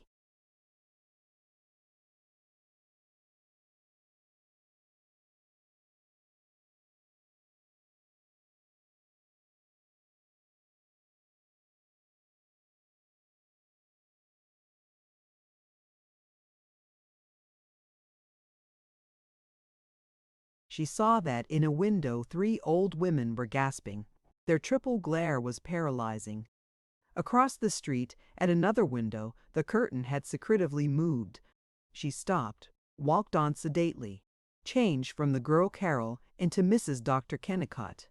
She never again felt quite young enough and defiant enough and free enough to run and halloo in the public streets, and it was as a nice married woman that she attended the next weekly bridge of the Jolly 17. IV. The Jolly 17, the membership of which ranged from 14 to 26, was the social cornice of Gopher Prairie. It was the country club, the diplomatic set, the St. Cecilia, the Ritz Oval Room, the Club de Vinc. To belong to it was to be in. Though its membership partly coincided with that of the Thanatopsis Study Club, the Jolly 17 as a separate entity guffawed at the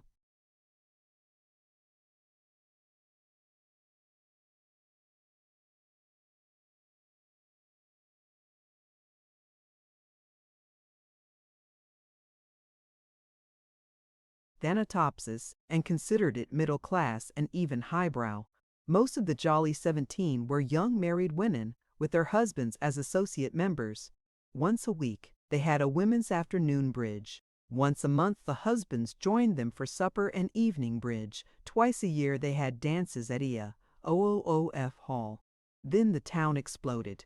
Only at the annual balls of the Firemen and of the Eastern Star was there such prodigality of chiffon scarfs, entangling and heartburnings, and these rival institutions were not select hired girls attended the firemen's ball, with section hands and laborers.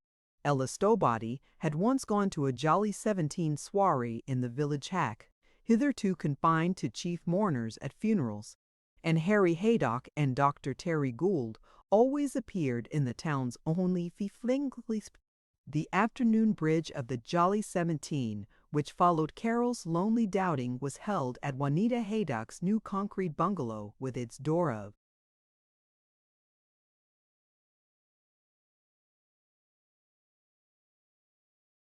polished oak and beveled plate glass, jar of ferns in the plastered hall, and in the living room a fumed oak Morris chair, 16 color prints, and a square varnished table with a mat made of cigar ribbons on which was one illustrated gift edition and one pack of cards in a burnt leather case. Carol stepped into a sirocco of furnace heat. They were already playing. Despite her flabby resolves, she had not yet learned bridge. She was winningly apologetic about it to Juanita, and ashamed that she should have to go on being apologetic. Mrs. Dave Dyer, a sallow woman with a thin prettiness devoted to experiments in religious cults, illnesses, and scandal-bearing, shook her finger at Carol and trilled, "You're a naughty one." "I don't believe you appreciate the honor when you got into the Jolly 17 so easy." Mrs. Chet Dashaway nudged her neighbor at the second table, but Carol kept up the appealing bridal manner so far as possible. She twittered, "You're perfectly."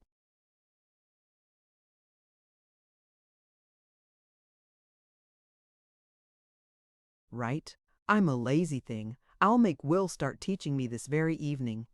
Her supplication had all the sound of birdies in the nest, and Easter church bells, and frosted Christmas cards. Internally, she snarled, "That ought to be saccharine enough." She sat in the smallest rocking chair, a model of Victorian modesty. But she saw, or she imagined, that the women who had gurgled at her so welcomingly when she had first come to Gopher Prairie were nodding at her brusquely. During the pause after the first game, she petitioned Mrs. Jackson Elder, "Don't you think we ought to get up another bobsled party soon?"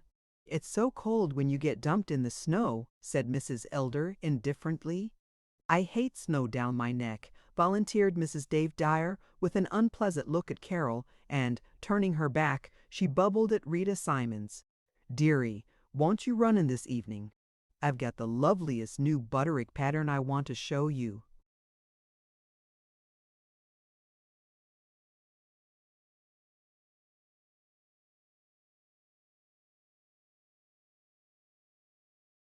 Carol crept back to her chair. In the fervor of discussing the game, they ignored her. She was not used to being a wallflower. She struggled to keep from oversensitiveness, from becoming unpopular by the sure method of believing that she wasn't popular. But she hadn't much reserve of patience, and at the end of the second game, when Ella Stowbody sniffily asked her, "Are you going to send to Minneapolis for your dress for the next soiree heard you were?" Carol said, "Don't know yet," with unnecessary sharpness. She was relieved by the admiration with which the jeune fille reticements looked at the steel buckles on her pumps, but she resented Mrs. Howland's tart demand. "Don't you find that new couch of yours is too broad to be practical?" She nodded, then shook her head and touchily left Mrs. Howland to get out of it any meaning she desired. Immediately she wanted to make peace. She was close to simpering in the sweetness with which she addressed Mrs. Howland. "I think that is the prettiest display of beef tea your husband has in his store."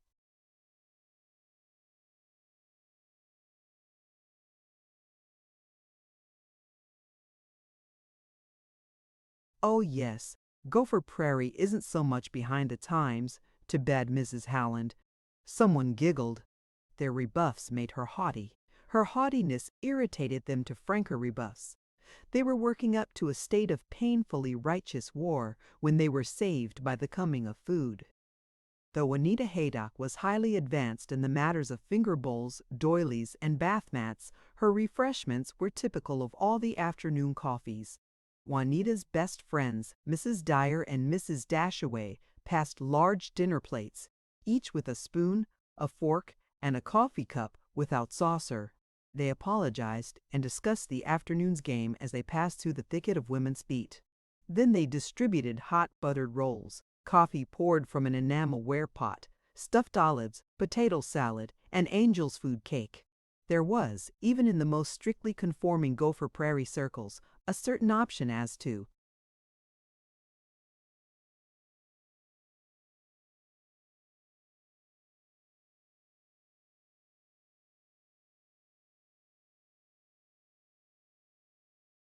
collations. The olives need not be stuffed. Donuts were in some houses well thought of as a substitute for the hot buttered rolls. But there was in all the town no heretic save Carol who omitted Angel's food. They ate enormously. Carol had a suspicion that the thriftier housewives made the afternoon treat do for evening supper. She tried to get back into the current. She edged over to Mrs. McGanum, chunky, amiable young Mrs. McGanum with her breast and arms of a milkmaid, and her loud delayed laugh which burst startlingly from a sober face, was the daughter of old Dr. Westlake and the wife of Westlake's partner, Dr. McGanum. Kennicott asserted that Westlake and McGanum and their contaminated families were tricky, but Carol had found them gracious. She asked for friendliness by crying to Mrs. McGanum, "How is the baby's throat now?" And she was attentive while Mrs. McGanum rocked and knitted and placidly.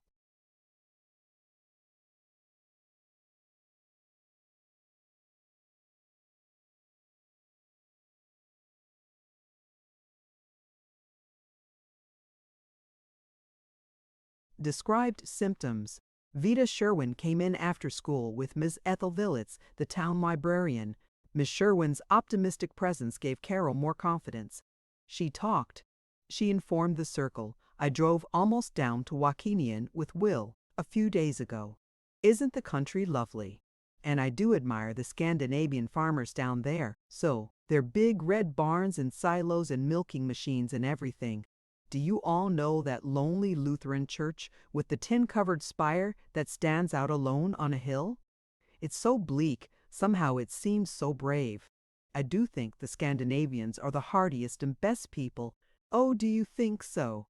protested Mrs. Jackson Elder. "My husband says the Svenskas that work in the planing mill are perfectly terrible, so silent and cranky, and so selfish the way they keep demanding raises. If they had their way, they'd simply ruin the business."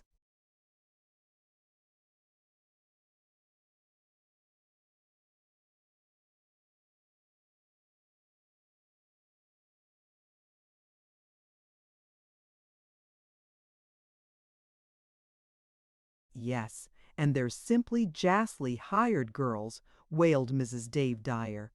I swear, I work myself to skin and bone trying to please my hired girls when I can get them. I do everything in the world for them. They can have their gentlemen friends call on them in the kitchen any time, and they get just the same to eat as we do, if there's any left over, and I practically never jump on them. Juanita Haydock rattled.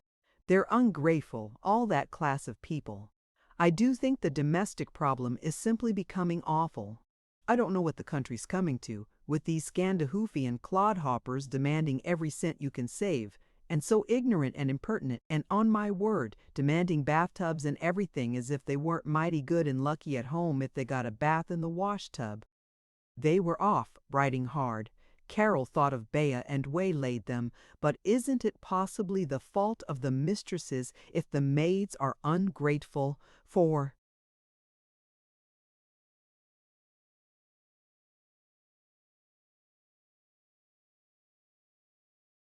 generations we've given them the leavings of food and holes to live in?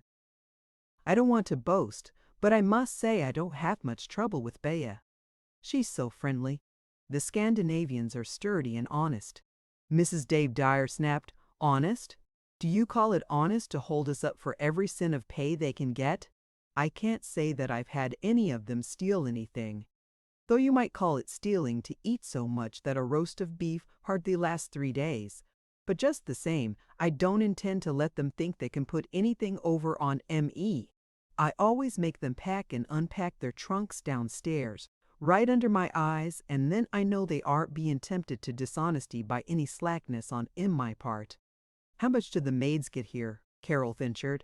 Mrs. B.J. Googerling, wife of the banker, stated in a shocked manner, any place from $3.50 to $5.50 a week. I know positively that Mrs. Clark,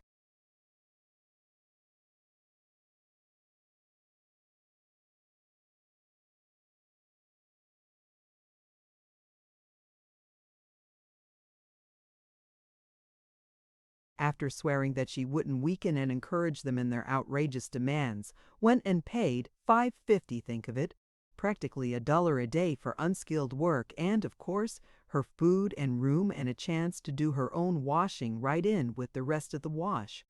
How much do you pay, Mrs. Kennicott? Yes, how much do you pay? Insisted half a dozen. Why, I pay 6 a week, she feebly confessed. They gasped. Juanita protested. Don't you think it's hard on the rest of us when you pay so much? Juanita's demand was reinforced by the universal glower. Carol was angry. I don't care. A maid has one of the hardest jobs on earth. She works from 10 to 18 hours a day. She has to wash slimy dishes and dirty clothes. She tends the children and runs to the door with wet, chapped hands, and Mrs. Dave Dyer broke into Carol's peroration with a furious, That's all very well, but believe me, I do those things myself when I'm without a maid, and that's a good share of the time for a person that isn't willing to yield and pay exorbitant wages. Carol was retorting, but a maid does it for strangers, and all she gets out of it is the pay. Their eyes were hostile. 4 of them were talking at once. Vita Sherwin's dictatorial voice cut through. To control of the revolution. Tut, tut, tut, tut. Oh, what angry passions, and what an idiotic discussion. All of you getting too serious. Stop it. Carol Kennicott, you're probably right, but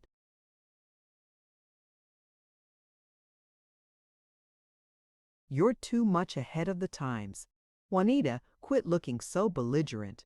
What is this, a card party or a hen fight? Carol, you stop admiring yourself as the Joan of Arc of the hired girls, or I'll spank you. You come over here and talk libraries with Ethel Villitz. Bo-woo! If there's any more pecking, I'll take charge of the hen roost myself. They all laughed artificially, and Carol obediently talked libraries. A small town bungalow, the wives of a village doctor and a village dry goods merchant, a provincial teacher, a colloquial brawl over paying a servant $1 more a week. Yet this insignificance echoed cellar plots and cabinet meetings in labor conferences in Persia and Prussia, Rome and Boston, and the orators who deemed themselves international leaders were but the raised voices of a billion Juanitas denouncing a million Carols with 100,000 Vita Sherwins trying to shoo away the storm.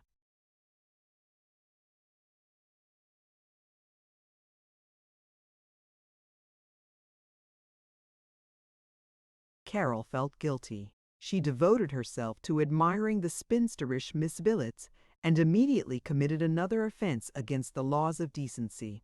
"We haven't seen you at the library yet," Miss Villets reproved. "I've wanted to run in so much, but I've been getting settled, and I'll probably come in so often you'll get tired of me. I hear you have such a nice library. There are many who like it. We have 2,000 more books than will come in. Isn't that fine? I'm sure you are largely responsible. I've had some experience in St. Paul, so I have been informed, not that I entirely approve of library methods in these large cities. So careless, letting tramps and all sorts of dirty persons practically sleep in the reading rooms."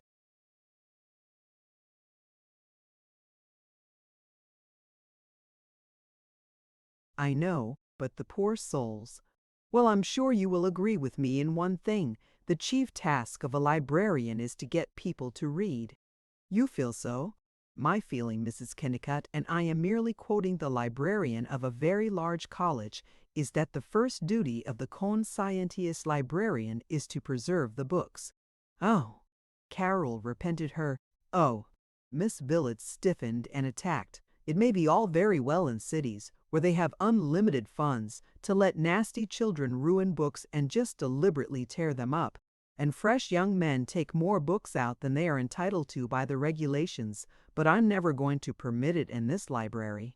What if some children are destructive? They learn to read. Books are cheaper than minds."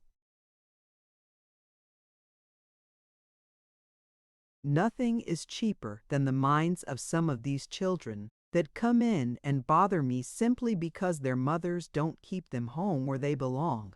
Some librarians may choose to be so wishy-washy and turn their libraries into nursing homes and kindergartens, but as long as I'm in charge, the Gopher Prairie Library is going to be quiet and decent, and the books well kept." Carol saw that the others were listening, waiting for her to be objectionable. She flinched before their dislike. She hastened to smile in agreement with Miss Villets, to glance publicly at her wristwatch, to warble that it was so late, have to hurry home. Husband, such nice party. Maybe you were right about maids, prejudiced because Bea so nice. Such perfectly divine angel's food. Mrs. Haydock must give me the recipe goodbye. Such happy party. She walked home. She reflected, it was my fault. I was touchy, and I opposed them so much. Only I can't be one of them if I must damn all the maids.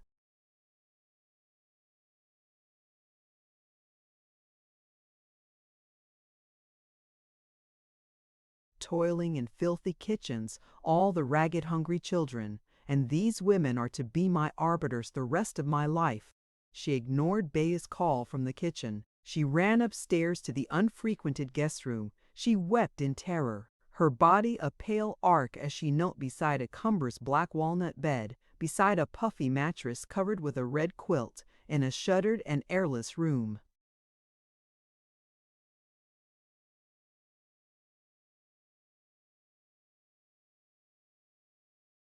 Chapter 8. When Kennicott came home, she bustled. "Dear, you must tell me a lot more about your cases. I want to know. I want to understand." "Sure, you bet." And he went down to fix the furnace. At supper, she asked, "For instance, what did you do today?" "Do today? How do you mean?" "Medically. I want to understand. Today?" "Oh, there wasn't much of anything.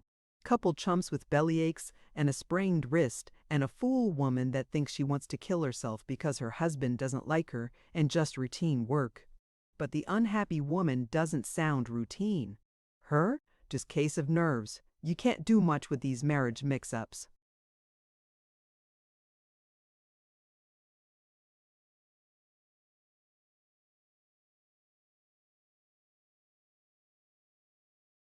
"But dear, please, will you tell me about the next case that you do think is interesting?"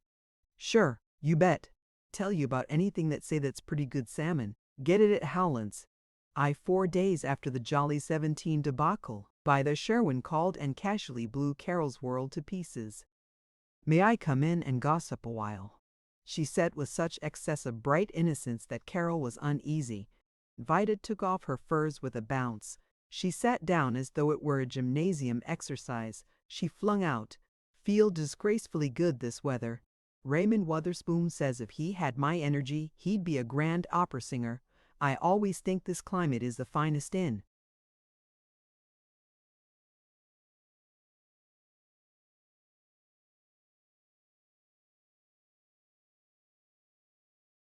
the world, and my friends are the dearest people in the world, and my work is the most essential thing in the world. Probably I fool myself, but I know one thing for certain. You're the pluckiest little idiot in the world, and so you are about to flay me alive." Carol was cheerful about it. "Am I? Perhaps. I've been wondering. I know that the third party to a squabble is often the most to blame, the one who runs between A and B, having a beautiful time telling each of them what the other has said. But I want you to take a big part in vitalizing Gopher Prairie, and so such a very unique opportunity. And, am I silly? I know what you mean. I was too abrupt at the Jolly 17. It isn't that. Matter of fact, I'm glad you told them some wholesome truths about servants. Though perhaps you were just a bit tactless. It's bigger than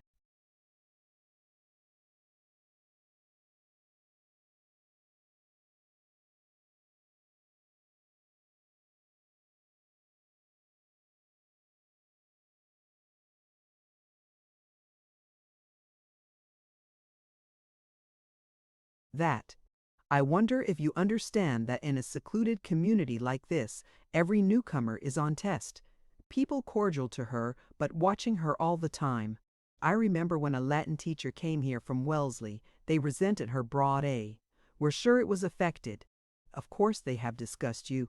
Have they talked about me much? My dear, I always feel as though I walked around in a cloud, looking out at others, but not being seen.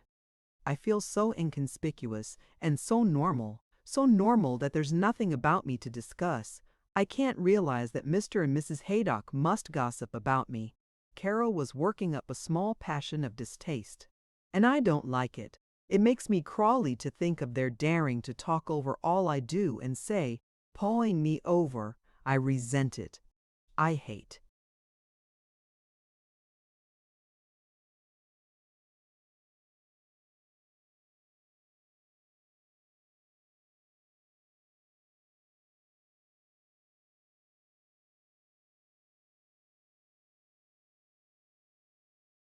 Wait, child. Perhaps they resent some things in you. I want you to try and be impersonal. They'd paw over anybody who came in new. Didn't you, with newcomers in college? Yes. Well then, will you be impersonal? I'm paying you the compliment of supposing that you can be. I want you to be big enough to help me make this town worthwhile. I'll be as impersonal as cold boiled potatoes. Not that I shall ever be able to help you make the town worthwhile. What do they say about me, really? I want to know. Of course, the illiterate ones resent your references to anything farther away than Minneapolis. They're so suspicious, that's it, suspicious. And some think,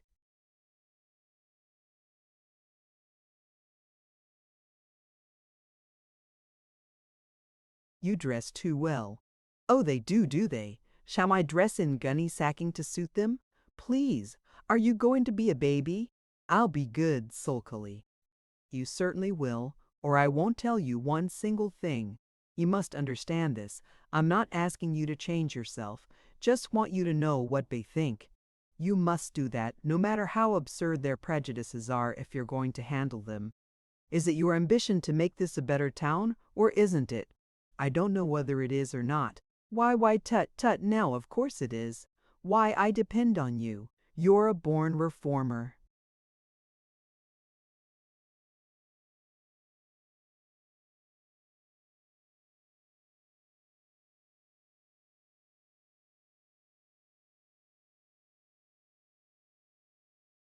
I am not Nat anymore. Of course you are. Oh, if I really could help. So they think I'm affected. My lamb, they do. Now don't say they're nervy. After all, Gopher Prairie standards are as reasonable to Gopher Prairie as Lakeshore Drive standards are to Chicago. And there's more Gopher Prairies than there are Chicagos. Or Londons, and I'll tell you the whole story. They think you're showing off when you say American instead of American. They think you're too frivolous. Life's so serious to them that they can't imagine any kind of laughter except Juanita's snortling.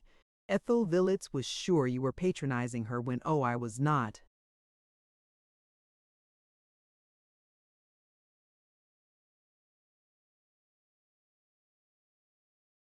You talked about encouraging reading, and Mrs. Elder thought you were patronizing when you said she had such a pretty little car. She thinks it's an enormous car. And some of the merchants say you're too flip when you talk to them in the store. And, poor me, when I was trying to be friendly. Every housewife in town is doubtful about your being so chummy with your Bea. All right to be kind, but they say you act as though she were your cousin. Wait now. There's plenty more. And they think you were eccentric in furnishing this room. They think the broad couch and that Japanese dingus are absurd. Wait, I know they're silly. And I guess I've heard a dozen criticize you because you don't go to church oftener, and I can't stand it. I can't bear to realize that they've been saying all these things while I've been going about so happily and liking them. I wonder if you ought to.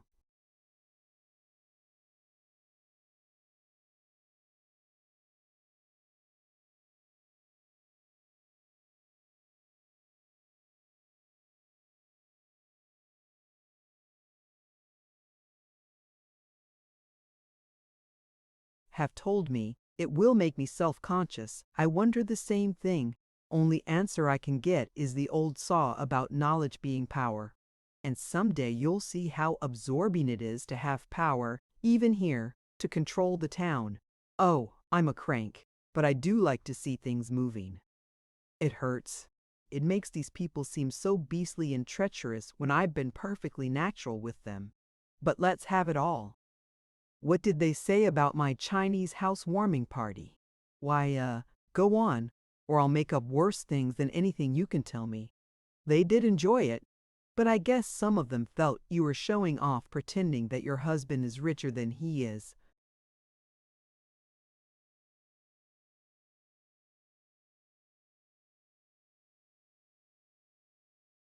I can't. Their meanness of mind is beyond any horrors I could imagine. They really thought that I. And you want to reform people like that when dynamite is so cheap? Who dared to say that? The rich or the poor? Fairly well assorted. Can't they at least understand me well enough to see that? Though I might be affected in culturing, at least I simply couldn't commit that other kind of vulgarity. If they must know, you may tell them with my compliments that Will makes about 4,000 a year, and the party cost half of what they probably thought it did. Chinese things are not very expensive, and I made my own costume. Stop it. Stop beating me. I know all that. What they meant was, they felt you were starting dangerous competition by giving a party such as most people here can't afford. 4,000 is a pretty big income for this town.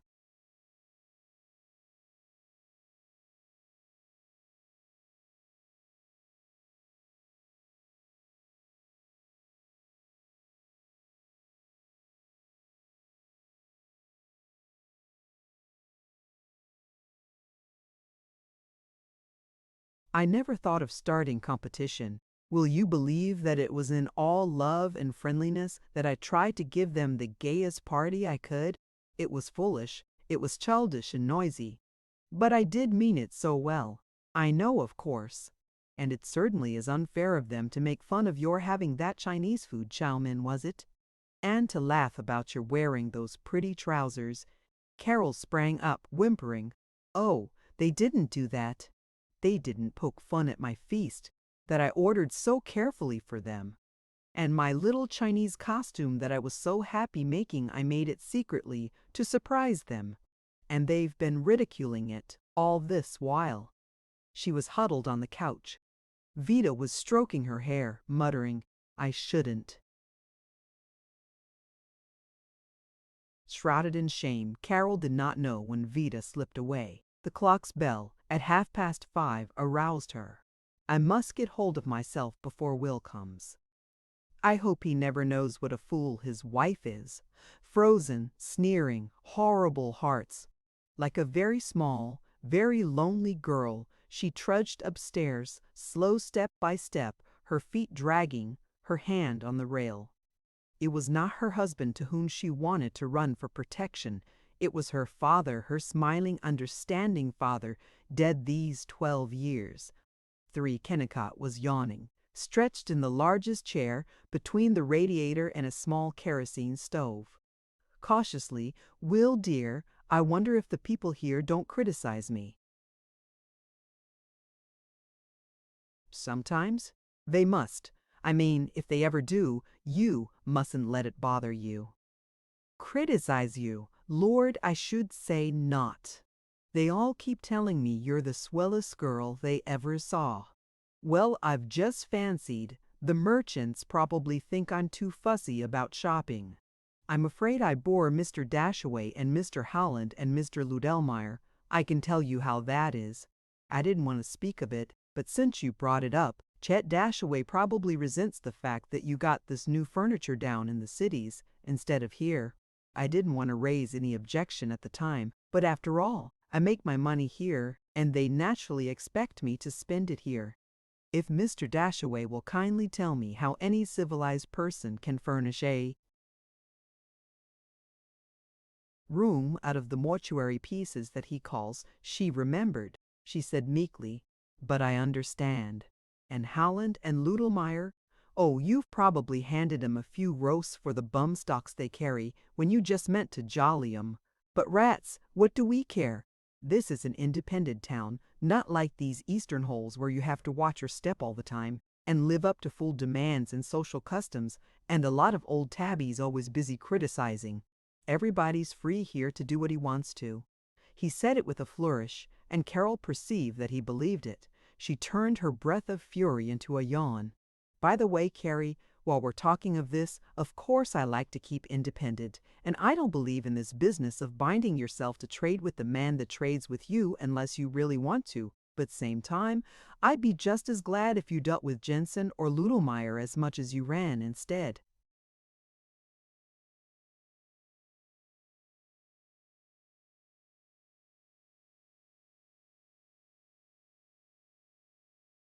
Of Howland and Gould, who go to Dr. Gould every last time, and the whole tribe of 'em the same way. I don't see why I should be paying out my good money for groceries and having them pass it on to Terry Gould. I've gone to Howland and Gould because they're better and cleaner. I know. I don't mean cut them out entirely. Course Jensen is tricky, give you short weight, and Ludelmeyer is a shiftless old Dutch hog. But same time I mean, let's keep the trade in the family whenever it is convenient. See how I mean? I see. Well, guess it's about time to turn in. He yawned, went out to look at the thermometer, slammed the door, patted her head, unbuttoned his waistcoat, yawned, wound the clock, went down to look at the furnace, yawned and clumped upstairs to bed, casually scratching his thick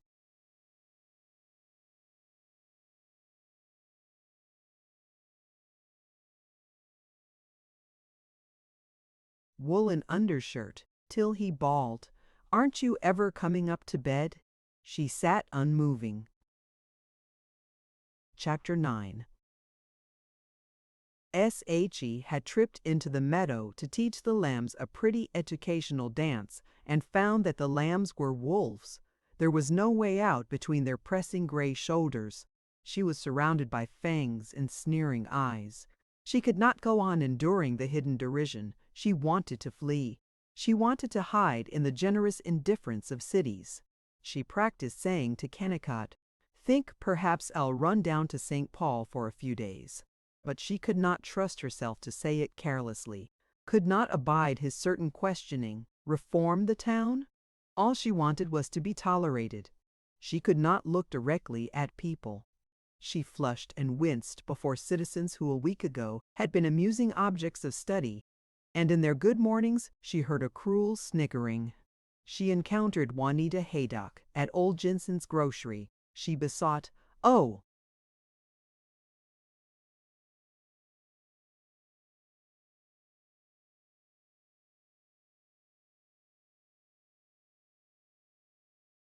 how do you do? Heavens, what beautiful celery that is!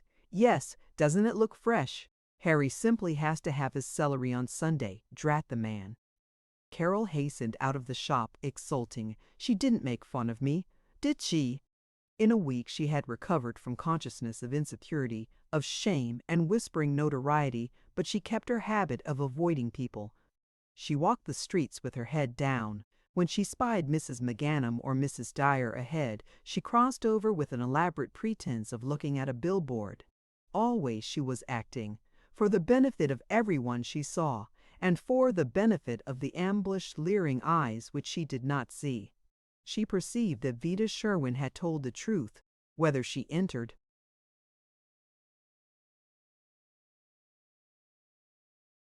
store, or swept the back porch, or stood at the bay window in the living room. The village peeped at her. Once she had swung along the street triumphant in making a home. Now she glanced at each house and felt, when she was safely home, that she had won past 1,000 enemies armed with ridicule. She told herself that her sensitiveness was preposterous, but daily she was thrown into panic. She saw curtains slide back into innocent smoothness. Old women who had been entering their houses slipped out again to stare at her in the wintry quiet. She could hear them tiptoeing on their porches. When she had for a blessed hour forgotten the searchlight, when she was scampering through a chill dusk, happy in yellow windows against gray night, her heart checked as she realized that a head covered with a shawl was thrust up over a snow-tipped bush to watch her. She admitted that she was taking herself too seriously, that villagers gape at everyone. She became placid and thought well of her philosophy. But next,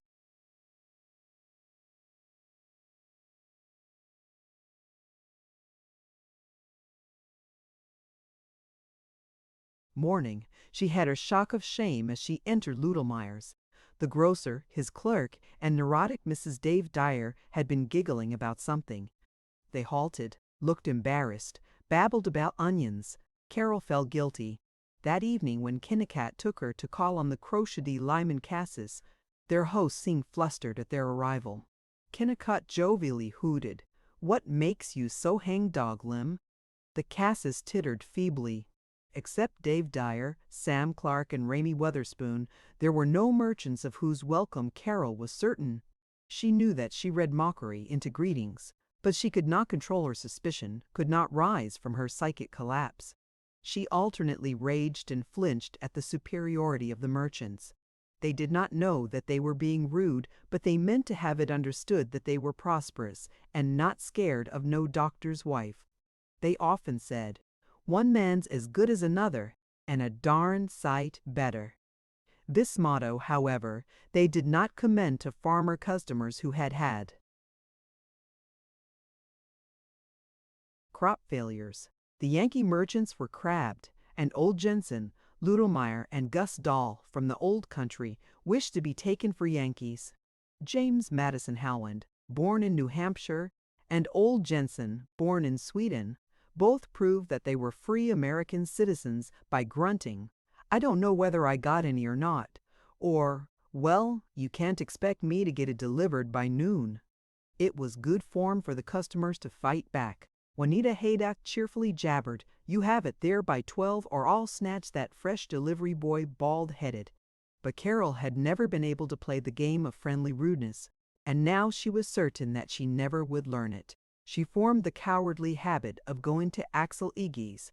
Axel was not respectable and rude. He was still a foreigner, and he expected to remain one. His manner was heavy and uninterrogative. His establishment was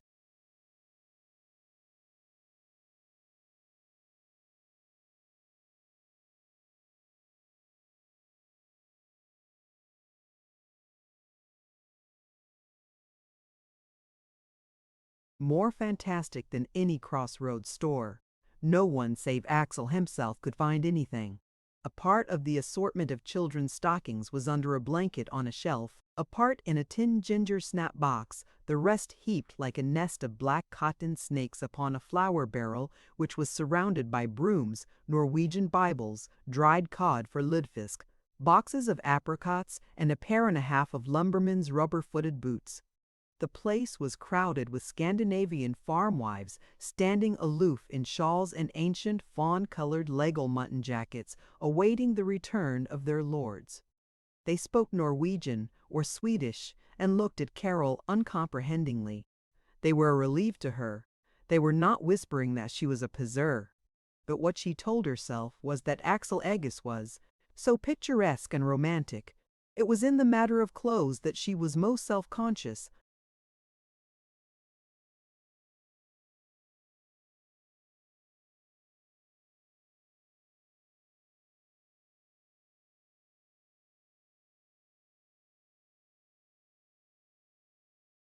When she dared to go shopping in her new check suit with the black embroidered sulfur collar, she had as good as invited all of Gopher Prairie, which interested itself in nothing so intimately as in new clothes, and the cost thereof, to investigate her.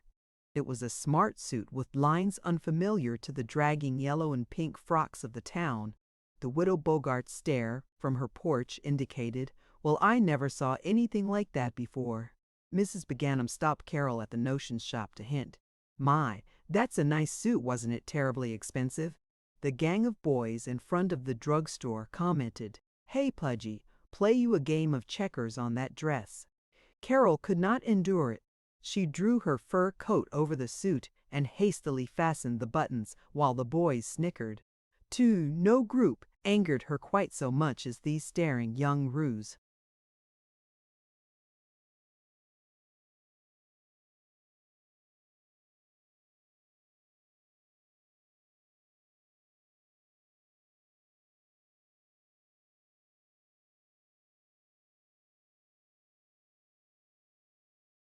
She had tried to convince herself that the village, with its fresh air, its lakes for fishing and swimming, was healthier than the artificial city, but she was sickened by glimpses of the gang of boys from 14 to 20 who loafed before Dyer's drugstore, smoking cigarettes, displaying fancy shoes and purple ties and coats of diamond-shaped buttons, whistling the hoochie coochie and catcalling, "Oh, you baby doll," at every passing girl. She saw them playing pool in the stinking room behind Del Snafflin's barber shop and shaking dice in the smokehouse, and gathered in a snickering knot to listen to the juicy stories of Bert Tybee, the bartender of the Minneamashi House.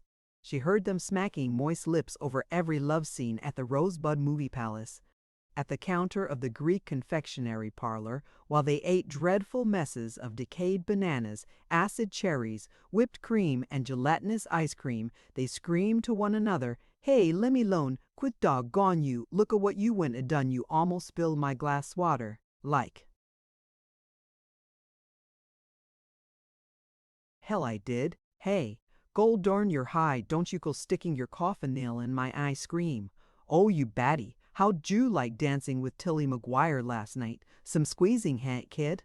By diligent consultation of American fiction, she discovered that this was the only virile and amusing manner in which boys could function. That boys who were not compounded of the gutter and the mining camp were mollycoddles and unhappy. She had taken this for granted. She had studied the boys pityingly but impersonally. It had not occurred to her that they might touch her.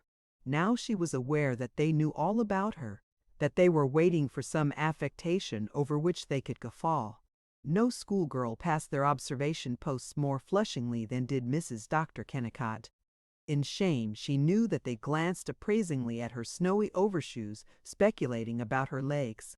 Theirs were not young eyes, there was no youth in all the town. She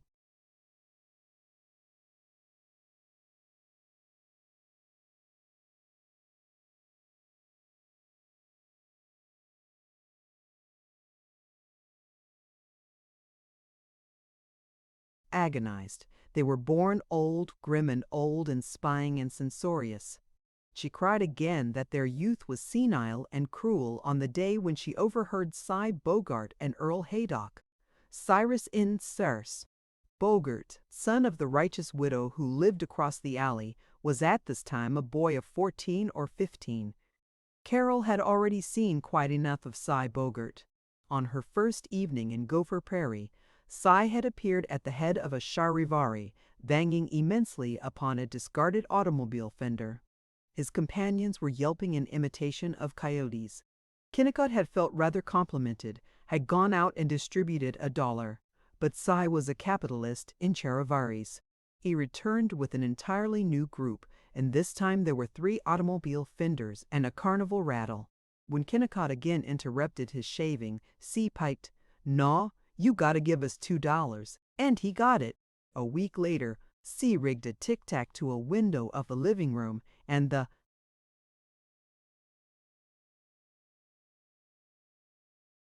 tattoo out of the darkness frightened Carol into screaming. Since then, in 4 months, she had beheld Cy hanging a cat, stealing melons, throwing tomatoes at the Kennicott house, and making ski tracks across the lawn, and had heard him explaining the mysteries of generation with great audibility and dismaying knowledge. He was, in fact, a museum specimen of what a small town, a well-disciplined public school, a tradition of hearty humor, and a pious mother could produce from the material of a courageous and ingenious mind. Carol was afraid of him. Far from protesting when he set his mongrel on a kitten, she worked hard at not seeing him. The Kennicott garage was a shed littered with paint cans, tools, a lawnmower, and ancient wisps of hay. Above it was a loft which Cy Bogart and Earl Haydock, young brother of Harry, used as a den, for smoking, hiding from whippings, and planning secret societies. They climbed to it by a ladder on the alley side of the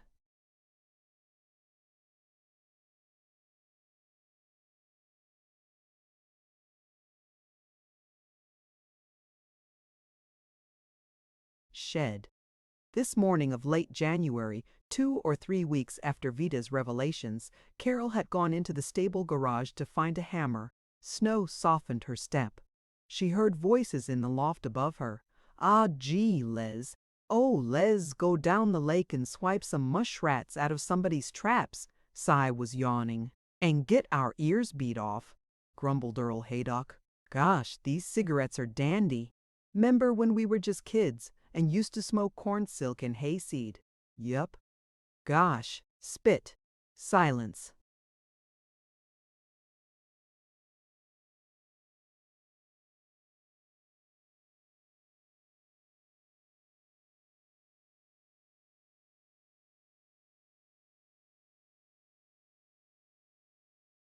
Say Earl Ma says if you chew tobacco you get consumption.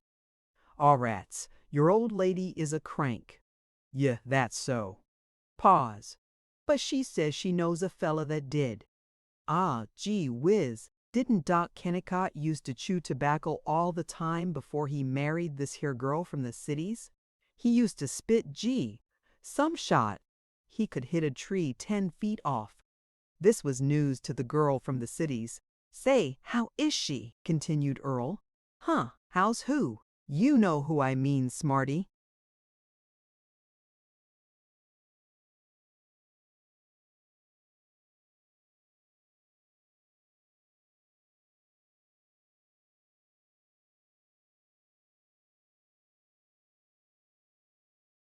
A tussle, a thumping of loose boards, silence, weary narration from Cy. "Mrs. Kennicott?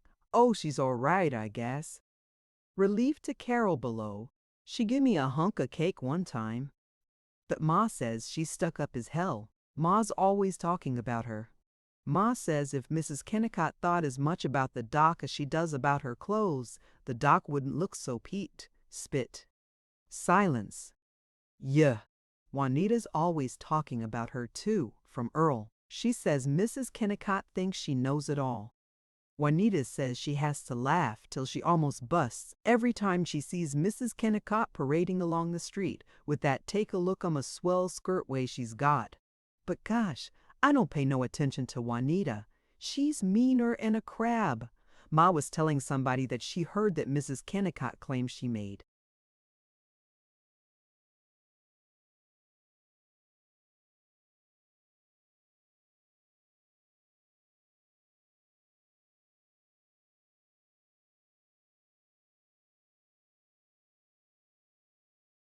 $40 a week when she was on some job in the cities, and Ma says she knows positively that she never made but 18 a week.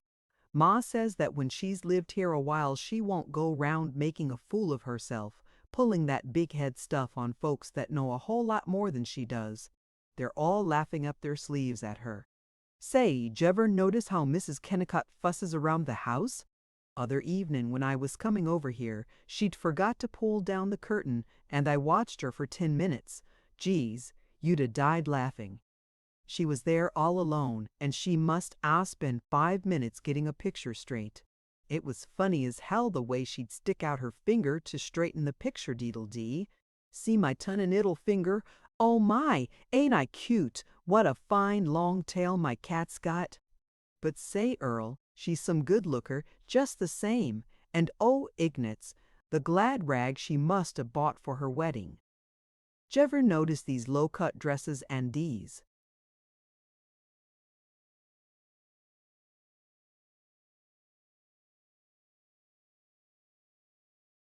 thin shimmy shirts she wears? I had a good squint at 'em when they were out on the line with the wash, and some ankles she's got, heh? Then Carol fled. In her innocence, she had not known that the whole town could discuss even her garments, her body.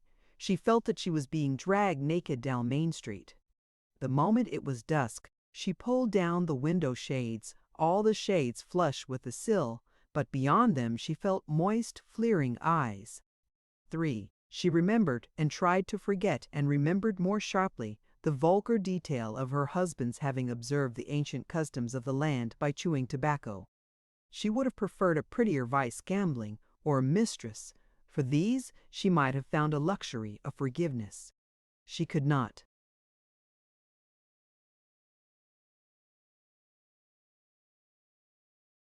Remember any fascinatingly wicked hero of fiction who chewed tobacco.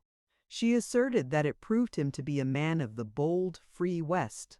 She tried to align him with the hairy-chested heroes of the motion pictures. She curled on the couch, a pallid softness in the twilight, and fought herself and lost the battle. Spitting did not identify him with rangers riding the buttes. It merely bound him to Gopher Prairie, to Nat Hicks, the tailor, and Bert Tybee, the bartender. But he gave it up for me. Oh, what does it matter? We're all filthy in some things. I think of myself as so superior, but I do eat and digest, I do wash my dirty paws and scratch. I'm not a cool, slim goddess on a column. There are any. He gave it up for me. He stands by me, believing that everyone loves me. He's the Rock of Ages. In a storm of meanness that's driving me mad, it will drive me mad. All evening she sang Scotch ballads to Kennicott, and when she noticed that he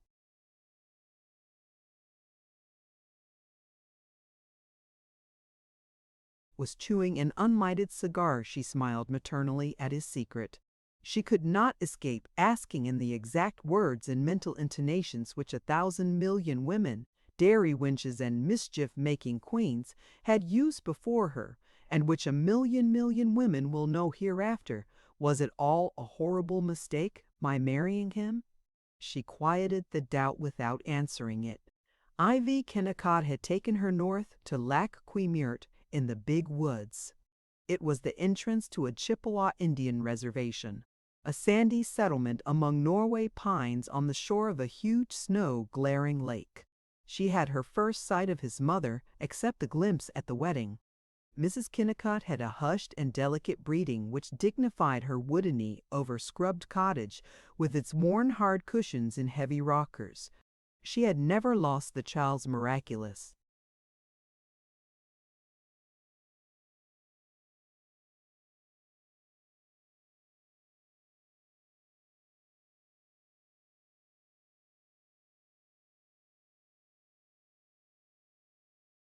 power of wonder.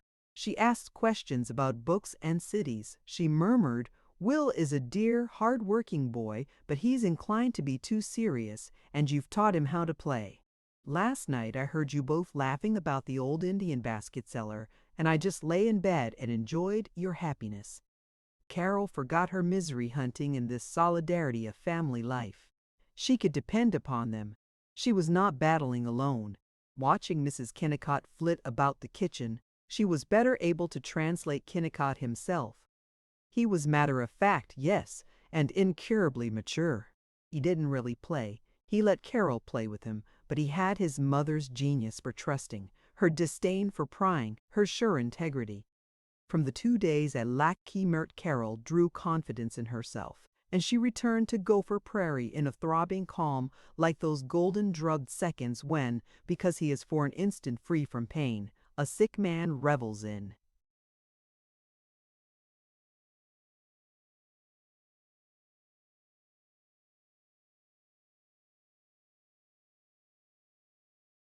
Living. A bright, hard winter day, the wind shrill, black and silver clouds booming across the sky, everything in panicky motion during the brief light. They struggled against the surf of wind through deep snow. Kennicott was cheerful. "He hailed Lorne Wheeler, behave yourself while I've been away." The editor bellowed, "Gosh, you stayed so long that all your patients have got well," and importantly took notes for the Dauntless about their journey. Jackson Elder cried, "Hey folks, how's tricks up north?" Mrs. McGanum waved to them from her porch. "They're glad to see us. We mean something here. These people are satisfied. Why can't I be? But can I sit back all my life and be satisfied with hey folks? They want shouts on Main Street, and I want violins in a paneled room. Why?" Vida Sherwin ran in after school a dozen times. She was tactful, torrentially anecdotal. She had scuttled about town and plucked compliments. Mrs. Dr. Westlake had pronounced Carol a very sweet, bright, cultured young woman, and Brad Bemis, the tinsmith at Clark's hardware store, had declared that she was easy to work for and awful easy to look at. But Carol could not yet take her in. She resented this outsider's knowledge of her shame. Vida was not too long tolerant. She hinted, "You're a great brooder, child. Buck up now. The town's quit criticizing you almost entirely. Come with me to the Thanatopsis Club. They have some of the best papers, and current events discussions so interesting. Still interesting." In Vida's demands, Carol felt a compulsion, but she was too listless to obey.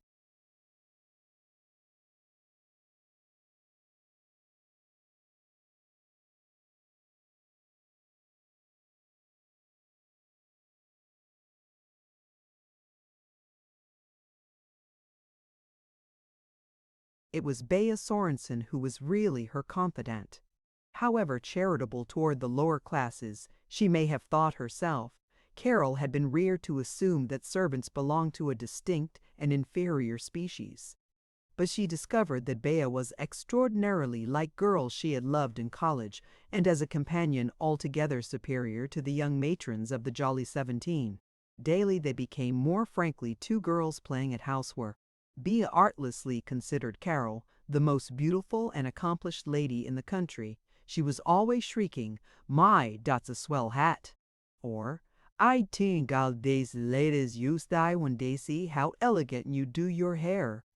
But it was not the humbleness of a servant, nor the hypocrisy of a slave. It was the admiration of freshmen for junior. They made out the day's menus together. Though they began with propriety, Carol sitting by the kitchen table and Bea at the sink or blacking the stove, the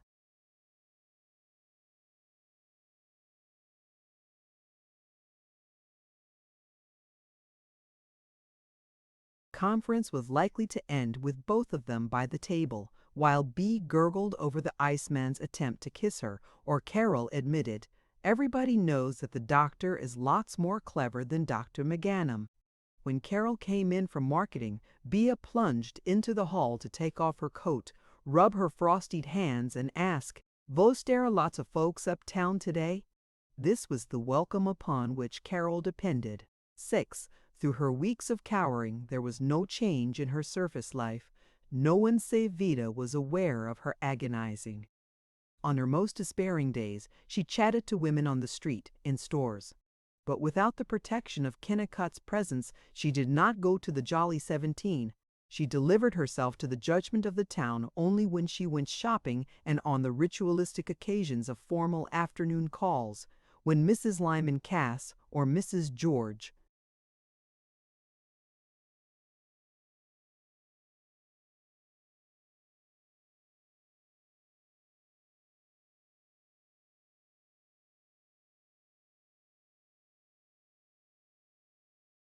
Edwin Mott, with clean gloves and minute handkerchiefs and sealskin card cases and countenances of frozen approbation, sat on the edges of chairs and inquired, "Do you find Gopher Prairie pleasing?" When they spent evenings of social profit and loss at the Haydocks or the Dyers, she hid behind Kennicott, playing the simple bride. Now she was unprotected. Kennicott had taken a patient to Rochester for an operation. He would be away for 2 or 3 days. She had not minded. She would loosen the matrimonial tension and be a fanciful girl for a time. But now that he was gone, the house was listeningly empty. Bea was out this afternoon, presumably drinking coffee and talking about fellows with her cousin Tina. It was the day for the monthly supper and evening bridge of the Jolly 17, but Carol dared not go. She sat alone.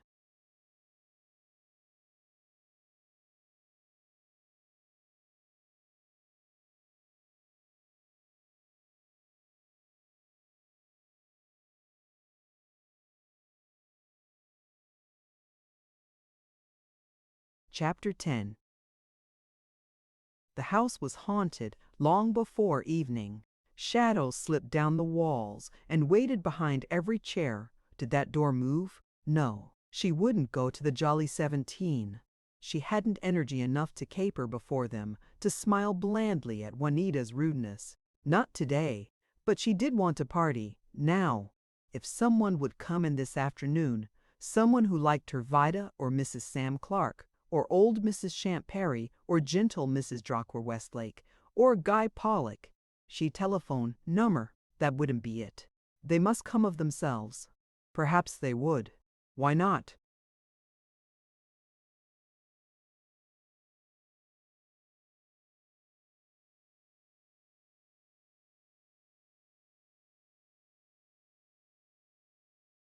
She'd have tea ready anyway, if they came splendid.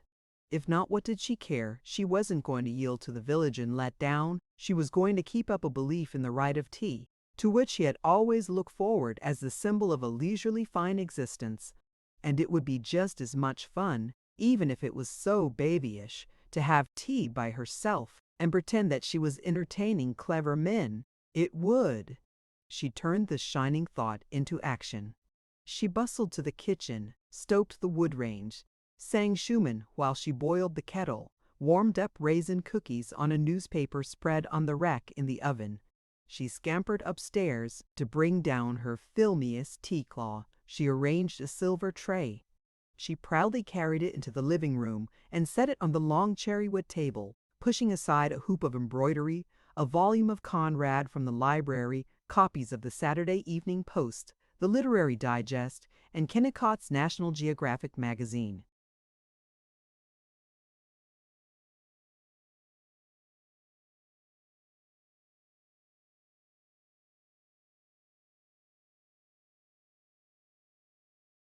She moved the tray back and forth and regarded the effect.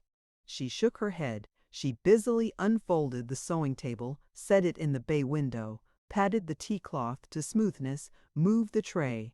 "Sometime I'll have a mahogany tea table," she said happily.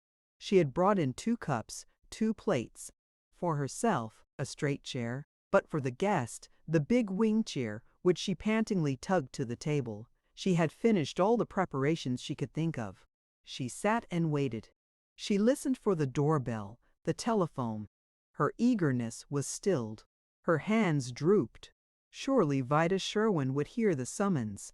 She glanced through the bay window. Snow was sifting over the ridge of the Howland house like sprays of water from a hose. The wide yards across the street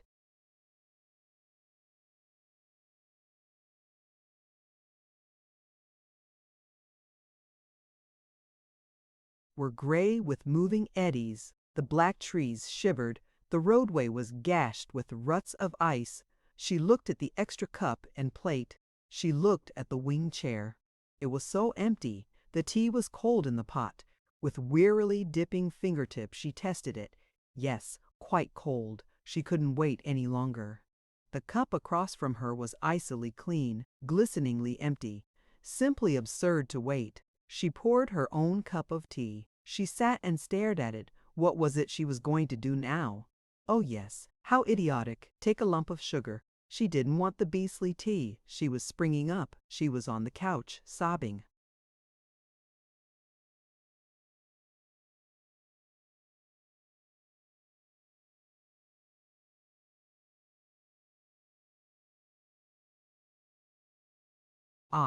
She was thinking more sharply than she had for weeks. She reverted to her resolution to change the town, awaken it, prod it, reform it. What if they were wolves instead of lambs?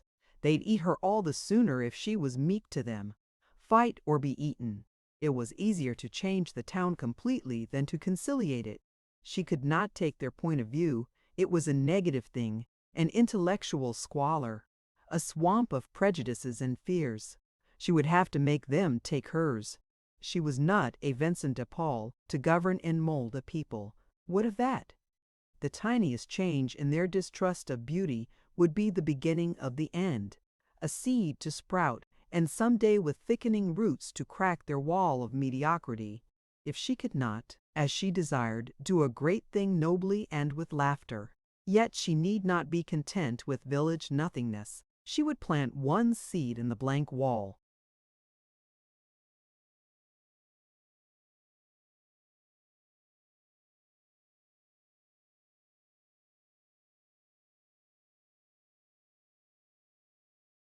Was she just? Was it merely a blank wall, this town which to 3,000 and more people was the center of the universe? Hadn't she, returning from Lac qui Meurt, felt the heartiness of their greetings?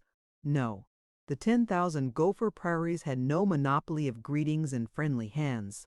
Sam Clark was no more loyal than girl librarians she knew in St. Paul, the people she had met in Chicago. And those others had so much that Gopher Prairie complacently lacked the world of gaiety and adventure, of music and the integrity of bronze, of remembered mists from tropic isles and Paris nights and the walls of Baghdad, of industrial justice and a God who spake not in doggerel hymns. One seed. Which seed it was did not matter. All knowledge and freedom were one. But she had delayed so long in finding that seed. Could she do something with this Thanatopsis Club? Or should she make her house so charming that it would be an influence? She'd make Kennicott like poetry. That was it, for a beginning. She conceived so clear a picture of their bending over large, fair pages.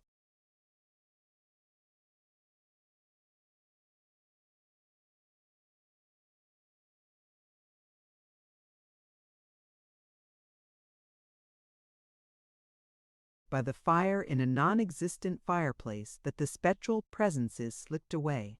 Doors no longer moved. Curtains were not creeping shadows but lovely dark masses in the dusk. And when Bea came home, Carol was singing at the piano, which she had not touched for many days. Their supper was the feast of two girls. Carol was in the dining room, in a frock of black satin edged with gold, and Bea, in blue gingham and an apron, dined in the kitchen. But the door was open between, and Carol was inquiring, "Did you see any ducks in Doll's window?" And Bea chanting, "No, ma'am." "Say avi, have a spell time this afternoon?" Tina, "She have coffee and knacka brought, and her fella was dairy." And Bea Yost laughed, and her fella say he was president, and he going to make me queen of Finland, and he stick a feather in May hair, and say a bane going to go to var o, Beirut, vo so foolish and ve laugh so. When Carol sat at the piano again, she did not think of her husband but of the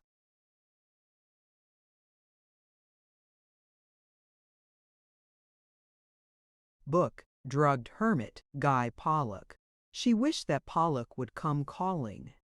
If a girl really kissed him, he'd creep out of his den and be human. If Will were as literate as Guy, or Guy were as executive as Will, I think I could endure even Gopher Prairie. It's so hard to mother Will. I could be maternal with Guy. Is that what I want? Something to mother, a man or a baby or a town? I will have a baby. Someday, but to have him isolated here, all his receptive years, and so to bed. Have I found my real level in Bea and kitchen gossip?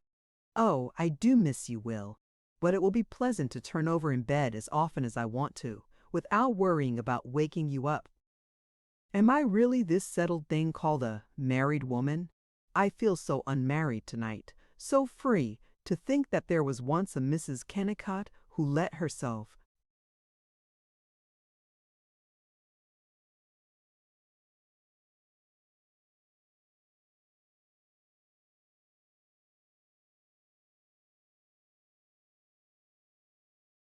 worry over a town called Gopher Prairie when there was a whole world outside it.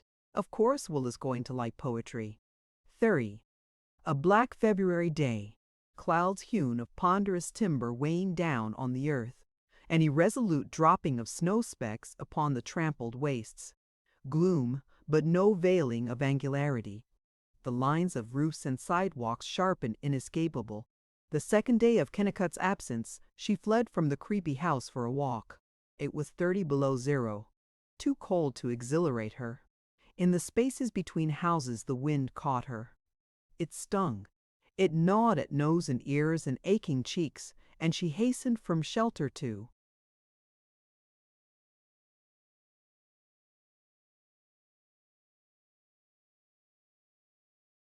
shelter, catching her breath in the lee of a barn, grateful for the protection of a billboard covered with ragged posters showing layer under layer of paste, smeared green and streaky red. The grove of oaks at the end of the street suggested Indians, hunting, snowshoes, and she struggled past the earth-bank cottages to the open country, to a farm and a low hill corrugated with hard snow. In her loose nutria coat, seal toque, virginal cheeks unmarked by lines of village jealousies, she was as out of place on this dreary hillside as a scarlet tanager on an ice floe. She looked down on Gopher Prairie, the snow stretching without break from streets to devouring prairie beyond, wiped out the town's pretense of being a shelter. The houses were black specks on a white sheet. Her heart shivered with that still loneliness as her body shivered with the wind. She ran back into the huddle of streets, all the while protesting that she wanted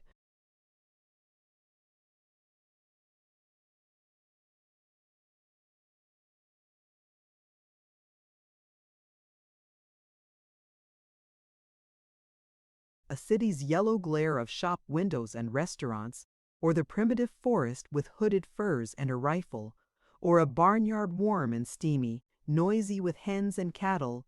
Certainly not these dun houses, these yards choked with winter ash piles, these roads of dirty snow and clotted frozen mud. The zest of winter was gone. 3 months more till May, the cold might drag on, with the snow ever filthier, the weakened body less resistant. She wondered why the good citizens insisted on adding the chill of prejudice, why they did not make the houses of their spirits more warm and frivolous like the wise chatterers of Stockholm and Moscow. She circled the outskirts of the town and viewed the slum of Swede Hollow. Wherever as many as 3 houses are gathered, there will be a slum of at least 1 house. In Gopher Prairie, the Sam Clarks boasted, you don't get any of this poverty that you find in cities, always plenty of work. No need of charity, man, got to be blamed shiftless if he don't get ahead.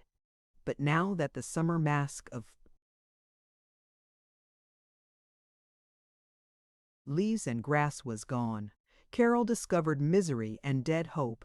In a shack of thin boards covered with tar paper, she saw the washerwoman, Mrs. Steinhoff, working in gray steam. Outside, her 6-year-old boy chopped wood. He had a torn jacket, muffler of a blue like skimmed milk. His hands were covered with red mittens, through which protruded his chapped, raw knuckles. He halted to blow on them, to cry disinterestedly. A family of recently arrived Finns were camped in an abandoned stable. A man of 80 was picking up lumps of coal along the railroad. She did not know what to do about it. She felt that these independent citizens who had been taught that they belonged to a democracy would resent her trying to play Lady Bountiful. She lost her loneliness in the activity of the village industries, the railroad yards with the freight train switching, the wheat elevator, oil tanks, a slaughterhouse.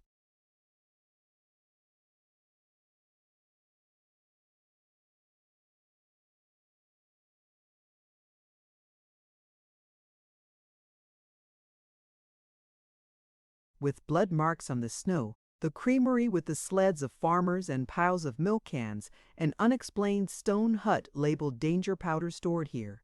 The jolly tombstone yard, where a utilitarian sculptor in a red calfskin overcoat whistled as he hammered the shiniest of granite headstones. Jackson Elder's small planing mill, with the smell of fresh pine shavings and the burr of circular saws. Most important, the Gopher Prairie Flour and Milling Company, Lyman Cass, president. Its windows were blanketed with flour dust, but it was the most stirring spot in town. Workmen were reeling barrels of flour into a boxcar. A farmer sitting on sacks of wheat in a bobsled argued with the wheat buyer. Machinery within the mill boomed and whined. Water gurgled in the ice-freed mill race. The clatter was a relief to Carol after months of smug houses. She wished that she could work in the mill, that she did not belong to the caste of professional man's wife.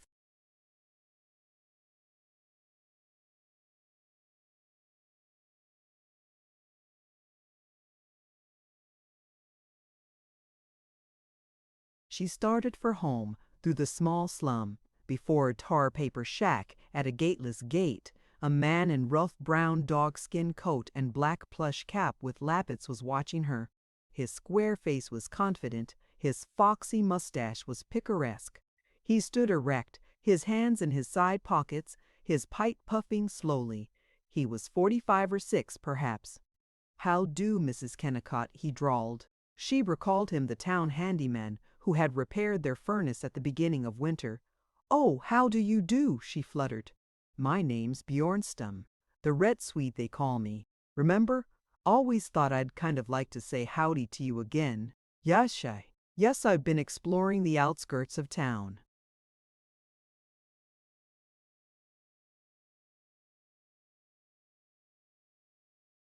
Yump. Fine mess.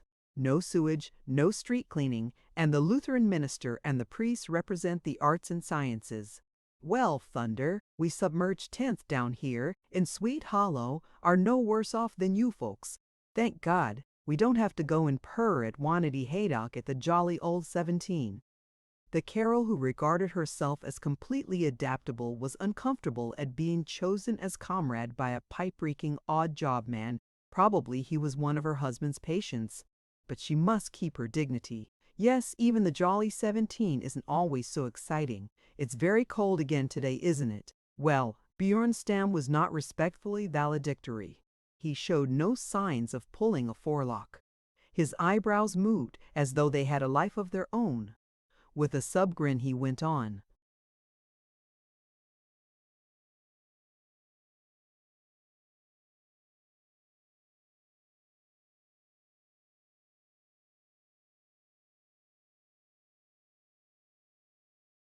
Maybe I hadn't ought to talk about Mrs. Haydock and her solemnly 17 in that fresh way.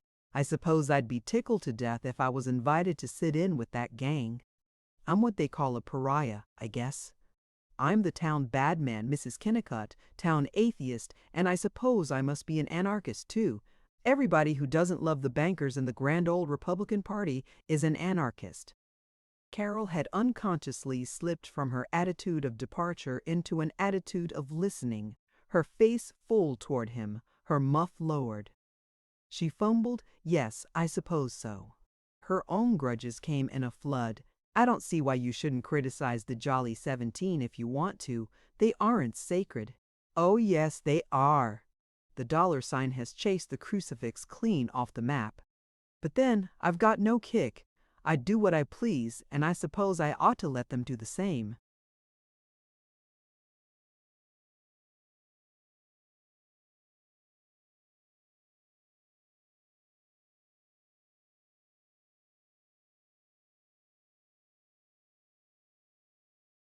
"What do you mean by saying you're a pariah?"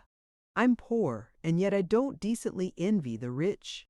I'm an old ba. I make enough money for a steak, and then I sit around by myself and shake hands with myself and have a smoke and read history, and I don't contribute to the wealth of Brother Elder or Daddy Cass. You, I fancy you read a good deal." "Yep, in a hit or a miss way. I'll tell you, I'm a lone wolf. I trade horses and saw wood and work in lumber camps. I'm a first-rate swamper. Always wished I could go to college, though I suppose I'd find it pretty slow, and they probably kick me out. You really are a curious person, Mr. Bjornstam, Miles Bjornstam. Half Yank and half Swede, usually known as Totopet damn lazy. Big mouth calamity howler that ain't satisfied with the way we run things. No, I ain't curious, whatever you mean by that. I'm just a bookworm. Probably too much reading for the amount of digestion I'd got. Probably half-baked. I'm going to get an half-baked first and beat you to it because it's dead sure to be handed to a radical that wears jeans. They grinned together. She demanded, "You say that the Jolly 17 is stupid. What makes you think so?" "Oh, trust us borers into the foundation to know about your leisure class. Fact, Mrs. Kennicott, I'll say that far as I can make out, the only people in this man's town that do have any brains, I don't mean ledger-keeping brains, or duck-hunting brains, or baby-spanking brains, but real imaginative brains, are you and me and Guy Pollock and the foreman at the flour mill. He's a socialist, the foreman. Don't tell Lim Cass that. Lim would fire a socialist quicker than he."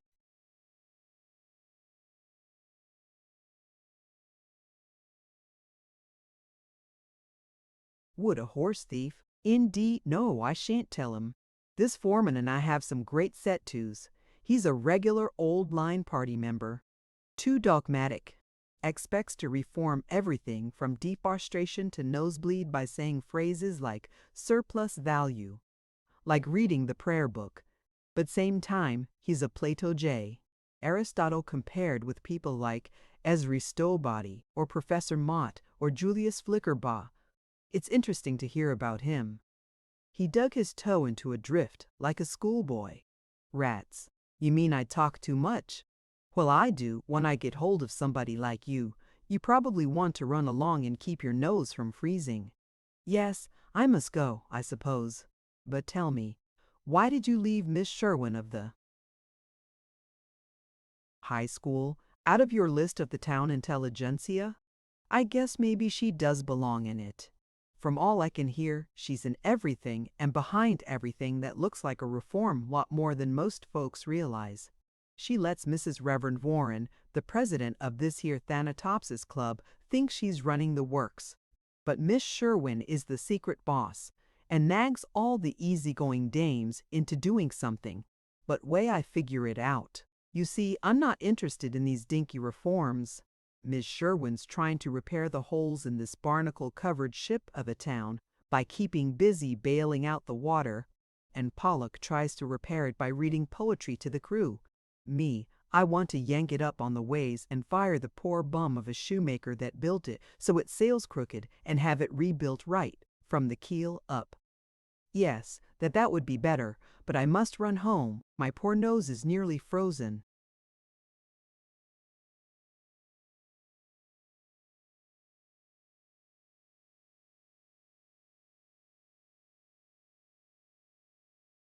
Say, you better come in and get warm and see what an old box shack is like.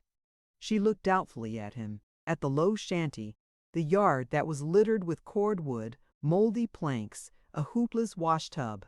She was disquieted, but Bjornstam did not give her the opportunity to be delicate. He flung out his hand in a welcoming gesture which assumed that she was her own counselor, that she was not a respectable married woman, but fully a human being. With a shaky, "Well, just a moment to warm my nose," she glanced down the street to make sure that she was not spied on, and bolted toward the shanty. She remained for 1 hour, and never had she known a more considerate host than the Red Swede. He had but one room, bare pine floor, small workbench, wall bunk with amazingly neat bed, frying pan and ash-stippled coffee pot on the shelf behind the pot-bellied cannonball stove, backwoods chairs one constructed from half a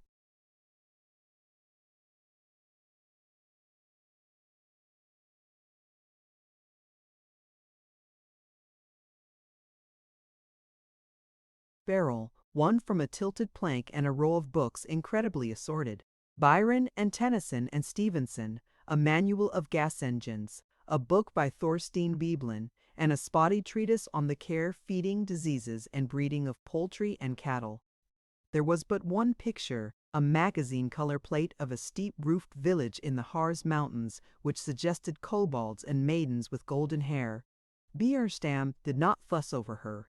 He suggested, might throw open your coat and put your feet up on the box in front of the stove. He tossed his dogskin coat into the bunk, lowered himself into the barrel chair, and droned on.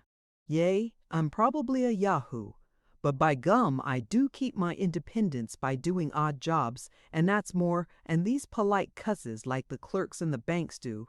When I'm rude to some slob, it may be partly because I don't know better, and God knows I'm not authority on trick forks and what pants you wear with a fork.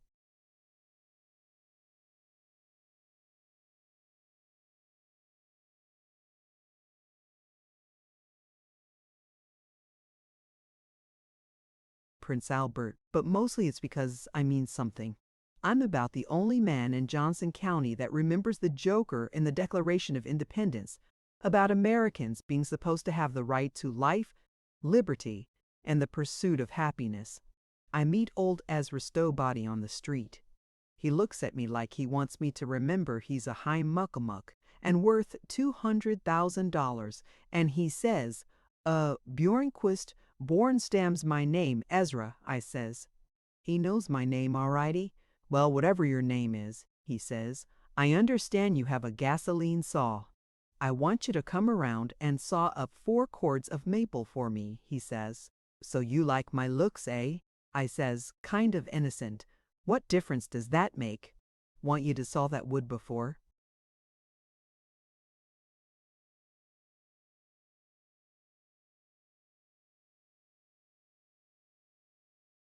Saturday, he says, real sharp. Common workmen going and getting fresh with $250,000, all walking around in a hand-me-down fur coat. Here's the difference it makes, I says, just to devil him. How do you know I like your looks? Maybe he didn't look sore. Nope, I says, thinking it all over, I don't like your application for a loan. Take it to another bank, only there ain't any, I says, and I walks off on him. Sure, probably I was surly and foolish, but I figured there had to be one man in town independent enough to sass the banker. He hitched out of his chair, made coffee, gave Carol a cup, and talked on, half defiant and half apologetic, half wistful for friendliness and half amused by her surprise at the discovery that there was a proletarian philosophy. At the door she hinted,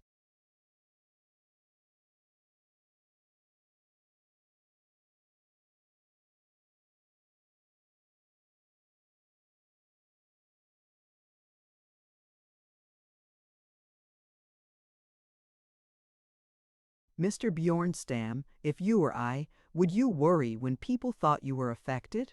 Huh! Kick 'em in the face! Say, if I were a seagull and all over silver, think I'd care what a pack of dirty seals thought about my flying.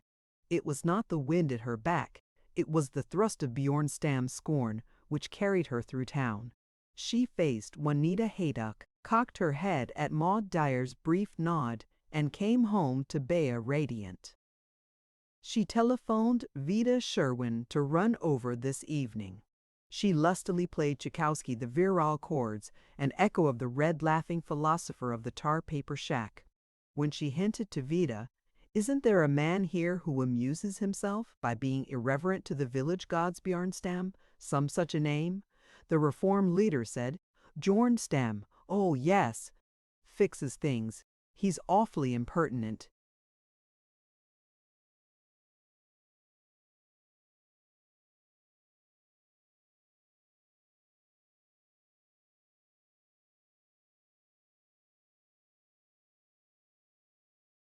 Ivy Kennicott had returned at midnight. At breakfast he said several times that he had missed her every moment. On her way to market, Sam Clark hailed her. The top o' the mornin' to yez. Goin' to stop and pass the time o' day, mit Samuel? Warmer, eh? What the dog's thermometer say it was? Say, you folks better come round and visit with us one of these evenings. Don't be so doggone proud, staying by yourselves. Champ Perry, the pioneer, wheat buyer at the elevator, stopped her in the post office, held her hand in his withered paws, peered at her with faded eyes, and chuckled. "You are so fresh and blooming, my dear. Mother was saying t'other day that a sight of you was better 'en a dose of medicine." In the Bon Ton store, she found Guy Pollock tentatively buying a modest gray scarf. "We haven't seen you for so long," she said. "Wouldn't you like to come in and play cribbage some evening?" As though he meant it, Pollock begged, "May I, really?" While she was purchasing 2 yards of Malines, the vocal Raimy Wutherspoon tiptoed up to her, his long sallow face bobbing, and he besought, "You've just got to come back to my department and see a pair of patent leather slippers I set aside for you." In a manner of more than sacerdotal reverence, he unlaced her boots, tucked her skirt about her ankles, slid on the slippers. She took them. "You're a good salesman," she said. "I'm not a salesman at all. I just like elegant things. All this is so inartistic." He indicated with a forlornly waving hand the shelves of shoe boxes, the seat of thin,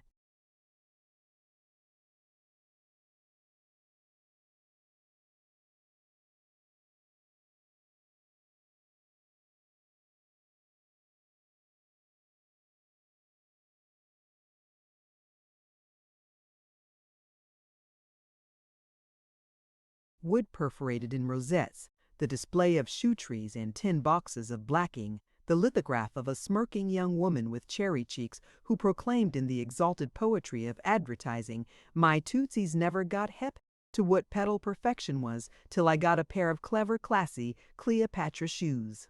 But sometimes, Raimy sighed, there is a pair of dainty little shoes like these, and I set them aside for someone who will appreciate.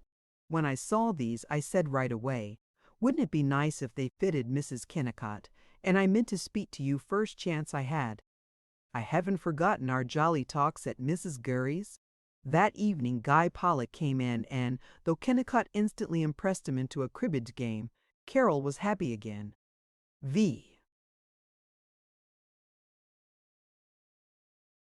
She did not, in recovering something of her buoyancy, forget her determination to begin the liberalizing of Gopher Prairie by the easy and agreeable propaganda of teaching Kennicott to enjoy reading poetry in the lamplight. The campaign was delayed. Twice he suggested that they call on neighbors. Once he was in the country. The fourth evening he yawned pleasantly, stretched, and inquired, "Well, what do we do tonight? Shall we go to the movies?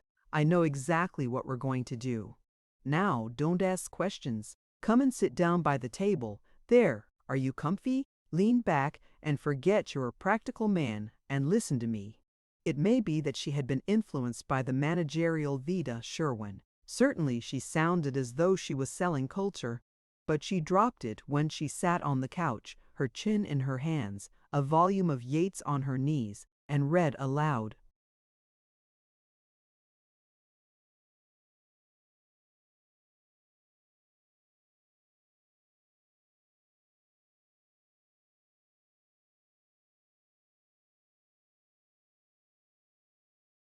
Instantly she was released from the homely comfort of a prairie town. She was in the world of lonely things, the flutter of twilight linnets, the aching call of gulls along a shore to which the netted foam crept out of darkness, the island of Angus and the elder gods and the eternal glories that never were, tall kings and women girdled with crusted gold, the woeful incessant chanting and the ha-chaff, cha, coughed Dr. Kennicott. She stopped. She remembered that he was the sort of person who chewed tobacco. She glared while he uneasily petitioned, "That's great stuff. Study it in college? I like poetry fine, James Whitcomb Riley and some of Longfellow this Hiawatha. Gosh, I wish I could appreciate that highbrow art stuff. But I guess I'm too old a dog to learn new tricks." With pity for his bewilderment and a certain desire to giggle, she consoled him. "Then let's try some Tennyson. You've read him."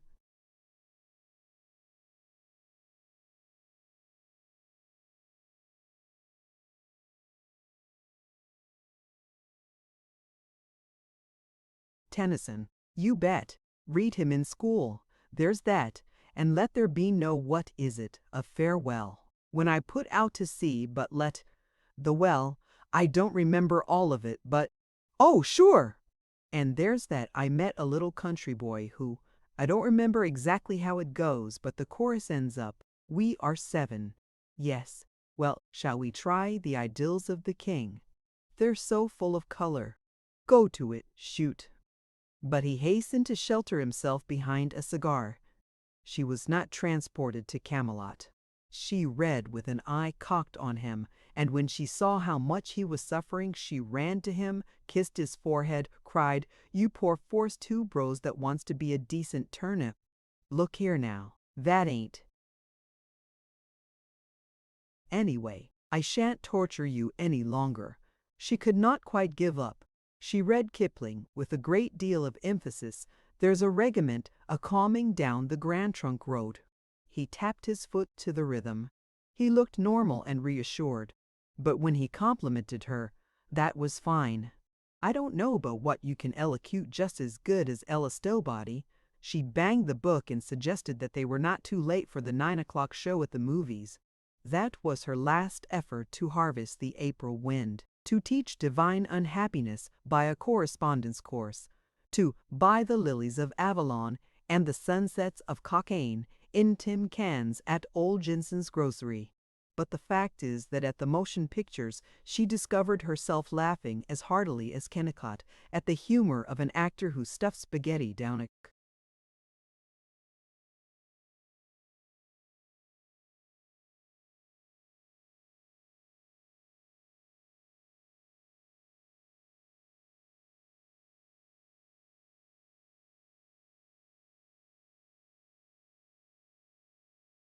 woman's evening frock. For a second she loathed her laughter, mourned for the day when on her hill by the Mississippi she had walked the battlements with queens. But the celebrated cinema jester's conceit of dropping toads into a soup plate flung her into unwilling tittering, and the afterglow faded. The dead queens fled through darkness. V.I. She went to the Jolly 17's afternoon bridge. She had learned the elements of the game from the Sam Clarks. She played quietly and reasonably badly. She had no opinions on anything more polemic than woolen union suits, a topic on which Mrs. Howland discoursed for 5 minutes. She smiled frequently and was the complete canary bird in her manner of thanking the hostess, Mrs. Dave Dyer. Her only anxious period was during the conference on husbands.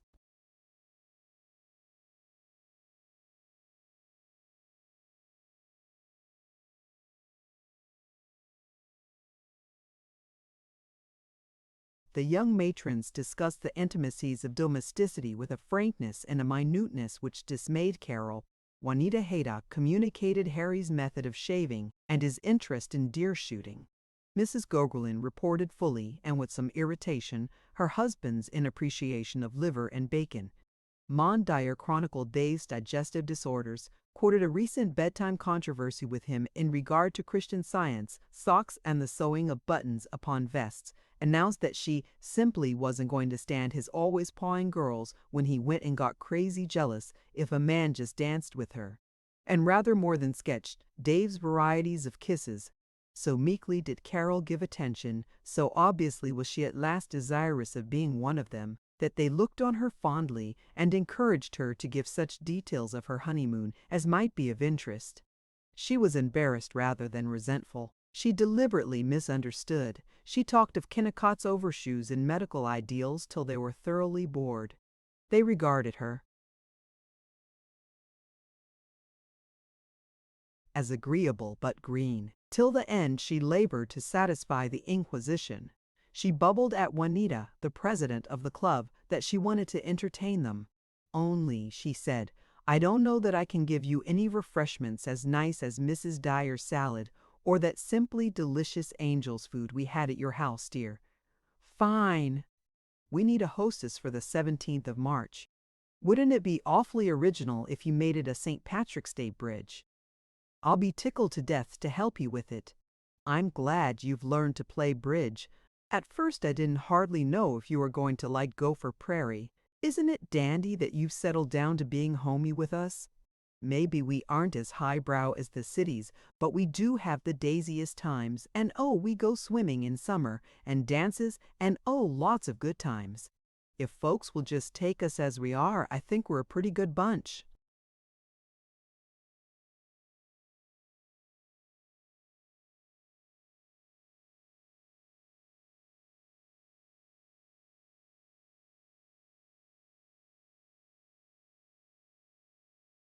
I'm sure of it. Thank you so much for the idea about having a St. Patrick's Day bridge. Oh, that's nothing. I always think the Jolly 17 are so good at original ideas. If you knew these other towns, Wakamin and Joralemon and all, you'd find out and realize that GP is the liveliest, smartest town in the state. Did you know that Percy Bresnahan, the famous auto manufacturer, came from here? And yes, I think that a St. Patrick's Day party would be awfully cunning and original, and yet not too queer or freaky or anything.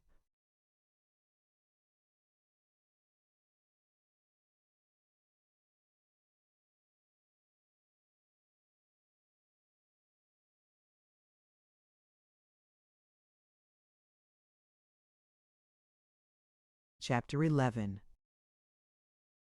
SHE had often been invited to the weekly meetings of the Thanatopsis, the women's study club, but she had put it off.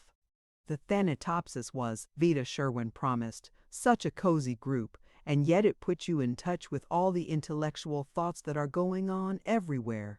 Early in March, Mrs. Westlake, wife of the veteran physician, marched into Carol's living room like an amiable old pussy and suggested, "My dear, you really must come to the Thanatopsis this afternoon.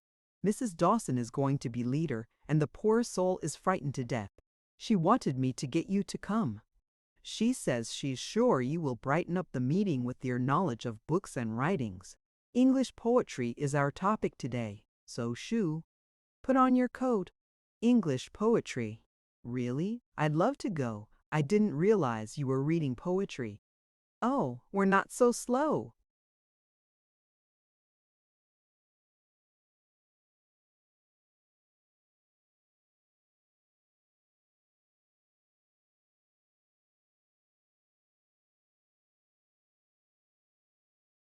Mrs. Luke Dawson, wife of the richest man in town, gaped at them piteously when they appeared. Her expensive frock of beaver-colored satin, with rose, plasters, and pendants of solemn brown beads, was intended for a woman twice her size.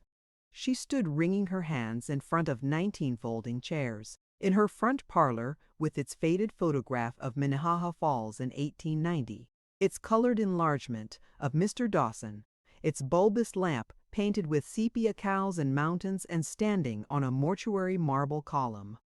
She creaked, "Oh, Mrs. Kennicott, I'm in such a fix. I'm supposed to lead the discussion, and I wondered would you come and help. What poet do you take up today?"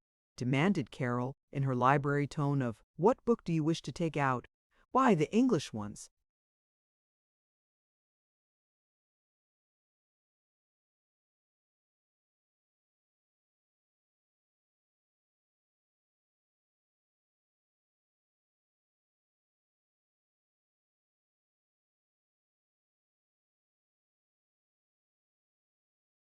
"Not all of them? Well, oh them, why yes, we're learning all of European literature this year. The club gets such a nice magazine, Culture Hints, and we follow its programs. Last year our subject was Men and Women of the Bible, and next year we'll probably take up furnishings and china.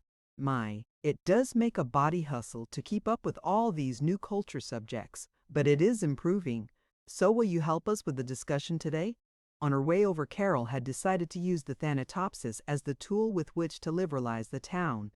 She had immediately conceived enormous enthusiasm. She had chanted, "These are the real people." When the housewives who bear the burdens are interested in poetry, it means something. I'll work with them, for them, anything. Her enthusiasm had become watery even before 13 women resolutely.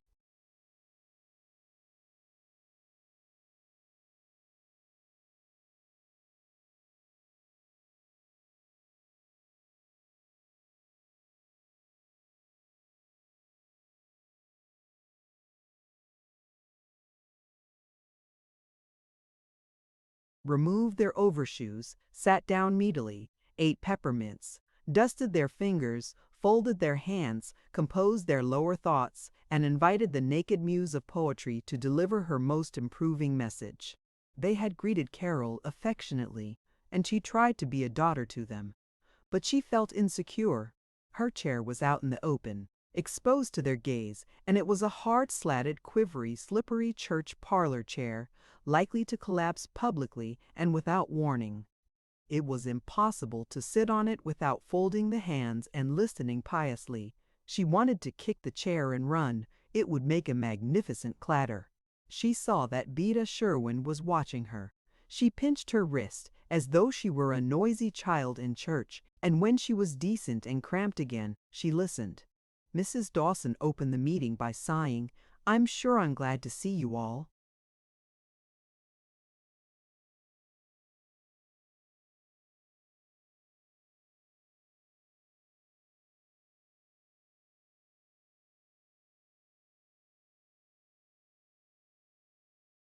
Here today, and I understand that the ladies have prepared a number of very interesting papers. This is such an interesting subject. The poets, they have been an inspiration for higher thought. In fact, wasn't it Reverend Benlick who said that some of the poets have been as much an inspiration as a good many of the ministers? And so we shall be glad to hear.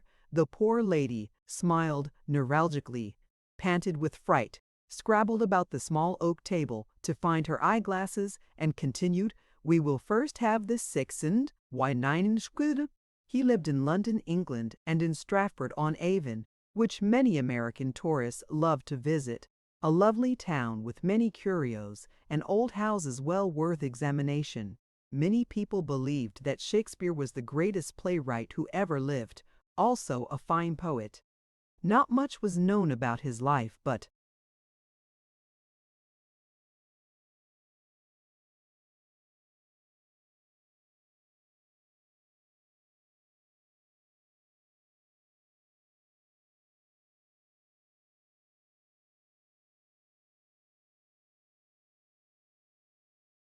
after all, that did not really make so much difference, because they loved to read his numerous plays, several of the best known of which she would now criticize. Perhaps the best known of his plays was The Merchant of Venice, having a beautiful love story and a fine appreciation of a woman's brains, which a woman's club, even those who did not care to commit themselves on the question of suffrage, ought to appreciate. Laughter. Mrs. Jensen was sure that she, for one, would love to be like Portia. The play was about a Jew named Shylock, and he didn't want his daughter to marry a Venice gentleman named Antonio. Mrs. Leonard Grunn, a slender, gray, nervous woman, president of the Thanatopsis and wife of the Congregational pastor, reported the birth and death dates of Byron, Scott, Moore, Burns, and wound up, Burns was quite a poor boy and he did not enjoy the advantages we enjoy today, except for the advantages of the fine old Scotch kirk where he heard.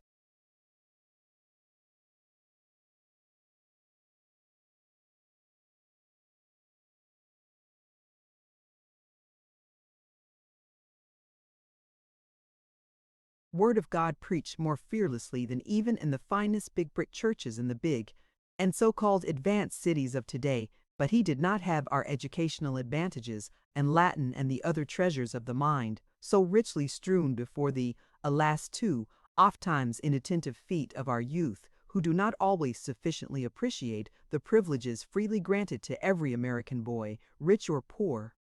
Burns had to work hard and was sometimes led by evil companionship into low habits.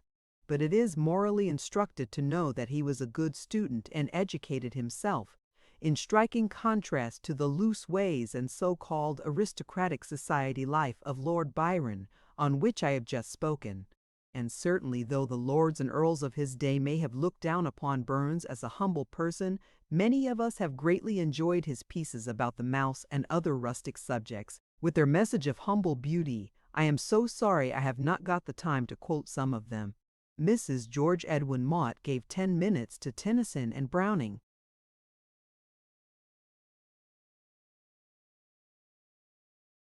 Mrs. Nat Hicks, a wry-faced, curiously sweet woman, so awed by her betters that Carol wanted to kiss her, completed the day's grim task by a paper on other poets. The other poets worthy of consideration were Coleridge, Wordsworth, Shelley, Gray, Mrs. Hemans, and Kipling. Miss Ella Stowbody obliged with the recital of the recessional and extracts from Lalla Rookh. By request, she gave An Old Sweetheart of Mine as encore.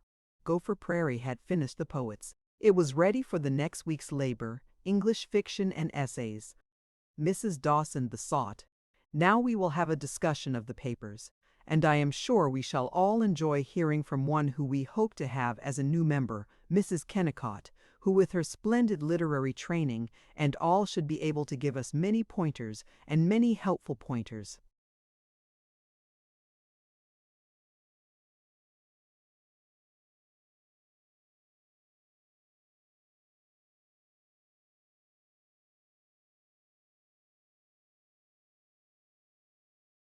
Carol had warned herself not to be so beastly supercilious. She had insisted that in the belated quest of these work-stained women was an aspiration which ought to stir her tears. But they're so self-satisfied. They think they're doing Burns a favor. They don't believe they have a belated quest. They're sure that they have culture salted and hung up. It was out of this stupor of doubt that Mrs. Dawson's summons roused her.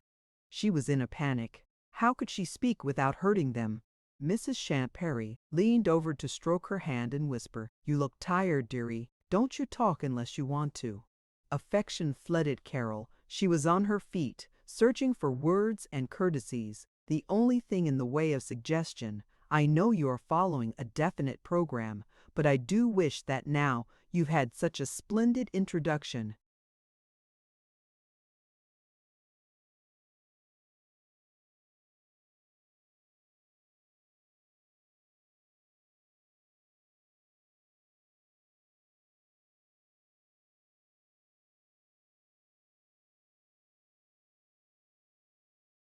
Instead of going on with some other subject next year, you could return and take up the poets more in detail, especially actual quotations, even though their lives are so interesting and, as Mrs. Warren said, so morally instructive. And perhaps there are several poets not mentioned today whom it might be worthwhile, considering Keats, for instance, and Matthew Arnold, and Rossetti, and Swinburne. Swinburne would be such a that is, such a contrast to life as we all enjoy it in our beautiful Middle West. She saw that Mrs. Leonard Warren was not with her. She captured her by innocently continuing, "Unless perhaps Swinburne tends to be, more outspoken than we really like. What do you think, Mrs. Warren?" The pastor's wife decided, "Why, you've caught my very thoughts, Mrs. Kennicott. Of course I have never read Swinburne, but years ago when he was—"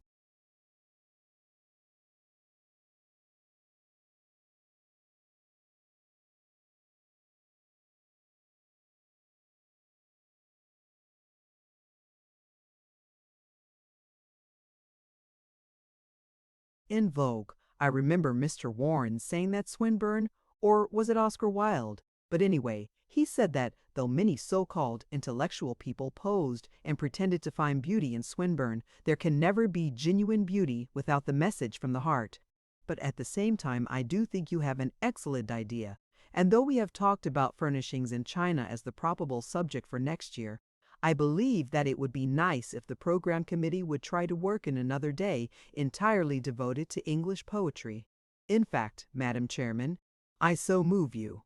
When Mrs. Dawson's coffee and Angel's food had helped them to recover from the depression caused by thoughts of Shakespeare's death, they all told Carol that it was a pleasure to have her with them.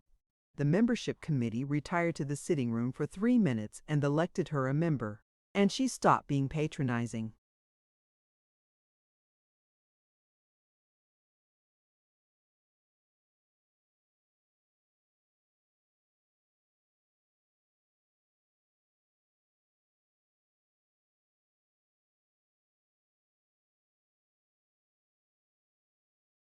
She wanted to be one of them. They were so loyal and kind. It was they who would carry out her aspiration. Her campaign against village sloth was actually begun. On what specific reform should she first loose her army? During the gossip after the meeting, Mrs. George Edwin Mott remarked that the city hall seemed inadequate for the splendid modern Gopher Prairie. Mrs. Nat Hicks timidly wished that the young people could have free dances there. The lodge dances were so exclusive. The city hall. That was it. Carol hurried home. She had not realized that Gopher Prairie was a city. From Kennicott, she discovered that it was legally organized with a mayor and city council and wards. She was delighted by the simplicity of voting oneself a metropolis. Why not? She was a proud and patriotic citizen all evening.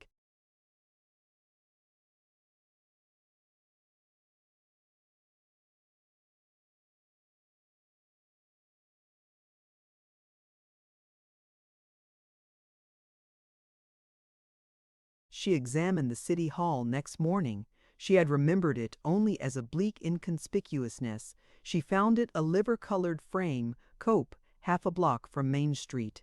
The front was an unrelieved wall of clapboards and dirty windows.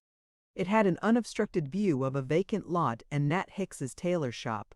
It was larger than the carpenter shop beside it, but not so well built. No one was about. She walked into the corridor. On one side was the municipal court, like a country school. On the other, the room of the volunteer fire company with a Ford hose cart and the ornamental helmets used in parades. At the end of the hall, a filthy two-cell jail, now empty but smelling of ammonia and ancient sweat. The whole second story was a large unfinished room littered with piles of folding chairs, a lime-crusted mortar mixing box, and the skeletons of 4th of July floats covered with decomposing plaster shields and faded red, white, and blue bunting. At the end was an abortive stage. The room was large enough for the community dances which Mrs. Nat Hicks advocated. But Carol,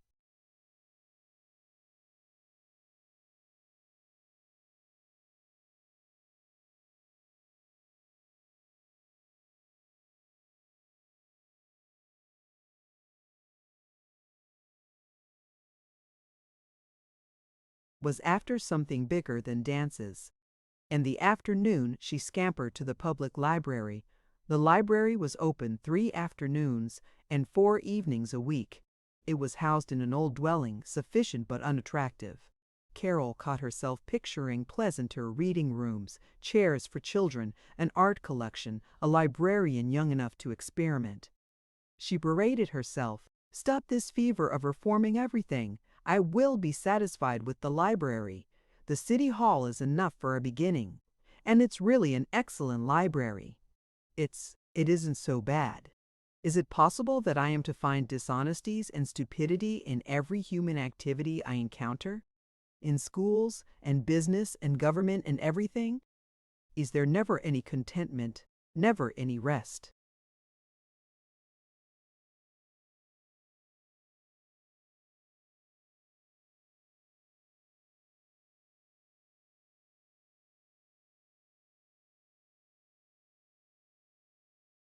She shook her head as though she were shaking off water and hastened into the library, a young, light, amiable presence, modest in unbuttoned fur coat, blue suit, fresh organdy collar, and tan boots roughened from scuffling snow. Miss Villett stared at her, and Carol purred. I was so sorry not to see you at the Thanatopsis yesterday. Vida said you might come.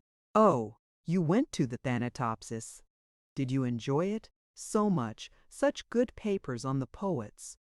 Carol lied resolutely. But I did think they should have had you give one of the papers on poetry. Well, of course I'm not one of the bunch that seem to have the time to take and run the club, and if they prefer to have papers on literature by other ladies who have no literary training after all, why should I complain? What am I but a city employee?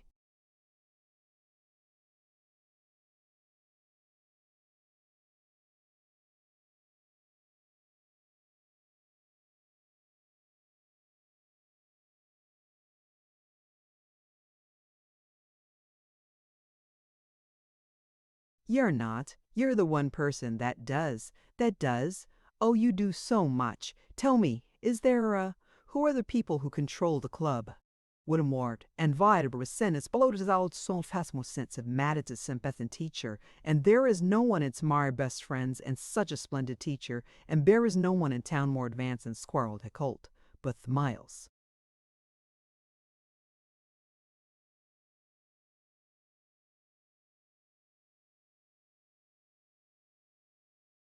Year we took up English and French travel and architecture. But, and of course Mrs. Mott and Mrs. Warren are very important in the club, as you might expect of the wives of the superintendent of schools and the congregational pastor, and indeed they are both very cultured, but no, you may regard me as entirely unimportant. I'm sure what I say doesn't matter a bit. You're much too modest, and I'm going to tell Vita so. And, I wonder if you can give me just a teeny bit of your time and show me where the magazine files are kept. She had one. She was profusely escorted to a room like a grandmother's attic, where she discovered periodicals devoted to house decoration and town planning, with a 6-year file of the National Geographic. Miss Villets blessedly left her alone. Humming, fluttering pages with delighted fingers, Carol sat cross-legged on the floor, the magazines in heaps about her.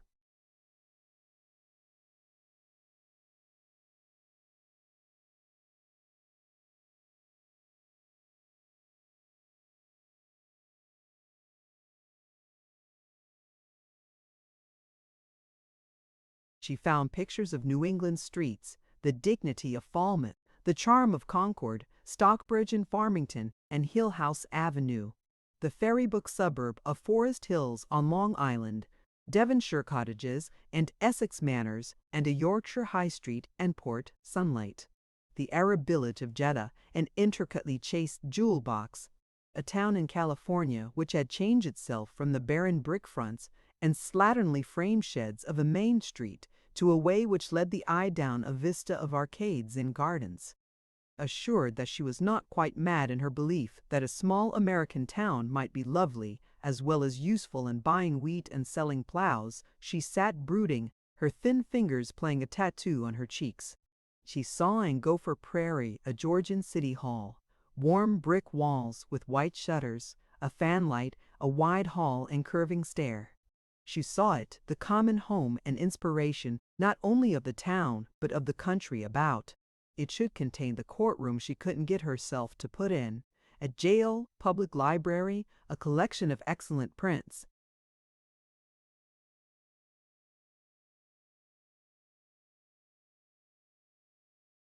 restroom and model kitchen for farm-wise, theater, lecture room, free community ballroom, farm bureau, gymnasium, forming about it and influenced by it, as medieval villages gathered about the castle, she saw a new Georgian town as graceful and beloved as Annapolis, or that bowery Alexandria to which Washington rode. All this the Thanatopsis Club was to accomplish with no difficulty whatever, since its several husbands were the controllers of business and politics. She was proud of herself for this practical view. She had taken only half an hour to change a wire-fence potato plot into a walled rose garden. She hurried out to apprise Mrs. Leonard Warren, as president of the Thanatopsis, of the miracle which had been worked there. At 2:45 Carol had left home. At 4:30 she had created the Georgian town. At 4:45 she was in the dignified poverty of the Congregational parsonage, her enthusiasm pattering upon Mrs. Leonard Warren like summer rain upon an old gray roof. At 5:02 a town of demure courtyards and welcoming dormer windows had been erected, and at 5:02 the entire town was as flat as Babylon. Erect in a black William and Mary chair against gray and speckly brown volumes of sermons and biblical commentaries and Palestine geographies upon long pine shelves, her neat black shoes firm on a rag rug, herself as correct and low-toned as her background, Mrs. Warren listened without comment till Carol was quite through, then answered delicately, "Yes, I think you draw a very nice picture of what might easily come to pass some day. I have no doubt that such villages will be found on the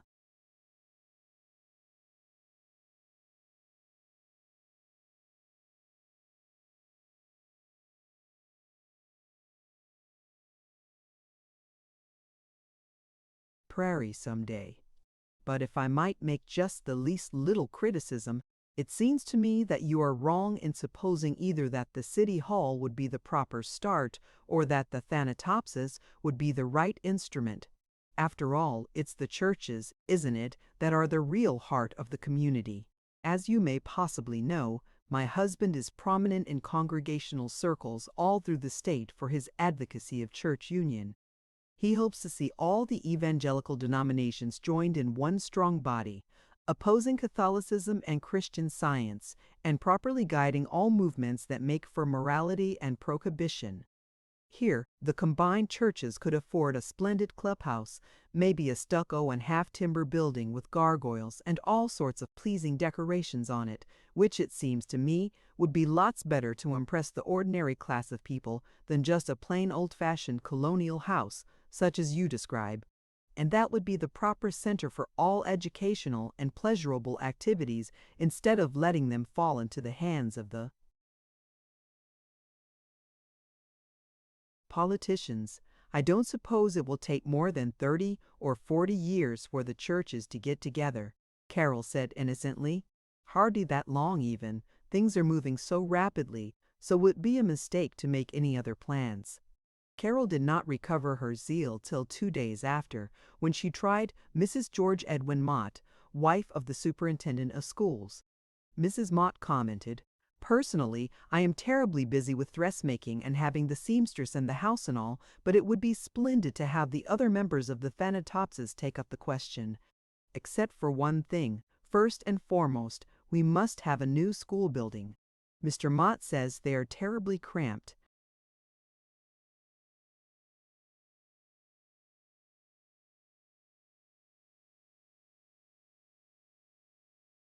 Carol went to view the old building. The grades and the high school were combined in a damp yellow brick structure with the narrow windows of an antiquated jail, a hulk which expressed hatred and compulsory training. She conceded Mrs. Mott's demands so violently that for 2 days she dropped her own campaign. Then she built the school and city hall together as the center of the reborn town. She ventured to the lead-colored dwelling of Mrs. Dave Dyer, behind the mask of winter's stripped vines and a wide porch only a foot above the ground. The cottage was so impersonal that Carol could never visualize it, nor could she remember anything that was inside it. But Mrs. Dyer was personal enough. With Carol, Mrs. Howland, Mrs. McGanum, and Vida Sherwin, she was a link between the Jolly 17 and the serious Thanatopsis, in contrast to Juanita Haydock, who unnecessarily boasted of being a lowbrow and publicly stated that she would see herself in jail before she'd write any darned old club papers. Mrs. M.C.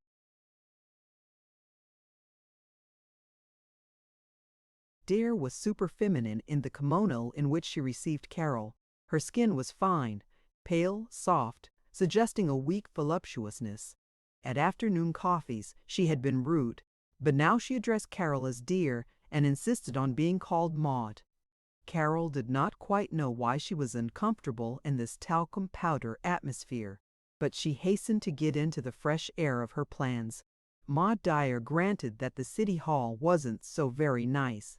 Yet, as Dave said, there was no use doing anything about it till they received an appropriation from the state and combined a new city hall with a National Guard armory.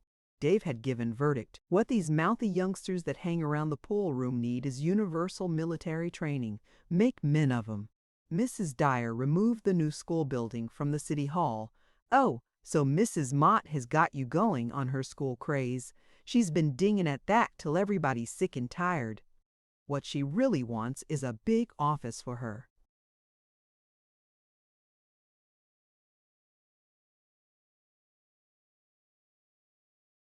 Dear bald-headed gouge, to sit around and look important in. Of course I admire Mrs. Mott, and I'm very fond of her. She's so brainy, even if she does try to butt in and run the Thanatopsis, but I must say we're sick of her nagging. The old building was good enough for us when we were kids. I hate these would-be women politicians, don't you? IV. The first week of March had given promise of spring and stirred Carol with 1,000 desires for lakes and fields and roads. The snow was gone except for filthy woolly patches under trees. The thermometer leaped in a day from wind-bitten chill to itchy warmth. As soon as Carol was convinced that even in this imprisoned north, spring could exist again, the snow came down as abruptly as a paper storm in a theater. The northwest gale flung it up in a half-blizzard, and with her hope of a glorified town went hope of a summer meadows.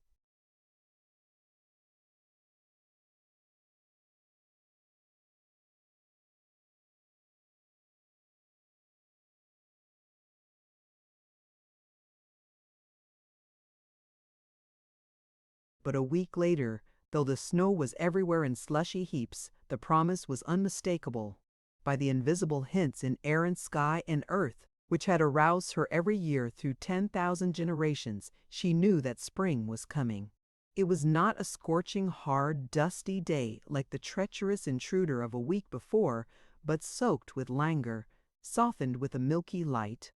Rivulets were hurrying in each alley. A calling robin appeared by magic on the crab apple tree in the Hollands yard. Everybody chuckled. Looks like winter is going, and this, I'll bring the frost out of the roads, have the autos out pretty soon.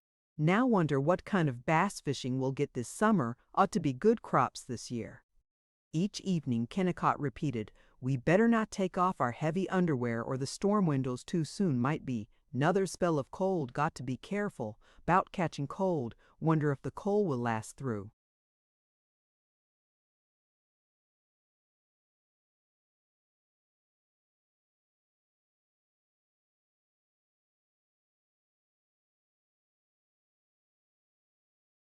The expanding forces of life within her choked the desire for reforming. She trotted through the house, planning the spring cleaning with Bea. When she attended her second meeting of the Thanatopsis, she said nothing about remaking the town. She listened respectably to statistics on Dickens, Thackeray, Jane Austen, George Eliot, Scott, Hardy, Lamb, De Quincey, and Mrs. Humphrey Ward, who, it seemed, constituted the writers of English fiction and essays. Not till she inspected the restroom did she again become a fanatic. She had often glanced at the store building, which had been turned into a refuge in which farmwives could wait while their husbands transacted business. She had heard Vita Sherwin and Mrs. Warren caress the virtue of the Thanatopsis in establishing the rest room and in sharing with the city council the expense of maintaining it. But she had never entered it till this March day. She went in impulsively, nodded at the matron, a plump, worthy widow named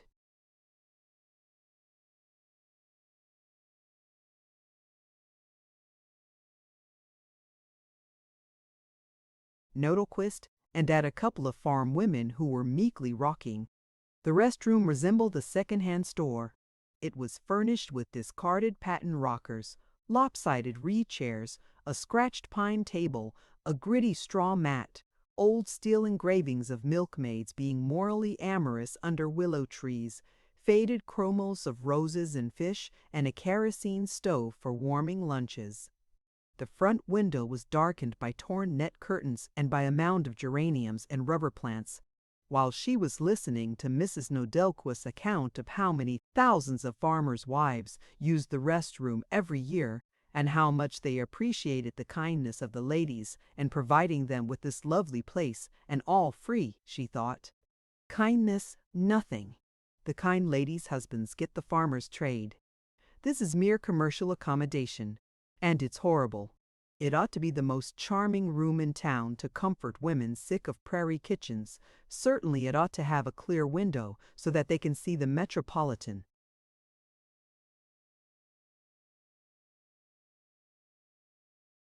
Life go by. Someday I'm going to make a better restroom, a club room. Why? I've already planned that as part of my Georgian town hall. So it chanced that she was plotting against the peace of the Thanatopsis at her third meeting, which covered Scandinavian, Russian, and Polish literature, with remarks by Mrs. Leonard Warren on the sinful paganism of the Russian so-called church. Even before the entrance of the coffee and hot rolls, Carol seized on Mrs. Champ Perry, the kind and ample-bosomed pioneer woman who gave historic dignity to the modern matrons of the Thanatopsis. She poured out her plans. Mrs. Perry nodded and stroked Carol's hand, but at the end she sighed. "I wish I could agree with you, dearie. I'm sure you're one of the Lord's anointed even if we don't see you at the Baptist church as often as we'd like to. But I'm afraid you're too tender-hearted. When Champ and I came here, we teamed it with an ox cart from Sauk Center to Gopher Prairie, and there was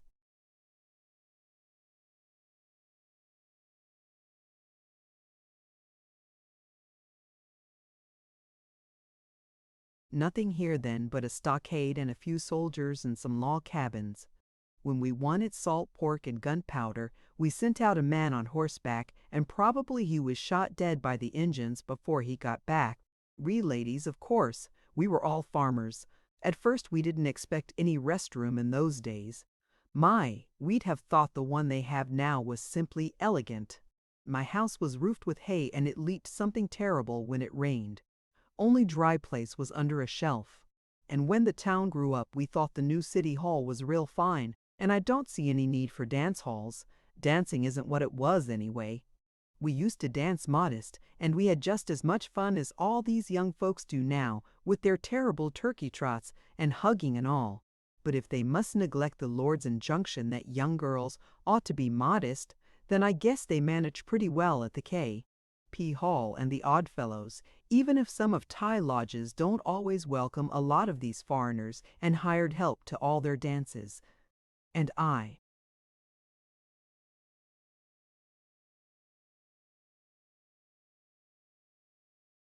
certainly don't see any need of a farm bureau or this domestic science demonstration you talk about. In my day, the boys learned to farm by honest sweating, and every gal could cook or her ma learned her how across her knee. Besides, ain't there a county agent at Wakamin? He comes here once a fortnight maybe. That's enough monkeying with this scientific farming. Shop says there's nothing to it anyway. And as for a lecture hall, haven't we got the churches? Good deal better to listen to a good old-fashioned sermon than a lot of geography and books and things that nobody needs to know more, and enough heathen learning right here in the Thanatopsis. And as for trying to make a whole town in this colonial architecture you talk about, I do love nice things. To this day I run ribbons into my petticoats, even if Champ Perry does laugh at me. The old villain. But just the same, I don't believe any of us old-timers would like to see the town that we worked so hard to build being tore down to make a place that wouldn't look like.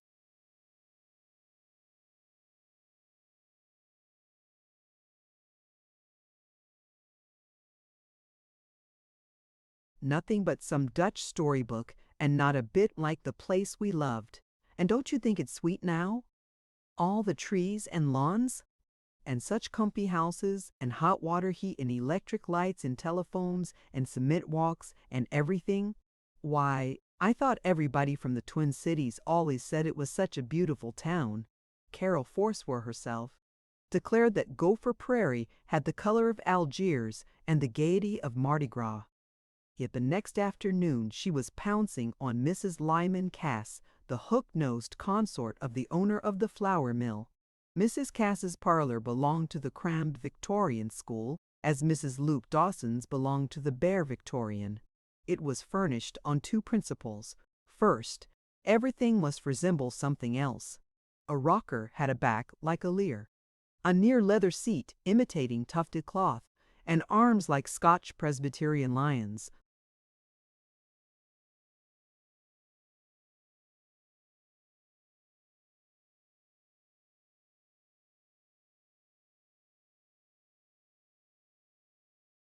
With knobs, scrolls, shields, and spear points on unexpected portions of the chair. The second principle of the crammed Victorian school was that every inch of the interior must be filled with useless objects. The walls of Mrs. Cass's parlor were plastered with hand-painted pictures, Buckeye pictures, of birch trees, newsboys, puppies, and church steeples on Christmas Eve. With a plaque depicting the Exposition Building in Minneapolis, burnt wood portraits of Indian chiefs of no tribe in particular. a pansy-decked poetic motto, a yard of roses, and the banners of the educational institutions attended by the Cass's two sons, Chicopee Falls Business College and McGillicuddy University. One small square table contained a card receiver of painted china with a rim of wrought and gilded lead, a family Bible, Grant's memoirs, the latest novel by Mrs. Jean Stratton Porter, a wooden model of a Swiss chalet which was also a bank for dimes, a polished abalone shell holding one black-headed pen and one empty spool, a velvet pen cushion in a gilded metal. Slipper with souvenir of Troy and Ye, stamped on the toe, and an unexplained red glass dish which had warts. Mrs. Cass's first remark was, "I must show you all my pretty things and art objects."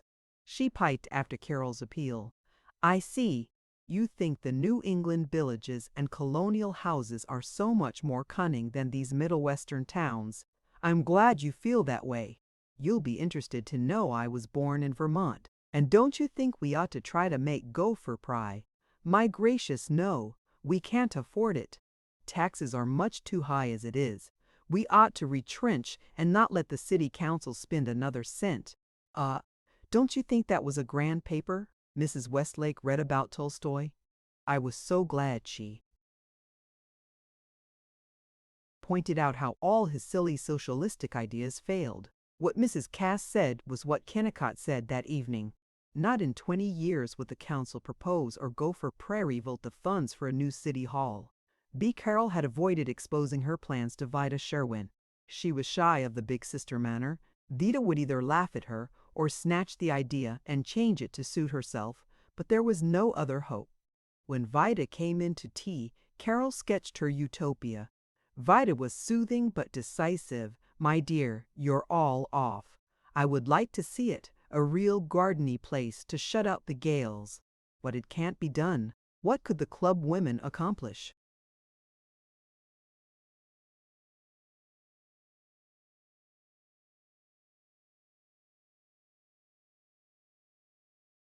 Their husbands are the most important men in town. They are the town. But the town as a separate unit is not the husband of the Thanatopsis. If you knew the trouble we had in getting the city council to spend the money and cover the pumping station with vines. Whatever you may think of Gopher Prairie women, they're twice as progressive as the men. But can't the men see the ugliness? They don't think it's ugly. And how can you prove it? Matter of taste. Why should they like what a Boston architect likes? What they like is to sell prunes. Well, why not? Anyway, the point is that you have to work from the inside with what we have rather than from the outside with foreign ideas. The shell ought not to be forced on the spirit. It can't be. The bright shell has to grow out of the spirit and express it. That means waiting. If we keep after the city council for another 10 years, they may vote the bonds for a new school.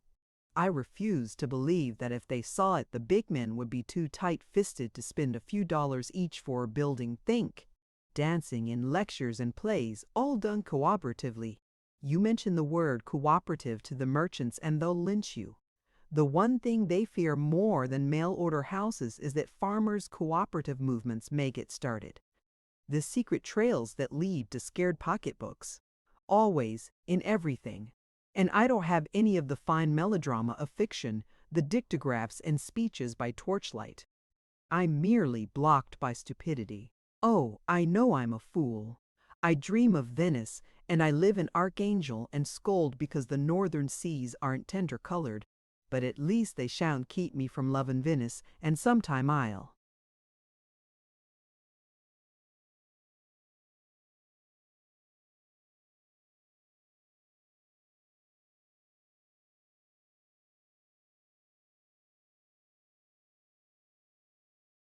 Run away. All right, no more. She flung out her hands in a gesture of renunciation. V.I. Early May.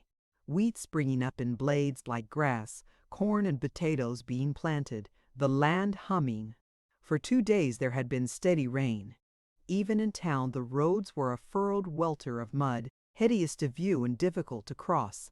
Main Street was a black swamp from curb to curb. On residence streets, the grass parking beside the walks oozed gray water. It was prickly hot, yet the town was barren under the bleak sky. Softened neither by snow nor by waving boughs, the houses squatted and scowled, revealed in their unkempt harshness. As she dragged homeward, Carol looked with distaste at her clay-loaded rubbers, the smeared hem of her skirt. She passed Lyman Cass's pinnacle dark red.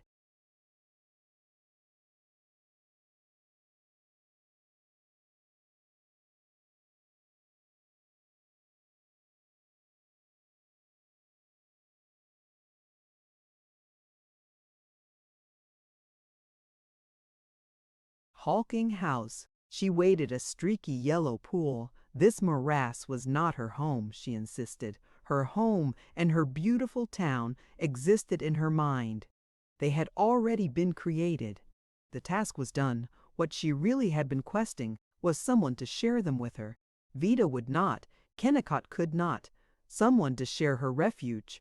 Suddenly, she was thinking of Guy Pollock. She dismissed him. He was too cautious. She needed a spirit as young and unreasonable as her own, and she would never find it. Youth would never come singing. She was beaten. Yet that same evening she had an idea which solved the rebuilding of Gopher Prairie. Within 10 minutes she was jerking the old-fashioned bell pull of Luke.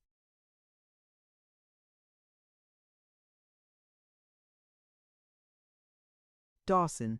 Mrs. Dawson opened the door and peered doubtfully about the edge of it. Carol kissed her cheek and frisked into the lugubrious sitting room.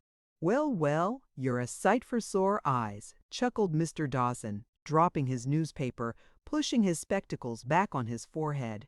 "You seem so excited," sighed Mrs. Dawson. "I am. Mr. Dawson, aren't you a millionaire?" He cocked his head and purred. "Well, I guess if I cashed in on all my securities and farm holdings and my interests in iron on the Mesaba and in northern timber and cut over lands, I could push $2 million pretty close, and I've made every cent of it by hard work and having the sense to not go out and spend every I think I want most of it from you."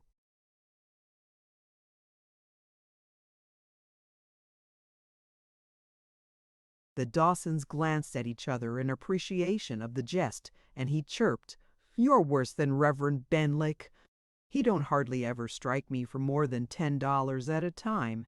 I'm not joking, I mean it. Your children in the cities are grown up and well-to-do.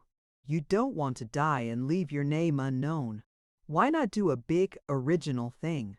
Why not rebuild the whole town? Get a great architect and have him plan a town that would be suitable to the prairie. Perhaps he'd create some entirely new form of architecture. Then tear down all these shambling buildings." Mr. Dawson had decided that she really did mean it. He wailed, "Why, that would cost at least $3 or $4 million. But you alone, just one man, have 2 of those millions."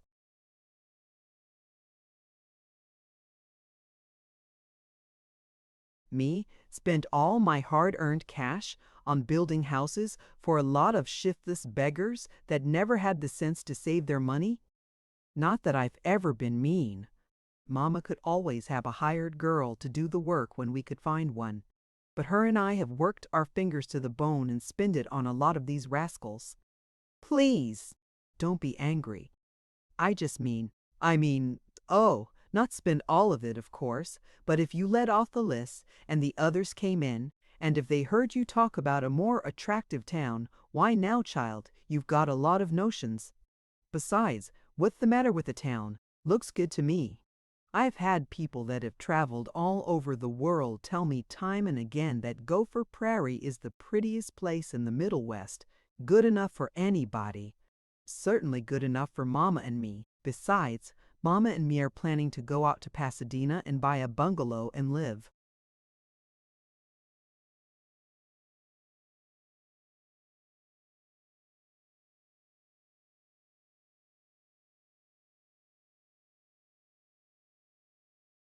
There, 7. She had met Miles Bjornstam on the street.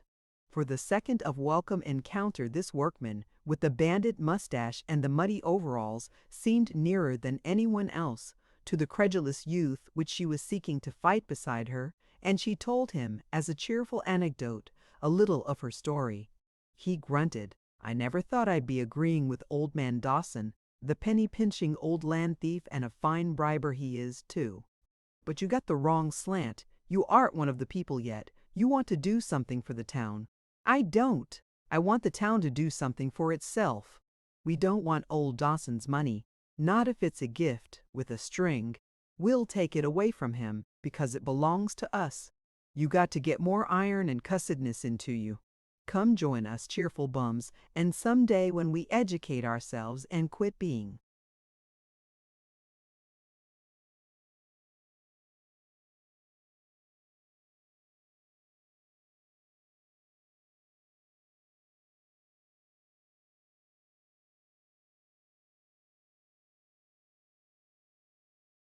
bums, will take things and run 'em straight. He had changed from her friend to a cynical man in overalls. She could not relish the autocracy of cheerful bums. She forgot him as she tramped the outskirts of town. She had replaced the City Hall project by an entirely new and highly exhilarating thought of how little was done for these unpicturesque poor. V3, the spring of the plains, is not a reluctant virgin, but brazen and soon away. The mud roads of a few days ago are powdery dust, and the puddles beside them have hardened into lozenges of black, sleek, earth-like cracked patent leather. Carol was panting as she crept to the meeting of the Thanatopsis program.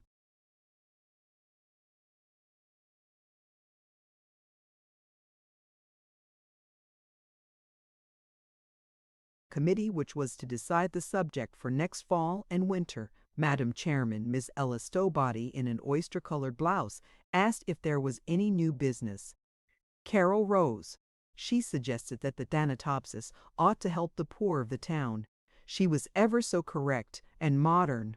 She did not, she said, want charity for them, but a chance of self-help, an employment bureau, direction in washing babies and making pleasing stews, possibly a municipal fund for home building. What do you think of my plans, Mrs. Warren? She concluded. Speaking judiciously, as one related to the church by marriage, Mrs. Warren gave verdict. I'm sure we're all heartily in accord with Mrs. Kennicott in feeling that wherever genuine poverty is encountered, it is not only noble oblige, but a joy to fulfill our duty to the less fortunate ones. But I must say, it seems to me we should lose the whole point of the thing by not regarding it as charity. Why, that's the chief adornment of the true Christian and the church. The Bible has laid it down for our guidance. Faith, hope, and charity, it says, and the poor ye have with you always, which indicates that there never can be anything to these so-called scientific schemes for abolishing charity. Never.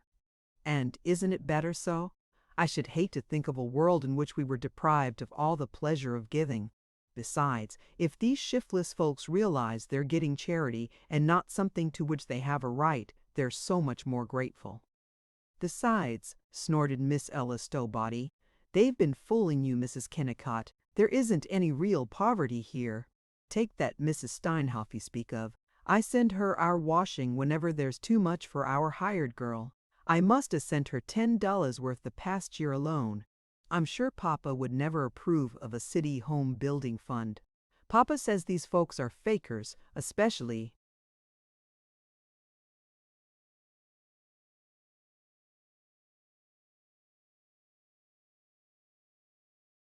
all these tenant farmers that pretend they have so much trouble getting seed and machinery. Papa says they simply won't pay their debts. He says he's sure he hates to foreclose mortgages, but it's the only way to make them respect the law. And then think of all the clothes we give these people, said Mrs. Jackson Elder. Carol intruded again. Oh yes, the clothes. I was going to speak of that. Don't you think that when we give clothes to the poor, if we do give them old ones, we ought to mend them first and make them as presentable as we can? Next Christmas, when the Thanatopsis makes its distribution, wouldn't it be jolly if we got together and sewed on the clothes and trimmed hats and made them heavens and earth? They have more time than we have. They ought to be mighty good and grateful to get anything, no matter what shape it's in. I know I'm not going to sit and sew for that lazy Mrs. Botany with all I've got to do.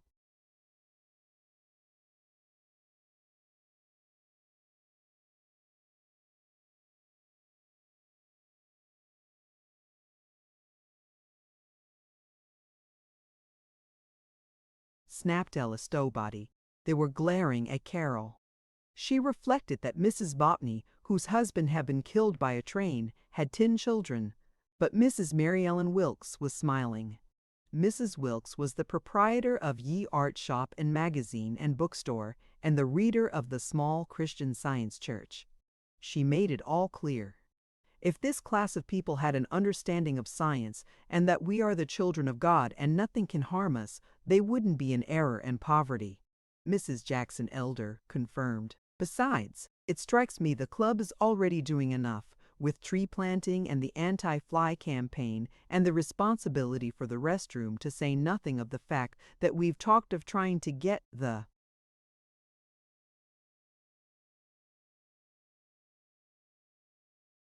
railroad to put in a park at the station. I think so too, said Madam Chairman.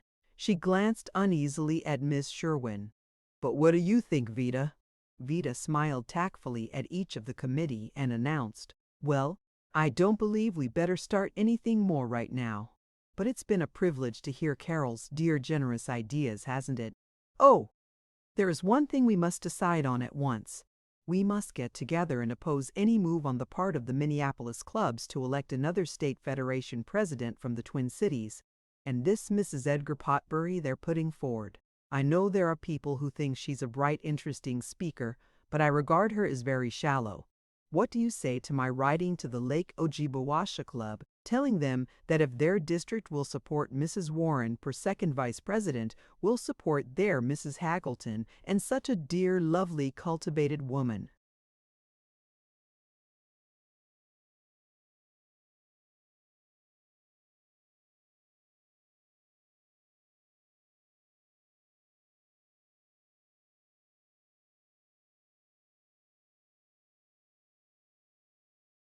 Two for president. Yes, we ought to show up those Minneapolis folks. Ella Stowbody said acidly, and oh, by the way, we must oppose this movement of Mrs. Potbury's to have the state clubs come out definitely in favor of woman suffrage.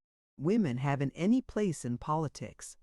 They would lose all their daintiness and charm if they became involved in these horrid plots and log rolling and all this awful political stuff about scandal and personalities and so on. All save one nodded. They interrupted the formal business meeting to discuss Mrs. Edgar Potbury's husband, Mrs. Potbury's income, Mrs. Potbury's sedan, Mrs. Potbury's residence, Mrs. Potbury's oratorical style, Mrs. Potbury's Mandarin evening coat, Mrs. Potbury's coiffure, and Mrs. Potbury's altogether reprehensible influence on the State Federation of Women's Clubs. Before the program committee adjourned, they took 3 minutes to decide.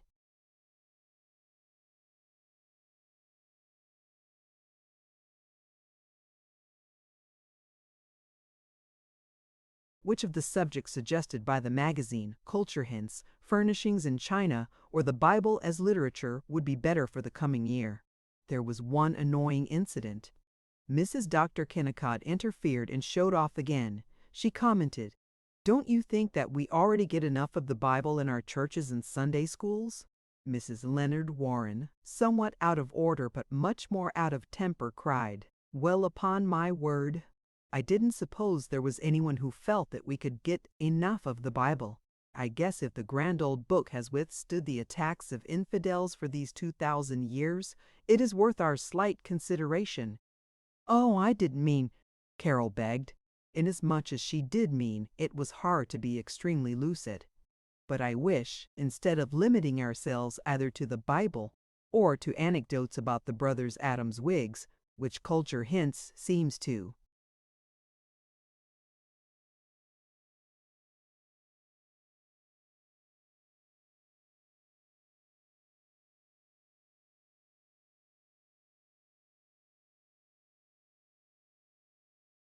Regard as the significant point about furniture. We could study some of the really stirring ideas that are springing up today, whether it's chemistry or anthropology or labor problems, the things that are going to mean so terribly much. Everybody cleared her polite throat. Madam Chairman inquired, "Is there any other discussion? Will someone make a motion to adopt the suggestion of Vita Sherwin to take up furnishings in China?" It was adopted unanimously. "Checkmate," murmured Carol as she held up her hand. Had she actually believed that she could plant a seed of liberalism in the blank wall of mediocrity? How had she fallen into the folly of trying to plant anything?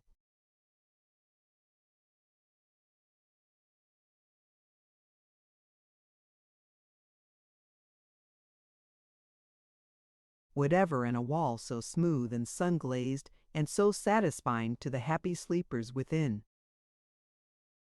Chapter 12. 1 week of authentic spring, one rare sweet week of May, one tranquil moment between the blast of winter and the charge of summer. Daily Carol walked from town into flashing country hysteric with new life. One enchanted hour when she returned to youth and a belief in the possibility of beauty. She had walked northward toward the upper shore of Plover Lake, taking to the railroad track whose directness and dryness make it the natural highway for pedestrians on the plains. She stepped from tie to tie in long strides. At each road crossing, she had to crawl over a cattle guard of sharpened timbers. She walked the rails, balancing with arms extended, cautious heel before toe. As she lost balance, her body bent over, her arms revolved wildly, and when she toppled, she laughed aloud. The thick grass beside the track, coarse and prickly with many burnings, hid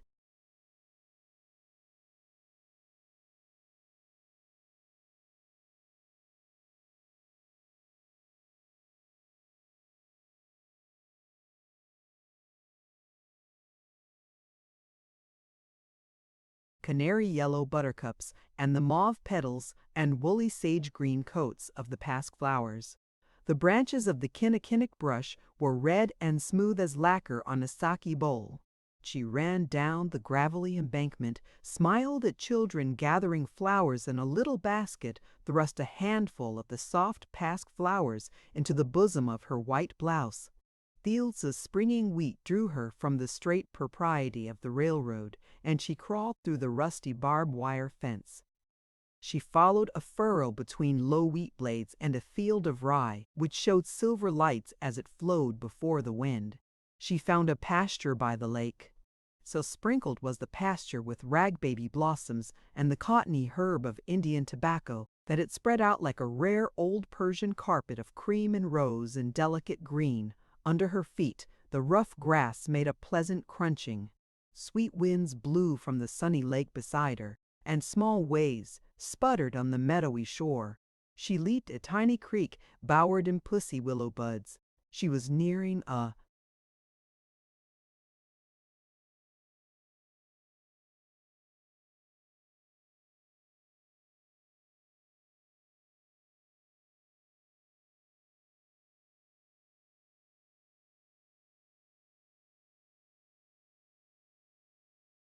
frivolous grove of birch and poplar and wild plum trees. The poplar foliage had the downiness of a coral arbor. The green and silver trunks were as candid as the birches, as slender and lustrous as the limbs of a pierrot. The cloudy white blossoms of the plum trees filled the grove with a springtime mistiness which gave an illusion of distance. She ran into the wood, crying out for joy of freedom regained after winter.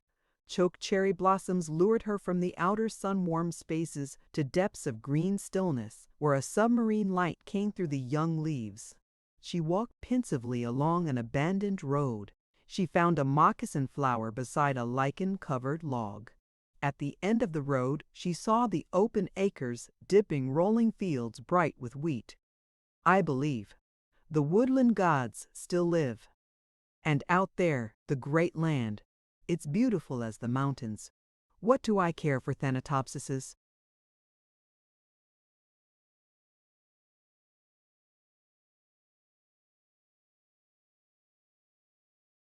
She came out on the prairie, spacious under an arch of boldly cut clouds. Small pools glittered. Above a marsh, red-winged blackbirds chased a crow in a swift melodrama of the air. On a hill was silhouetted a man following a drag. His horse bent its neck and plodded content. A path took her to the Corinth road, leading back to town. Dandelions glowed in patches amidst the wild grass by the way. A stream galloped through a concrete culvert beneath the road. She trudged in healthy weariness. A man in a bumping Ford rattled up beside her, hailed, "Give you a lift, Mrs. Kennicott." "Thank you. It's awfully good of you, but I'm enjoying the walk." "Great day, by golly." "I seen some wheat that must have been 5 inches high." "Well, so long." She hadn't the dumbest notion who he was, but his greeting warmed her. This countryman gave her a companionship which she had never, whether by her fault or theirs, or neither, been able to find in the matrons and commercial lords of the town. Half a mile from town, in a hollow between hazelnut bushes and a brook, she discovered a gypsy encampment, a covered wagon, a tent, a bunch of pegged-out horses. A broad-shouldered man was squatted on his heels, holding a frying pan over a campfire. He looked toward her. He was Miles Bjarnstam. "Well, well, well you doing out here?" He roared. "Come have a hunk o' bacon. Pete, hey, Pete." A tousled person came from behind the covered wagon. "Pete, here's the one honest-to-God lady in my bum town. Come on, crawl in."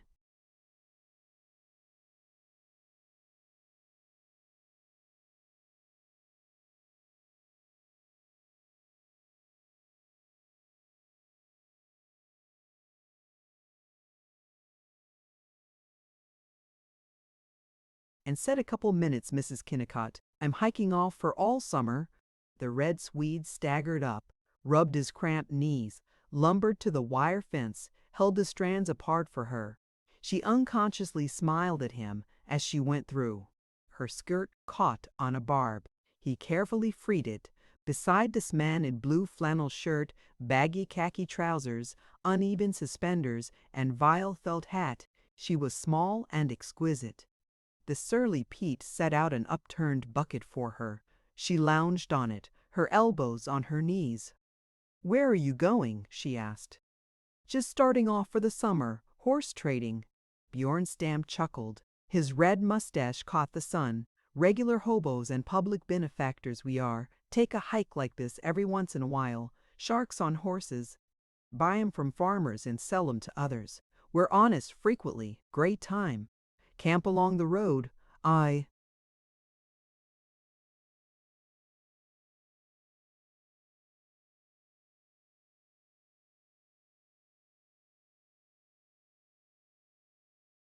was wishing I had a chance to say goodbye to you before I ducked out. But say, you better come along with us. I'd like to. While you're playing mumble-de-peg with Mrs. Lem Cass, Pete and me will be rambling across Dakota, through the Badlands, into the Butte country, and when fall comes, we'll be crossing over a pass of the Bighorn Mountains, maybe, and camp in a snowstorm 1/4 of a mile right straight up above a lake. Then in the morning we'll lie snug in our blankets and look up through the pines at an eagle. How'd it strike you? Heh, eagles soaring and soaring all day. Big wide sky. Don't, or I will go with you. And I'm afraid there might be some slight scandal. Perhaps some day I'll do it. Goodbye."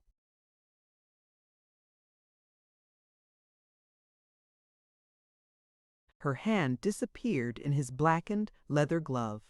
From the turn in the road she waved at him. She walked on more soberly now, and she was lonely. But the wheat and grass were sleek velvet under the sunset. The prairie clouds were tawny gold, and she swung happily into Main Street. Aye, through the first days of June she drove with Kennicott on his calls. She identified him with the virile land. She admired him as she saw with what respect the farmers obeyed him. She was out in the early chill, after a hasty cup of coffee, reaching open country as the fresh sun came up in that unspoiled world. Meadowlarks called from the tops of thin split fence posts. The wild roses smelled clean. As they returned in late afternoon, the low sun was a solemnity of radial bands, like a heavenly fan of beaten gold. The limitless circle of the grain was a green sea.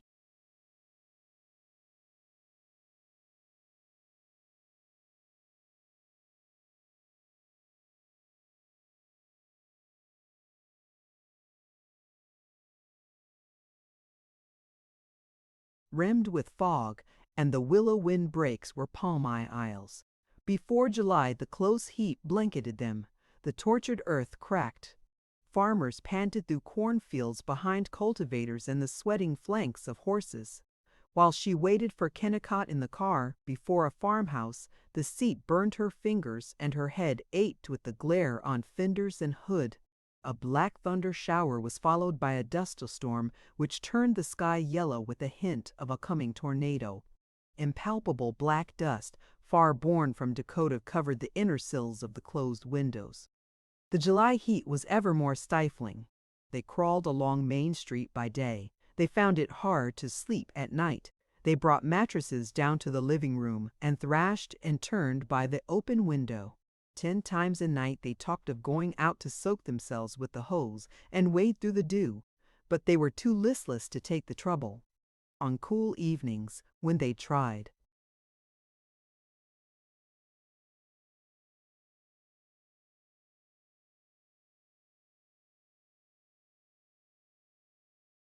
to go walking, the gnats appeared in swarms which peppered their faces and caught in their throats. She wanted the northern pines, the eastern sea, but Kennicott declared that it would be kind of hard to get away just now. The Health and Improvement Committee of the Thanatopsis asked her to take part in the anti-fly campaign, and she toiled about town persuading householders to use the fly traps furnished by the club or giving out money prizes to fly-swatting children. She was loyal enough, but not ardent, and without ever quite intending to, she began to neglect the task as heat sucked at her strength. Kennicott and she motored north and spent a week with his mother. That is, Carol spent it with his mother while he fished for bass. The great event was their purchase of a summer cottage down on Lake Minneamashie.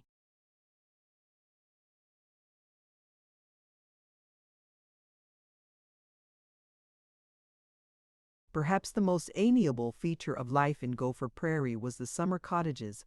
They were merely 2-room shanties, with a seepage of broken-down chairs, peeling veneered tables, chromos pasted on wooden walls, and inefficient kerosene stoves.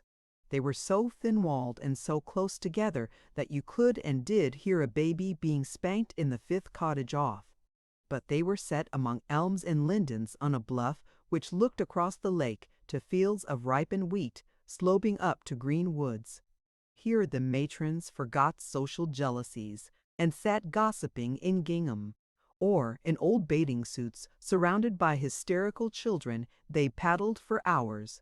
Carol joined them. She ducked shrieking small boys and helped babies construct sand basins for unfortunate minnows. She liked Juanita Haydock and Ma Deer when she helped them make picnic supper for the men who came motoring out from town each evening. She was easier and more natural with them. In the debate as to whether there should be veal loaf or poached egg on hash, she had no chance to be heretical and oversensitive. They danced sometimes in the evening. They had a minstrel show with Kennicott surprisingly good as end-man. Always they were encircled by children wise in the lore of woodchucks and gophers and rafts and willow whistles. If they could have continued this normal barbaric life, Carol would have been the most enthusiastic citizen of Gopher Prairie. She was relieved to be assured that she did not want bookish conversation alone, that she did not expect the town to become a bohemia. She was content now. She did not criticize. But in September, when the year was at its richest, custom dictated that it was time to return to town, to remove the children from the waste occupation of learning the earth, and send them back to lessons about the number of potatoes which, in a delightful world untroubled by commission houses or shortages in freight cars, William sold to John, the women who had cheerfully gone bathing.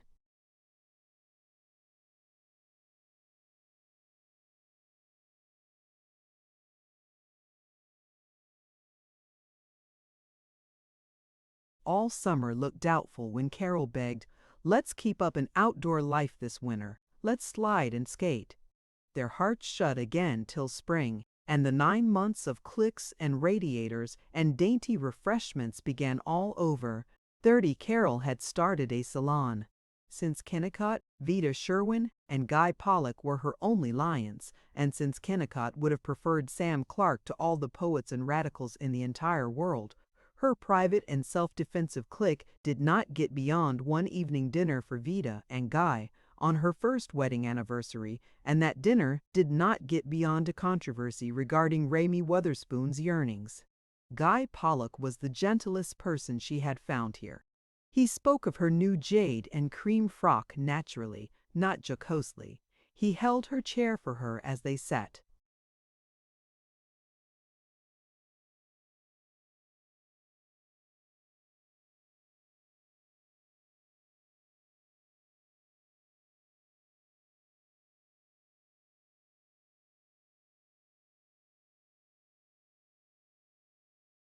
Down to dinner, and he did not, like Kennicott, interrupt her to shout, "Oh, say, speaking of that, I heard a good story today."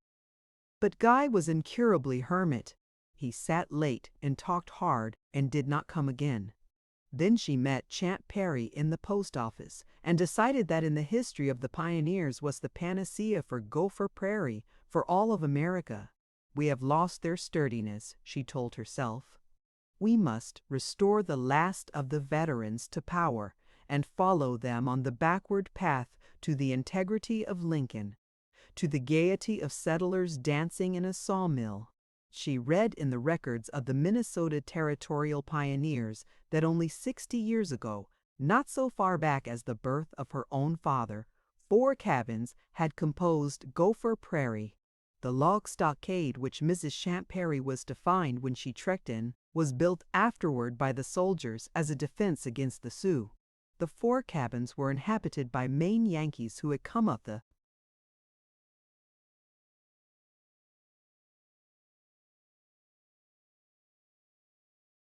Mississippi to St. Paul and driven north over virgin prairie into virgin woods. They ground their own corn. The men folks shot ducks and pigeons and prairie chickens. The new breakings yielded the turnip-like rutabagas, which they ate raw and boiled and baked and raw again. For a treat, they had wild plums and crab apples and tiny wild strawberries. Grasshoppers came darkening the sky, and in an hour ate the farm wife's garden and the farmer's coat. Precious horses painfully brought from Illinois were drowned in bogs or stampeded by the fear of blizzards. Snow blew through the chinks of new-made cabins, and Eastern children, with flowery muslin dresses, shivered all winter and in summer were red and black with mosquito bites. Indians were everywhere. They camped in dooryards, stalked into kitchens to demand doughnuts, came with rifles across their backs into schoolhouses and begged to see the pictures in the geographies. Packs of timber wolves treed the children, and the settlers found dens of rattlesnakes, killed 50, 100 in a day. Yet it was a buoyant life. Carol read enviously in the admirable Minnesota chronicles called Old Rail Fence Corners, the reminiscence of Mrs. Mahlon Black, who settled in Stillwater in 1848. There was nothing to parade over in those days. We took it as it came and had happy lives. We would all gather together, and in about 2 minutes would be having a good time playing cards or dancing. We used to waltz and dance, contra dances. None of these new jigs, and not wear any clothes to speak of. We covered our hides in those days. No tight skirts like now. You could take 3 or 4 steps inside our skirts and then not reach the edge. One of the boys would fiddle a while, and then someone would spell him, and he could get a dance. Sometimes they would dance and fiddle too. She reflected that if she could not have ballrooms of gray and rose and crystal,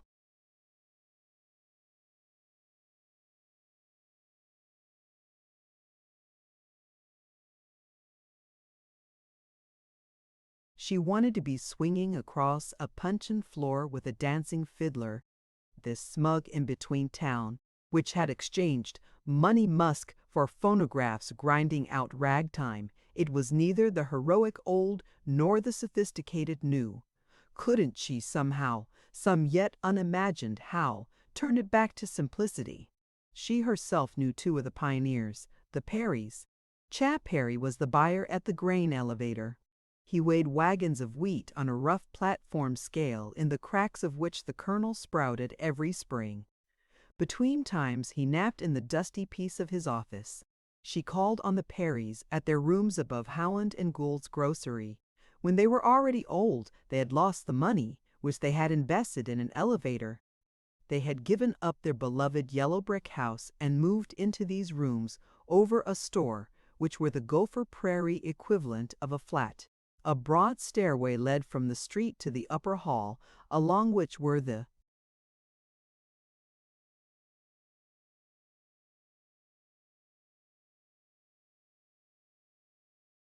doors of a lawyer's office, a dentist's, a photographer's studio, the lodge rooms of the affiliated order of Spartans, and, at the back, the Parry's apartment. They received her, their first caller in a month, with aged fluttering tenderness. Mrs. Perry confided, "My, it's a shame we got to entertain you in such a cramped place. And there ain't any water except that old iron sink outside in the hall. But still, as I say to Champ, beggars can't be choosers. Sides, the brick house was too big for me to sweep, and it was way out, and it's nice to be living down here among folks. Yes, we're glad to be here. But someday maybe we can have a house of our own again. We're saving up. Oh dear, if we could have our own home. But these rooms are real nice, ain't they?" As old people will, the world over, they had moved as much as possible of their familiar furniture into this small space. Carol had none of the superiority she felt toward Mrs. Lyman Cass's plutocratic parlor. She was at home here, she noted.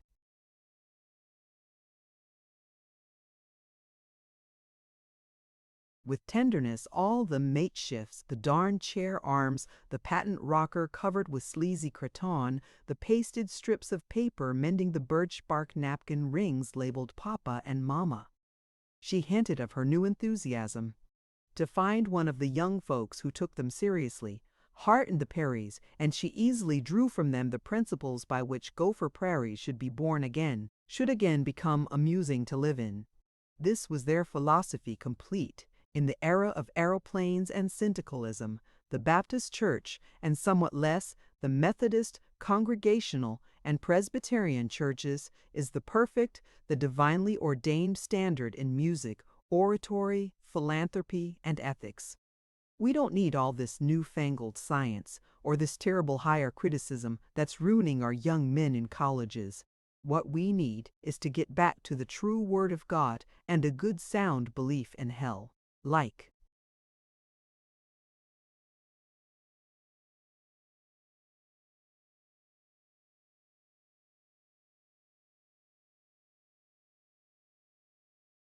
we used to have it preached to us. The Republican Party, the grand old party of Blaine and McKinley, is the agent of the Lord and of the Baptist Church in temporal affairs. All socialists ought to be hanged. Harold Bell Wright is a lovely writer, and he teaches such good morals in his novels, and folks say he's made pretty near $1 million out of 'em. People who make more than 10,000 a year, or less than 800, are wicked. Europeans are still wickeder. It doesn't hurt any to drink a glass of beer on a warm day, but anybody who touches wine is headed straight for hell.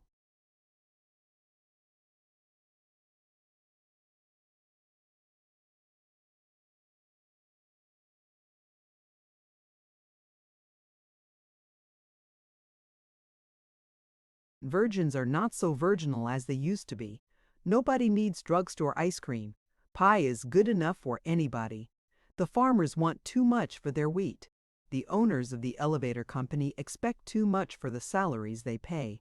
There would be no more trouble or discontent in the world if everybody worked as hard as Pa did when he cleared our first farm. Ivy Carroll's hero worship dwindled to polite nodding, and the nodding dwindled to a desire to escape, and she went home with a headache. Next day, she saw Miles Bjornstam on the street.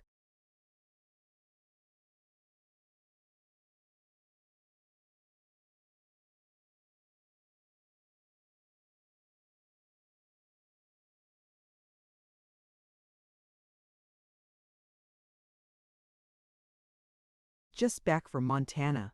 Great summer. Pumped my lungs chuck full of Rocky Mountain air. Now for another whirl at sassing the bosses of Gopher Prairie." She smiled at him, and the Perrys faded. The pioneers faded, till they were but daguerreotypes in a black walnut cupboard.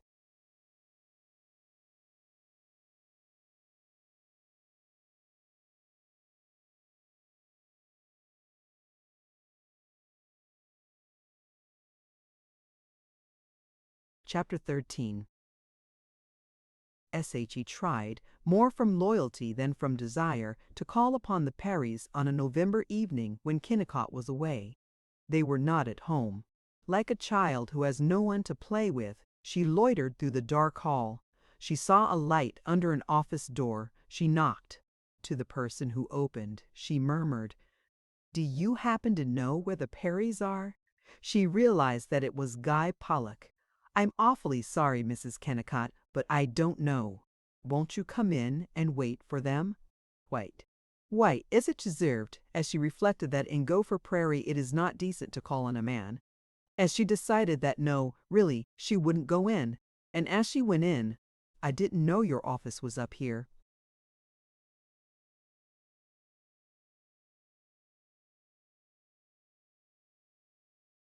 Yes, office, townhouse, and chateau in Picarry.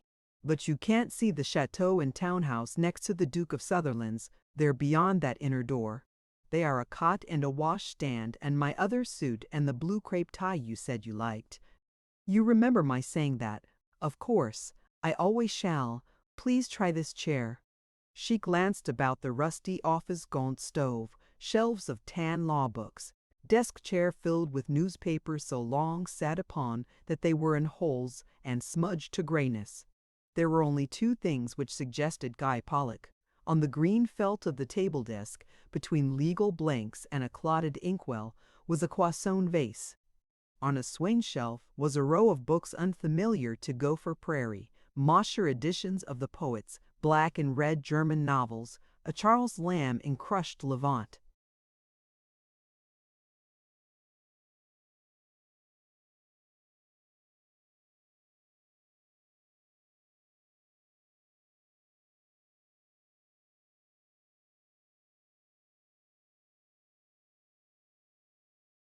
Guy did not sit down. He quartered the office, a greyhound on the scent.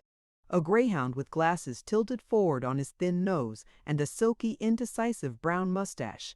He had a golf jacket of jersey, worn through at the creases in the sleeves. She noted that he did not apologize for it as Kennicott would have done. He made conversation.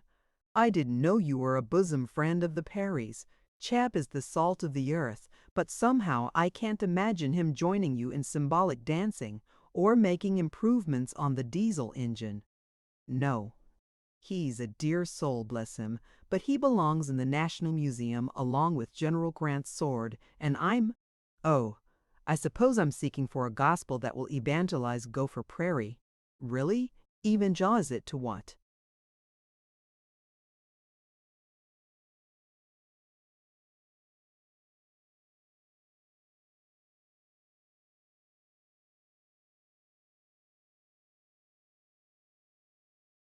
"To anything that's definite. Seriousness or frivolousness or both. I wouldn't care whether it was a laboratory or a carnival, but it's merely safe. Tell me, Mr. Pollock, what is the matter with Gopher Prairie? Is anything the matter with it? Isn't there perhaps something the matter with you and me? May I join you in the honor of having something the matter?" "Yes, thanks. No, I think it's the town. Because they enjoy skating more than biology."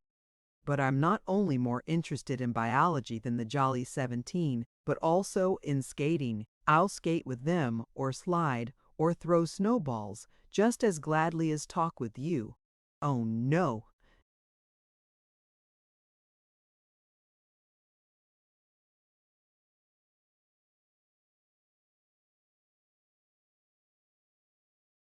"Yes, but they want to stay home and embroider. Perhaps I'm not defending the town. It's merely I'm a confirmed doubter of myself. Probably I'm conceited about my lack of conceit. Anyway, Gopher Prairie isn't particularly bad. It's like all villages in all countries. Most places that have lost the smell of earth, but not yet acquired the smell of patchouli or of factory smoke, are just as suspicious and righteous. I wonder if the small town isn't, with some lovely exceptions, a social appendix?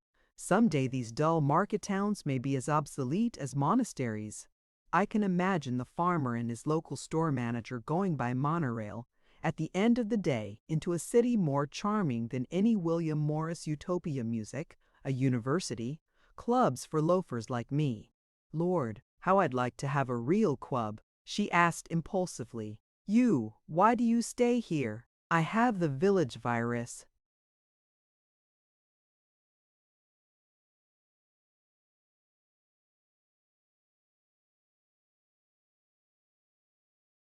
It sounds dangerous. It is more dangerous than the cancer that will certainly get me at 50 unless I stop the smoking.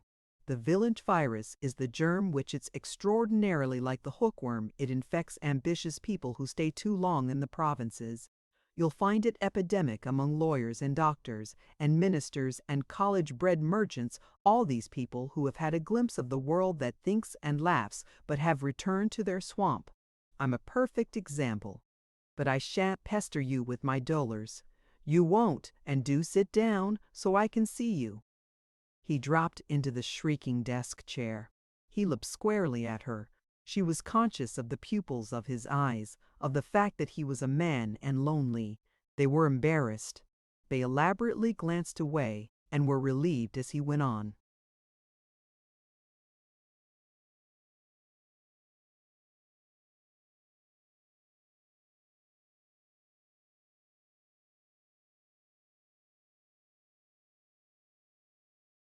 The diagnosis of my village virus is simple enough. I was born in an Ohio town about the same size as Gopher Prairie and much less friendly. It had had more generations in which to form an oligarchy of respectability. Here, a stranger is taken in if he is correct, if he likes hunting and motoring, and God and our senator. There, we didn't take in even our own till we had contemptuously got used to them. It was a red brick Ohio town, and the trees made it damp, and it smelled of rotten apples. The country wasn't like our lakes and prairie. There were small stuffy cornfields and brick yards and greasy oil wells. I went to a denominational college and learned that since dictating the Bible and hiring a perfect race of ministers to explain it, God has never done much but creep around and try to catch us disobeying it. From college I went to New York, to the Columbia Law School, and for 4 years I lived. Oh, I won't rhapsodize about New York. It was dirty and noisy and breathless and ghastly expensive. But compared with the moldy academy in which I had been smothered, I went.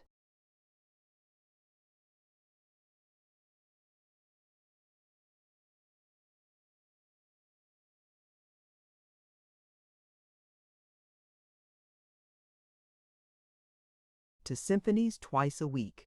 I saw Irving and Terry and Deuce and Bernhardt from the top gallery. I walked in Gramercy Park, and I read, oh, everything. Through a cousin, I learned that Julius Flickerbaugh was sick and needed a partner. I came here. Julius got well. He didn't like my way of loafing 5 hours and then doing my work really not so badly in one. We parted. When I first came here, I swore I'd keep up my interests, very lofty. I read Browning and went to Minneapolis for the theaters. I thought I was keeping up, but I guess the village virus had me already. I was reading 4 copies of cheap fiction magazines to one poem. I'd put off the Minneapolis trips till I simply had to go there on a lot of legal matters. A few years ago, I was talking to a patent lawyer from Chicago, and I realized that I'd always felt so superior to people like Julius Flickerbaugh, but I saw that I was as provincial and behind the times as Julius. Worse, Julius plows.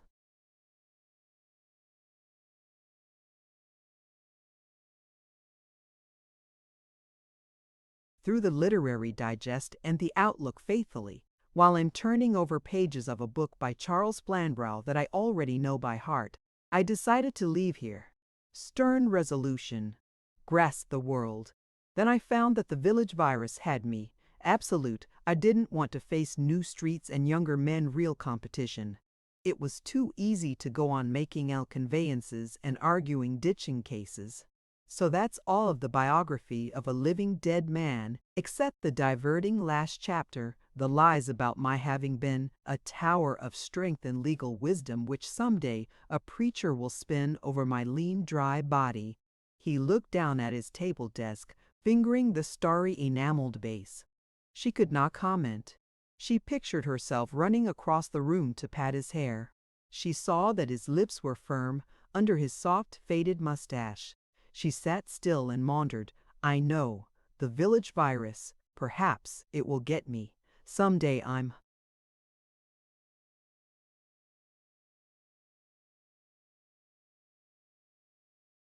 going.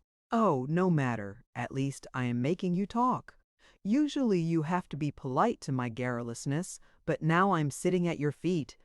It would be rather nice to have you literally sitting at my feet, by a fire. Would you have a fireplace for me? Naturally. Please don't snub me now. Let the old man rave. How old are you, Carol? 26, Guy. 26. I was just leaving New York at 26. I heard Patty sing at 26. And now I'm 47. I feel like a child, yet I'm old enough to be your father. So it's decently paternal to imagine you curled at my feet. Of course I hope it isn't, but we'll reflect the morals of Gopher Prairie by officially announcing that it is. These standards that you and I live up to. There's one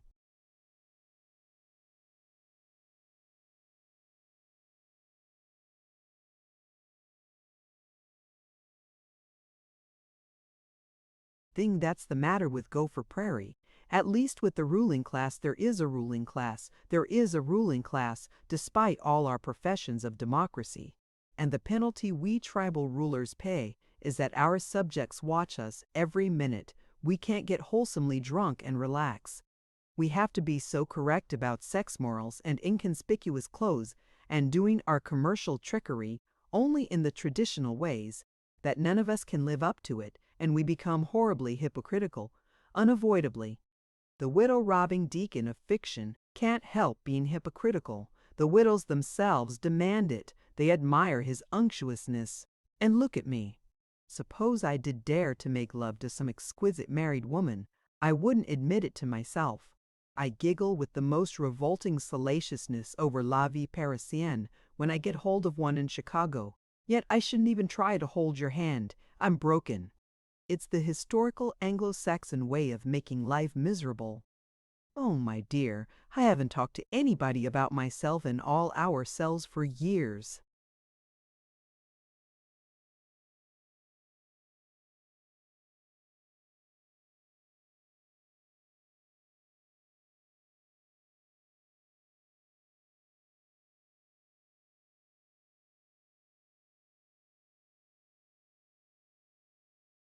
Guy, can't we do something with the town? Really? No, we can't. He disposed of it like a judge ruling out an improper objection. Returned to matters less uncomfortably energetic. Curious. Most troubles are unnecessary. We have nature beaten. We can make her grow wheat. We can keep warm when she sends blizzards. So we raise the devil just for pleasure. Wars, politics, race hatreds, labor disputes. Here in Gopher Prairie we've cleared the fields and become soft, so we make ourselves unhappy artificially at great expense and exertion. Methodists disliking Episcopalians, the man with the Hudson laughing at the man with the flivver. The worst is the commercial hatred, the grosser feeling that any man who doesn't deal with him is robbing him. What hurts me is that it applies to lawyers and doctors, and decidedly to their wives, as much as to grocers. The doctors, you know about that, how your husband and Westlake and Gould dislike one another.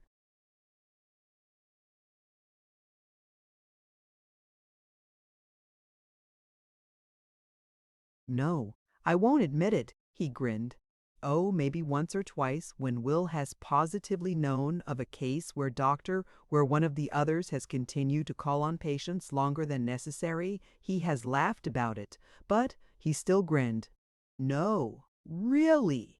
And when you say the wives of the doctors share these jealousies, Mrs. McGanum and I haven't any particular crush on each other, she's so stolid. But her mother, Mrs. Westlake Nobody, could be sweeter. Yes, I'm sure she's very bland. But I wouldn't tell her my heart's secrets if I were you, my dear. I insist that there's only one professional man's wife in this town who doesn't plot, and that is you, you blessed, credulous outsider.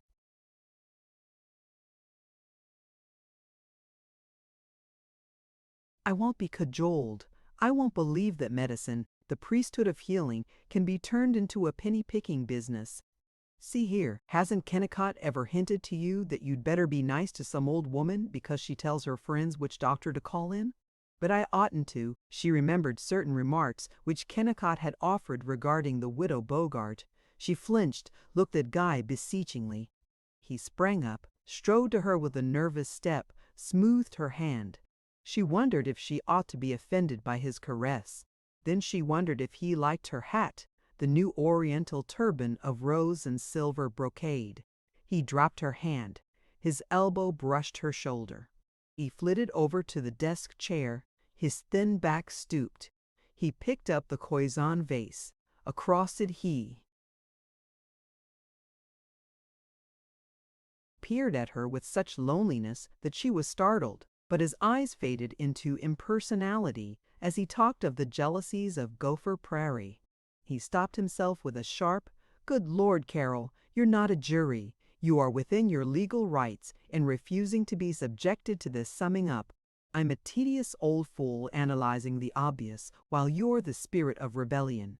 Tell me your side. What is Gopher Prairie to you?" "A bore. Can I help? How could you?" "I don't know. Perhaps by listening. I haven't done that tonight. But normally, can't I be the confidant of the old French plays? The tiring maid with the mirror and the loyal ears?"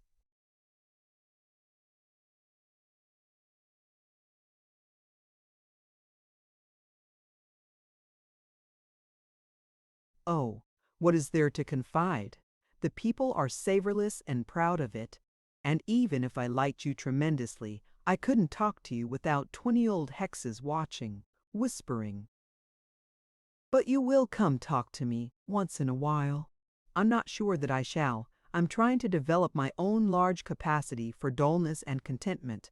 I've failed at every positive thing I've tried. I'd better settle down, as they call it, and be satisfied to be nothing. Don't be cynical. It hurts me and you. It's like blood on the wing of a hummingbird. I'm not a hummingbird. I'm a hawk, a tiny leashed hawk pecked to death by these large, white, flabby, wormy hens. But I am grateful to you for confirming me in the faith, and I'm going home. Please stay and have some coffee with me. I'd like to, but they've succeeded in terrorizing me. I'm afraid of what people might say. I'm not afraid of that. I'm only afraid of what you might say. He stalked to her, took her unresponsive hand. "Carol, you've been happy here tonight. Yes, I'm begging." She squeezed his hand quickly, then snatched hers away. She had but little of the curiosity of the flirt, and none of the intriguant's joy and furtiveness. If she was the naive girl, Guy Pollock was the clumsy boy. He raced about the office. He rammed his fists into his pockets. He stammered, oh, the devil! Why do I awaken from smooth dustiness to this jagged rawness? I'm going to trot down the hall and bring in the Dynes, and we'll all have coffee or something."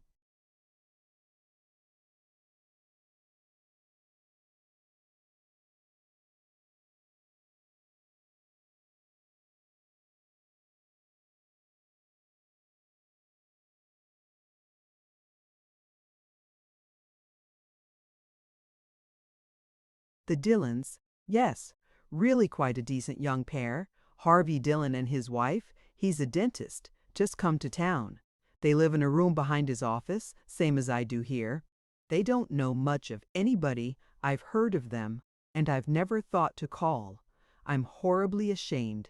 Do bring them." She stopped, for no very clear reason, but his expression said. Her faltering admitted that they wished they had never mentioned the Dillons. With spurious enthusiasm, he said, "Splendid, I will." From the door he glanced at her, curled in the peeled leather chair. He slipped out, came back with Dr. and Mrs. Dillon. The four of them drank rather bad coffee which Pollock made on a kerosene burner. They laughed and spoke of Minneapolis, and were tremendously tactful. And Carol started for home through the November wind. The end. Thank you for listening to this story. I hope you enjoyed the journey, the characters, and the world they carried with them. If you enjoyed this audiobook, please subscribe to the channel and leave a comment below. Your support helps keep these stories alive and allows more timeless books to be shared with listeners around the world. Until next time, thank you for listening.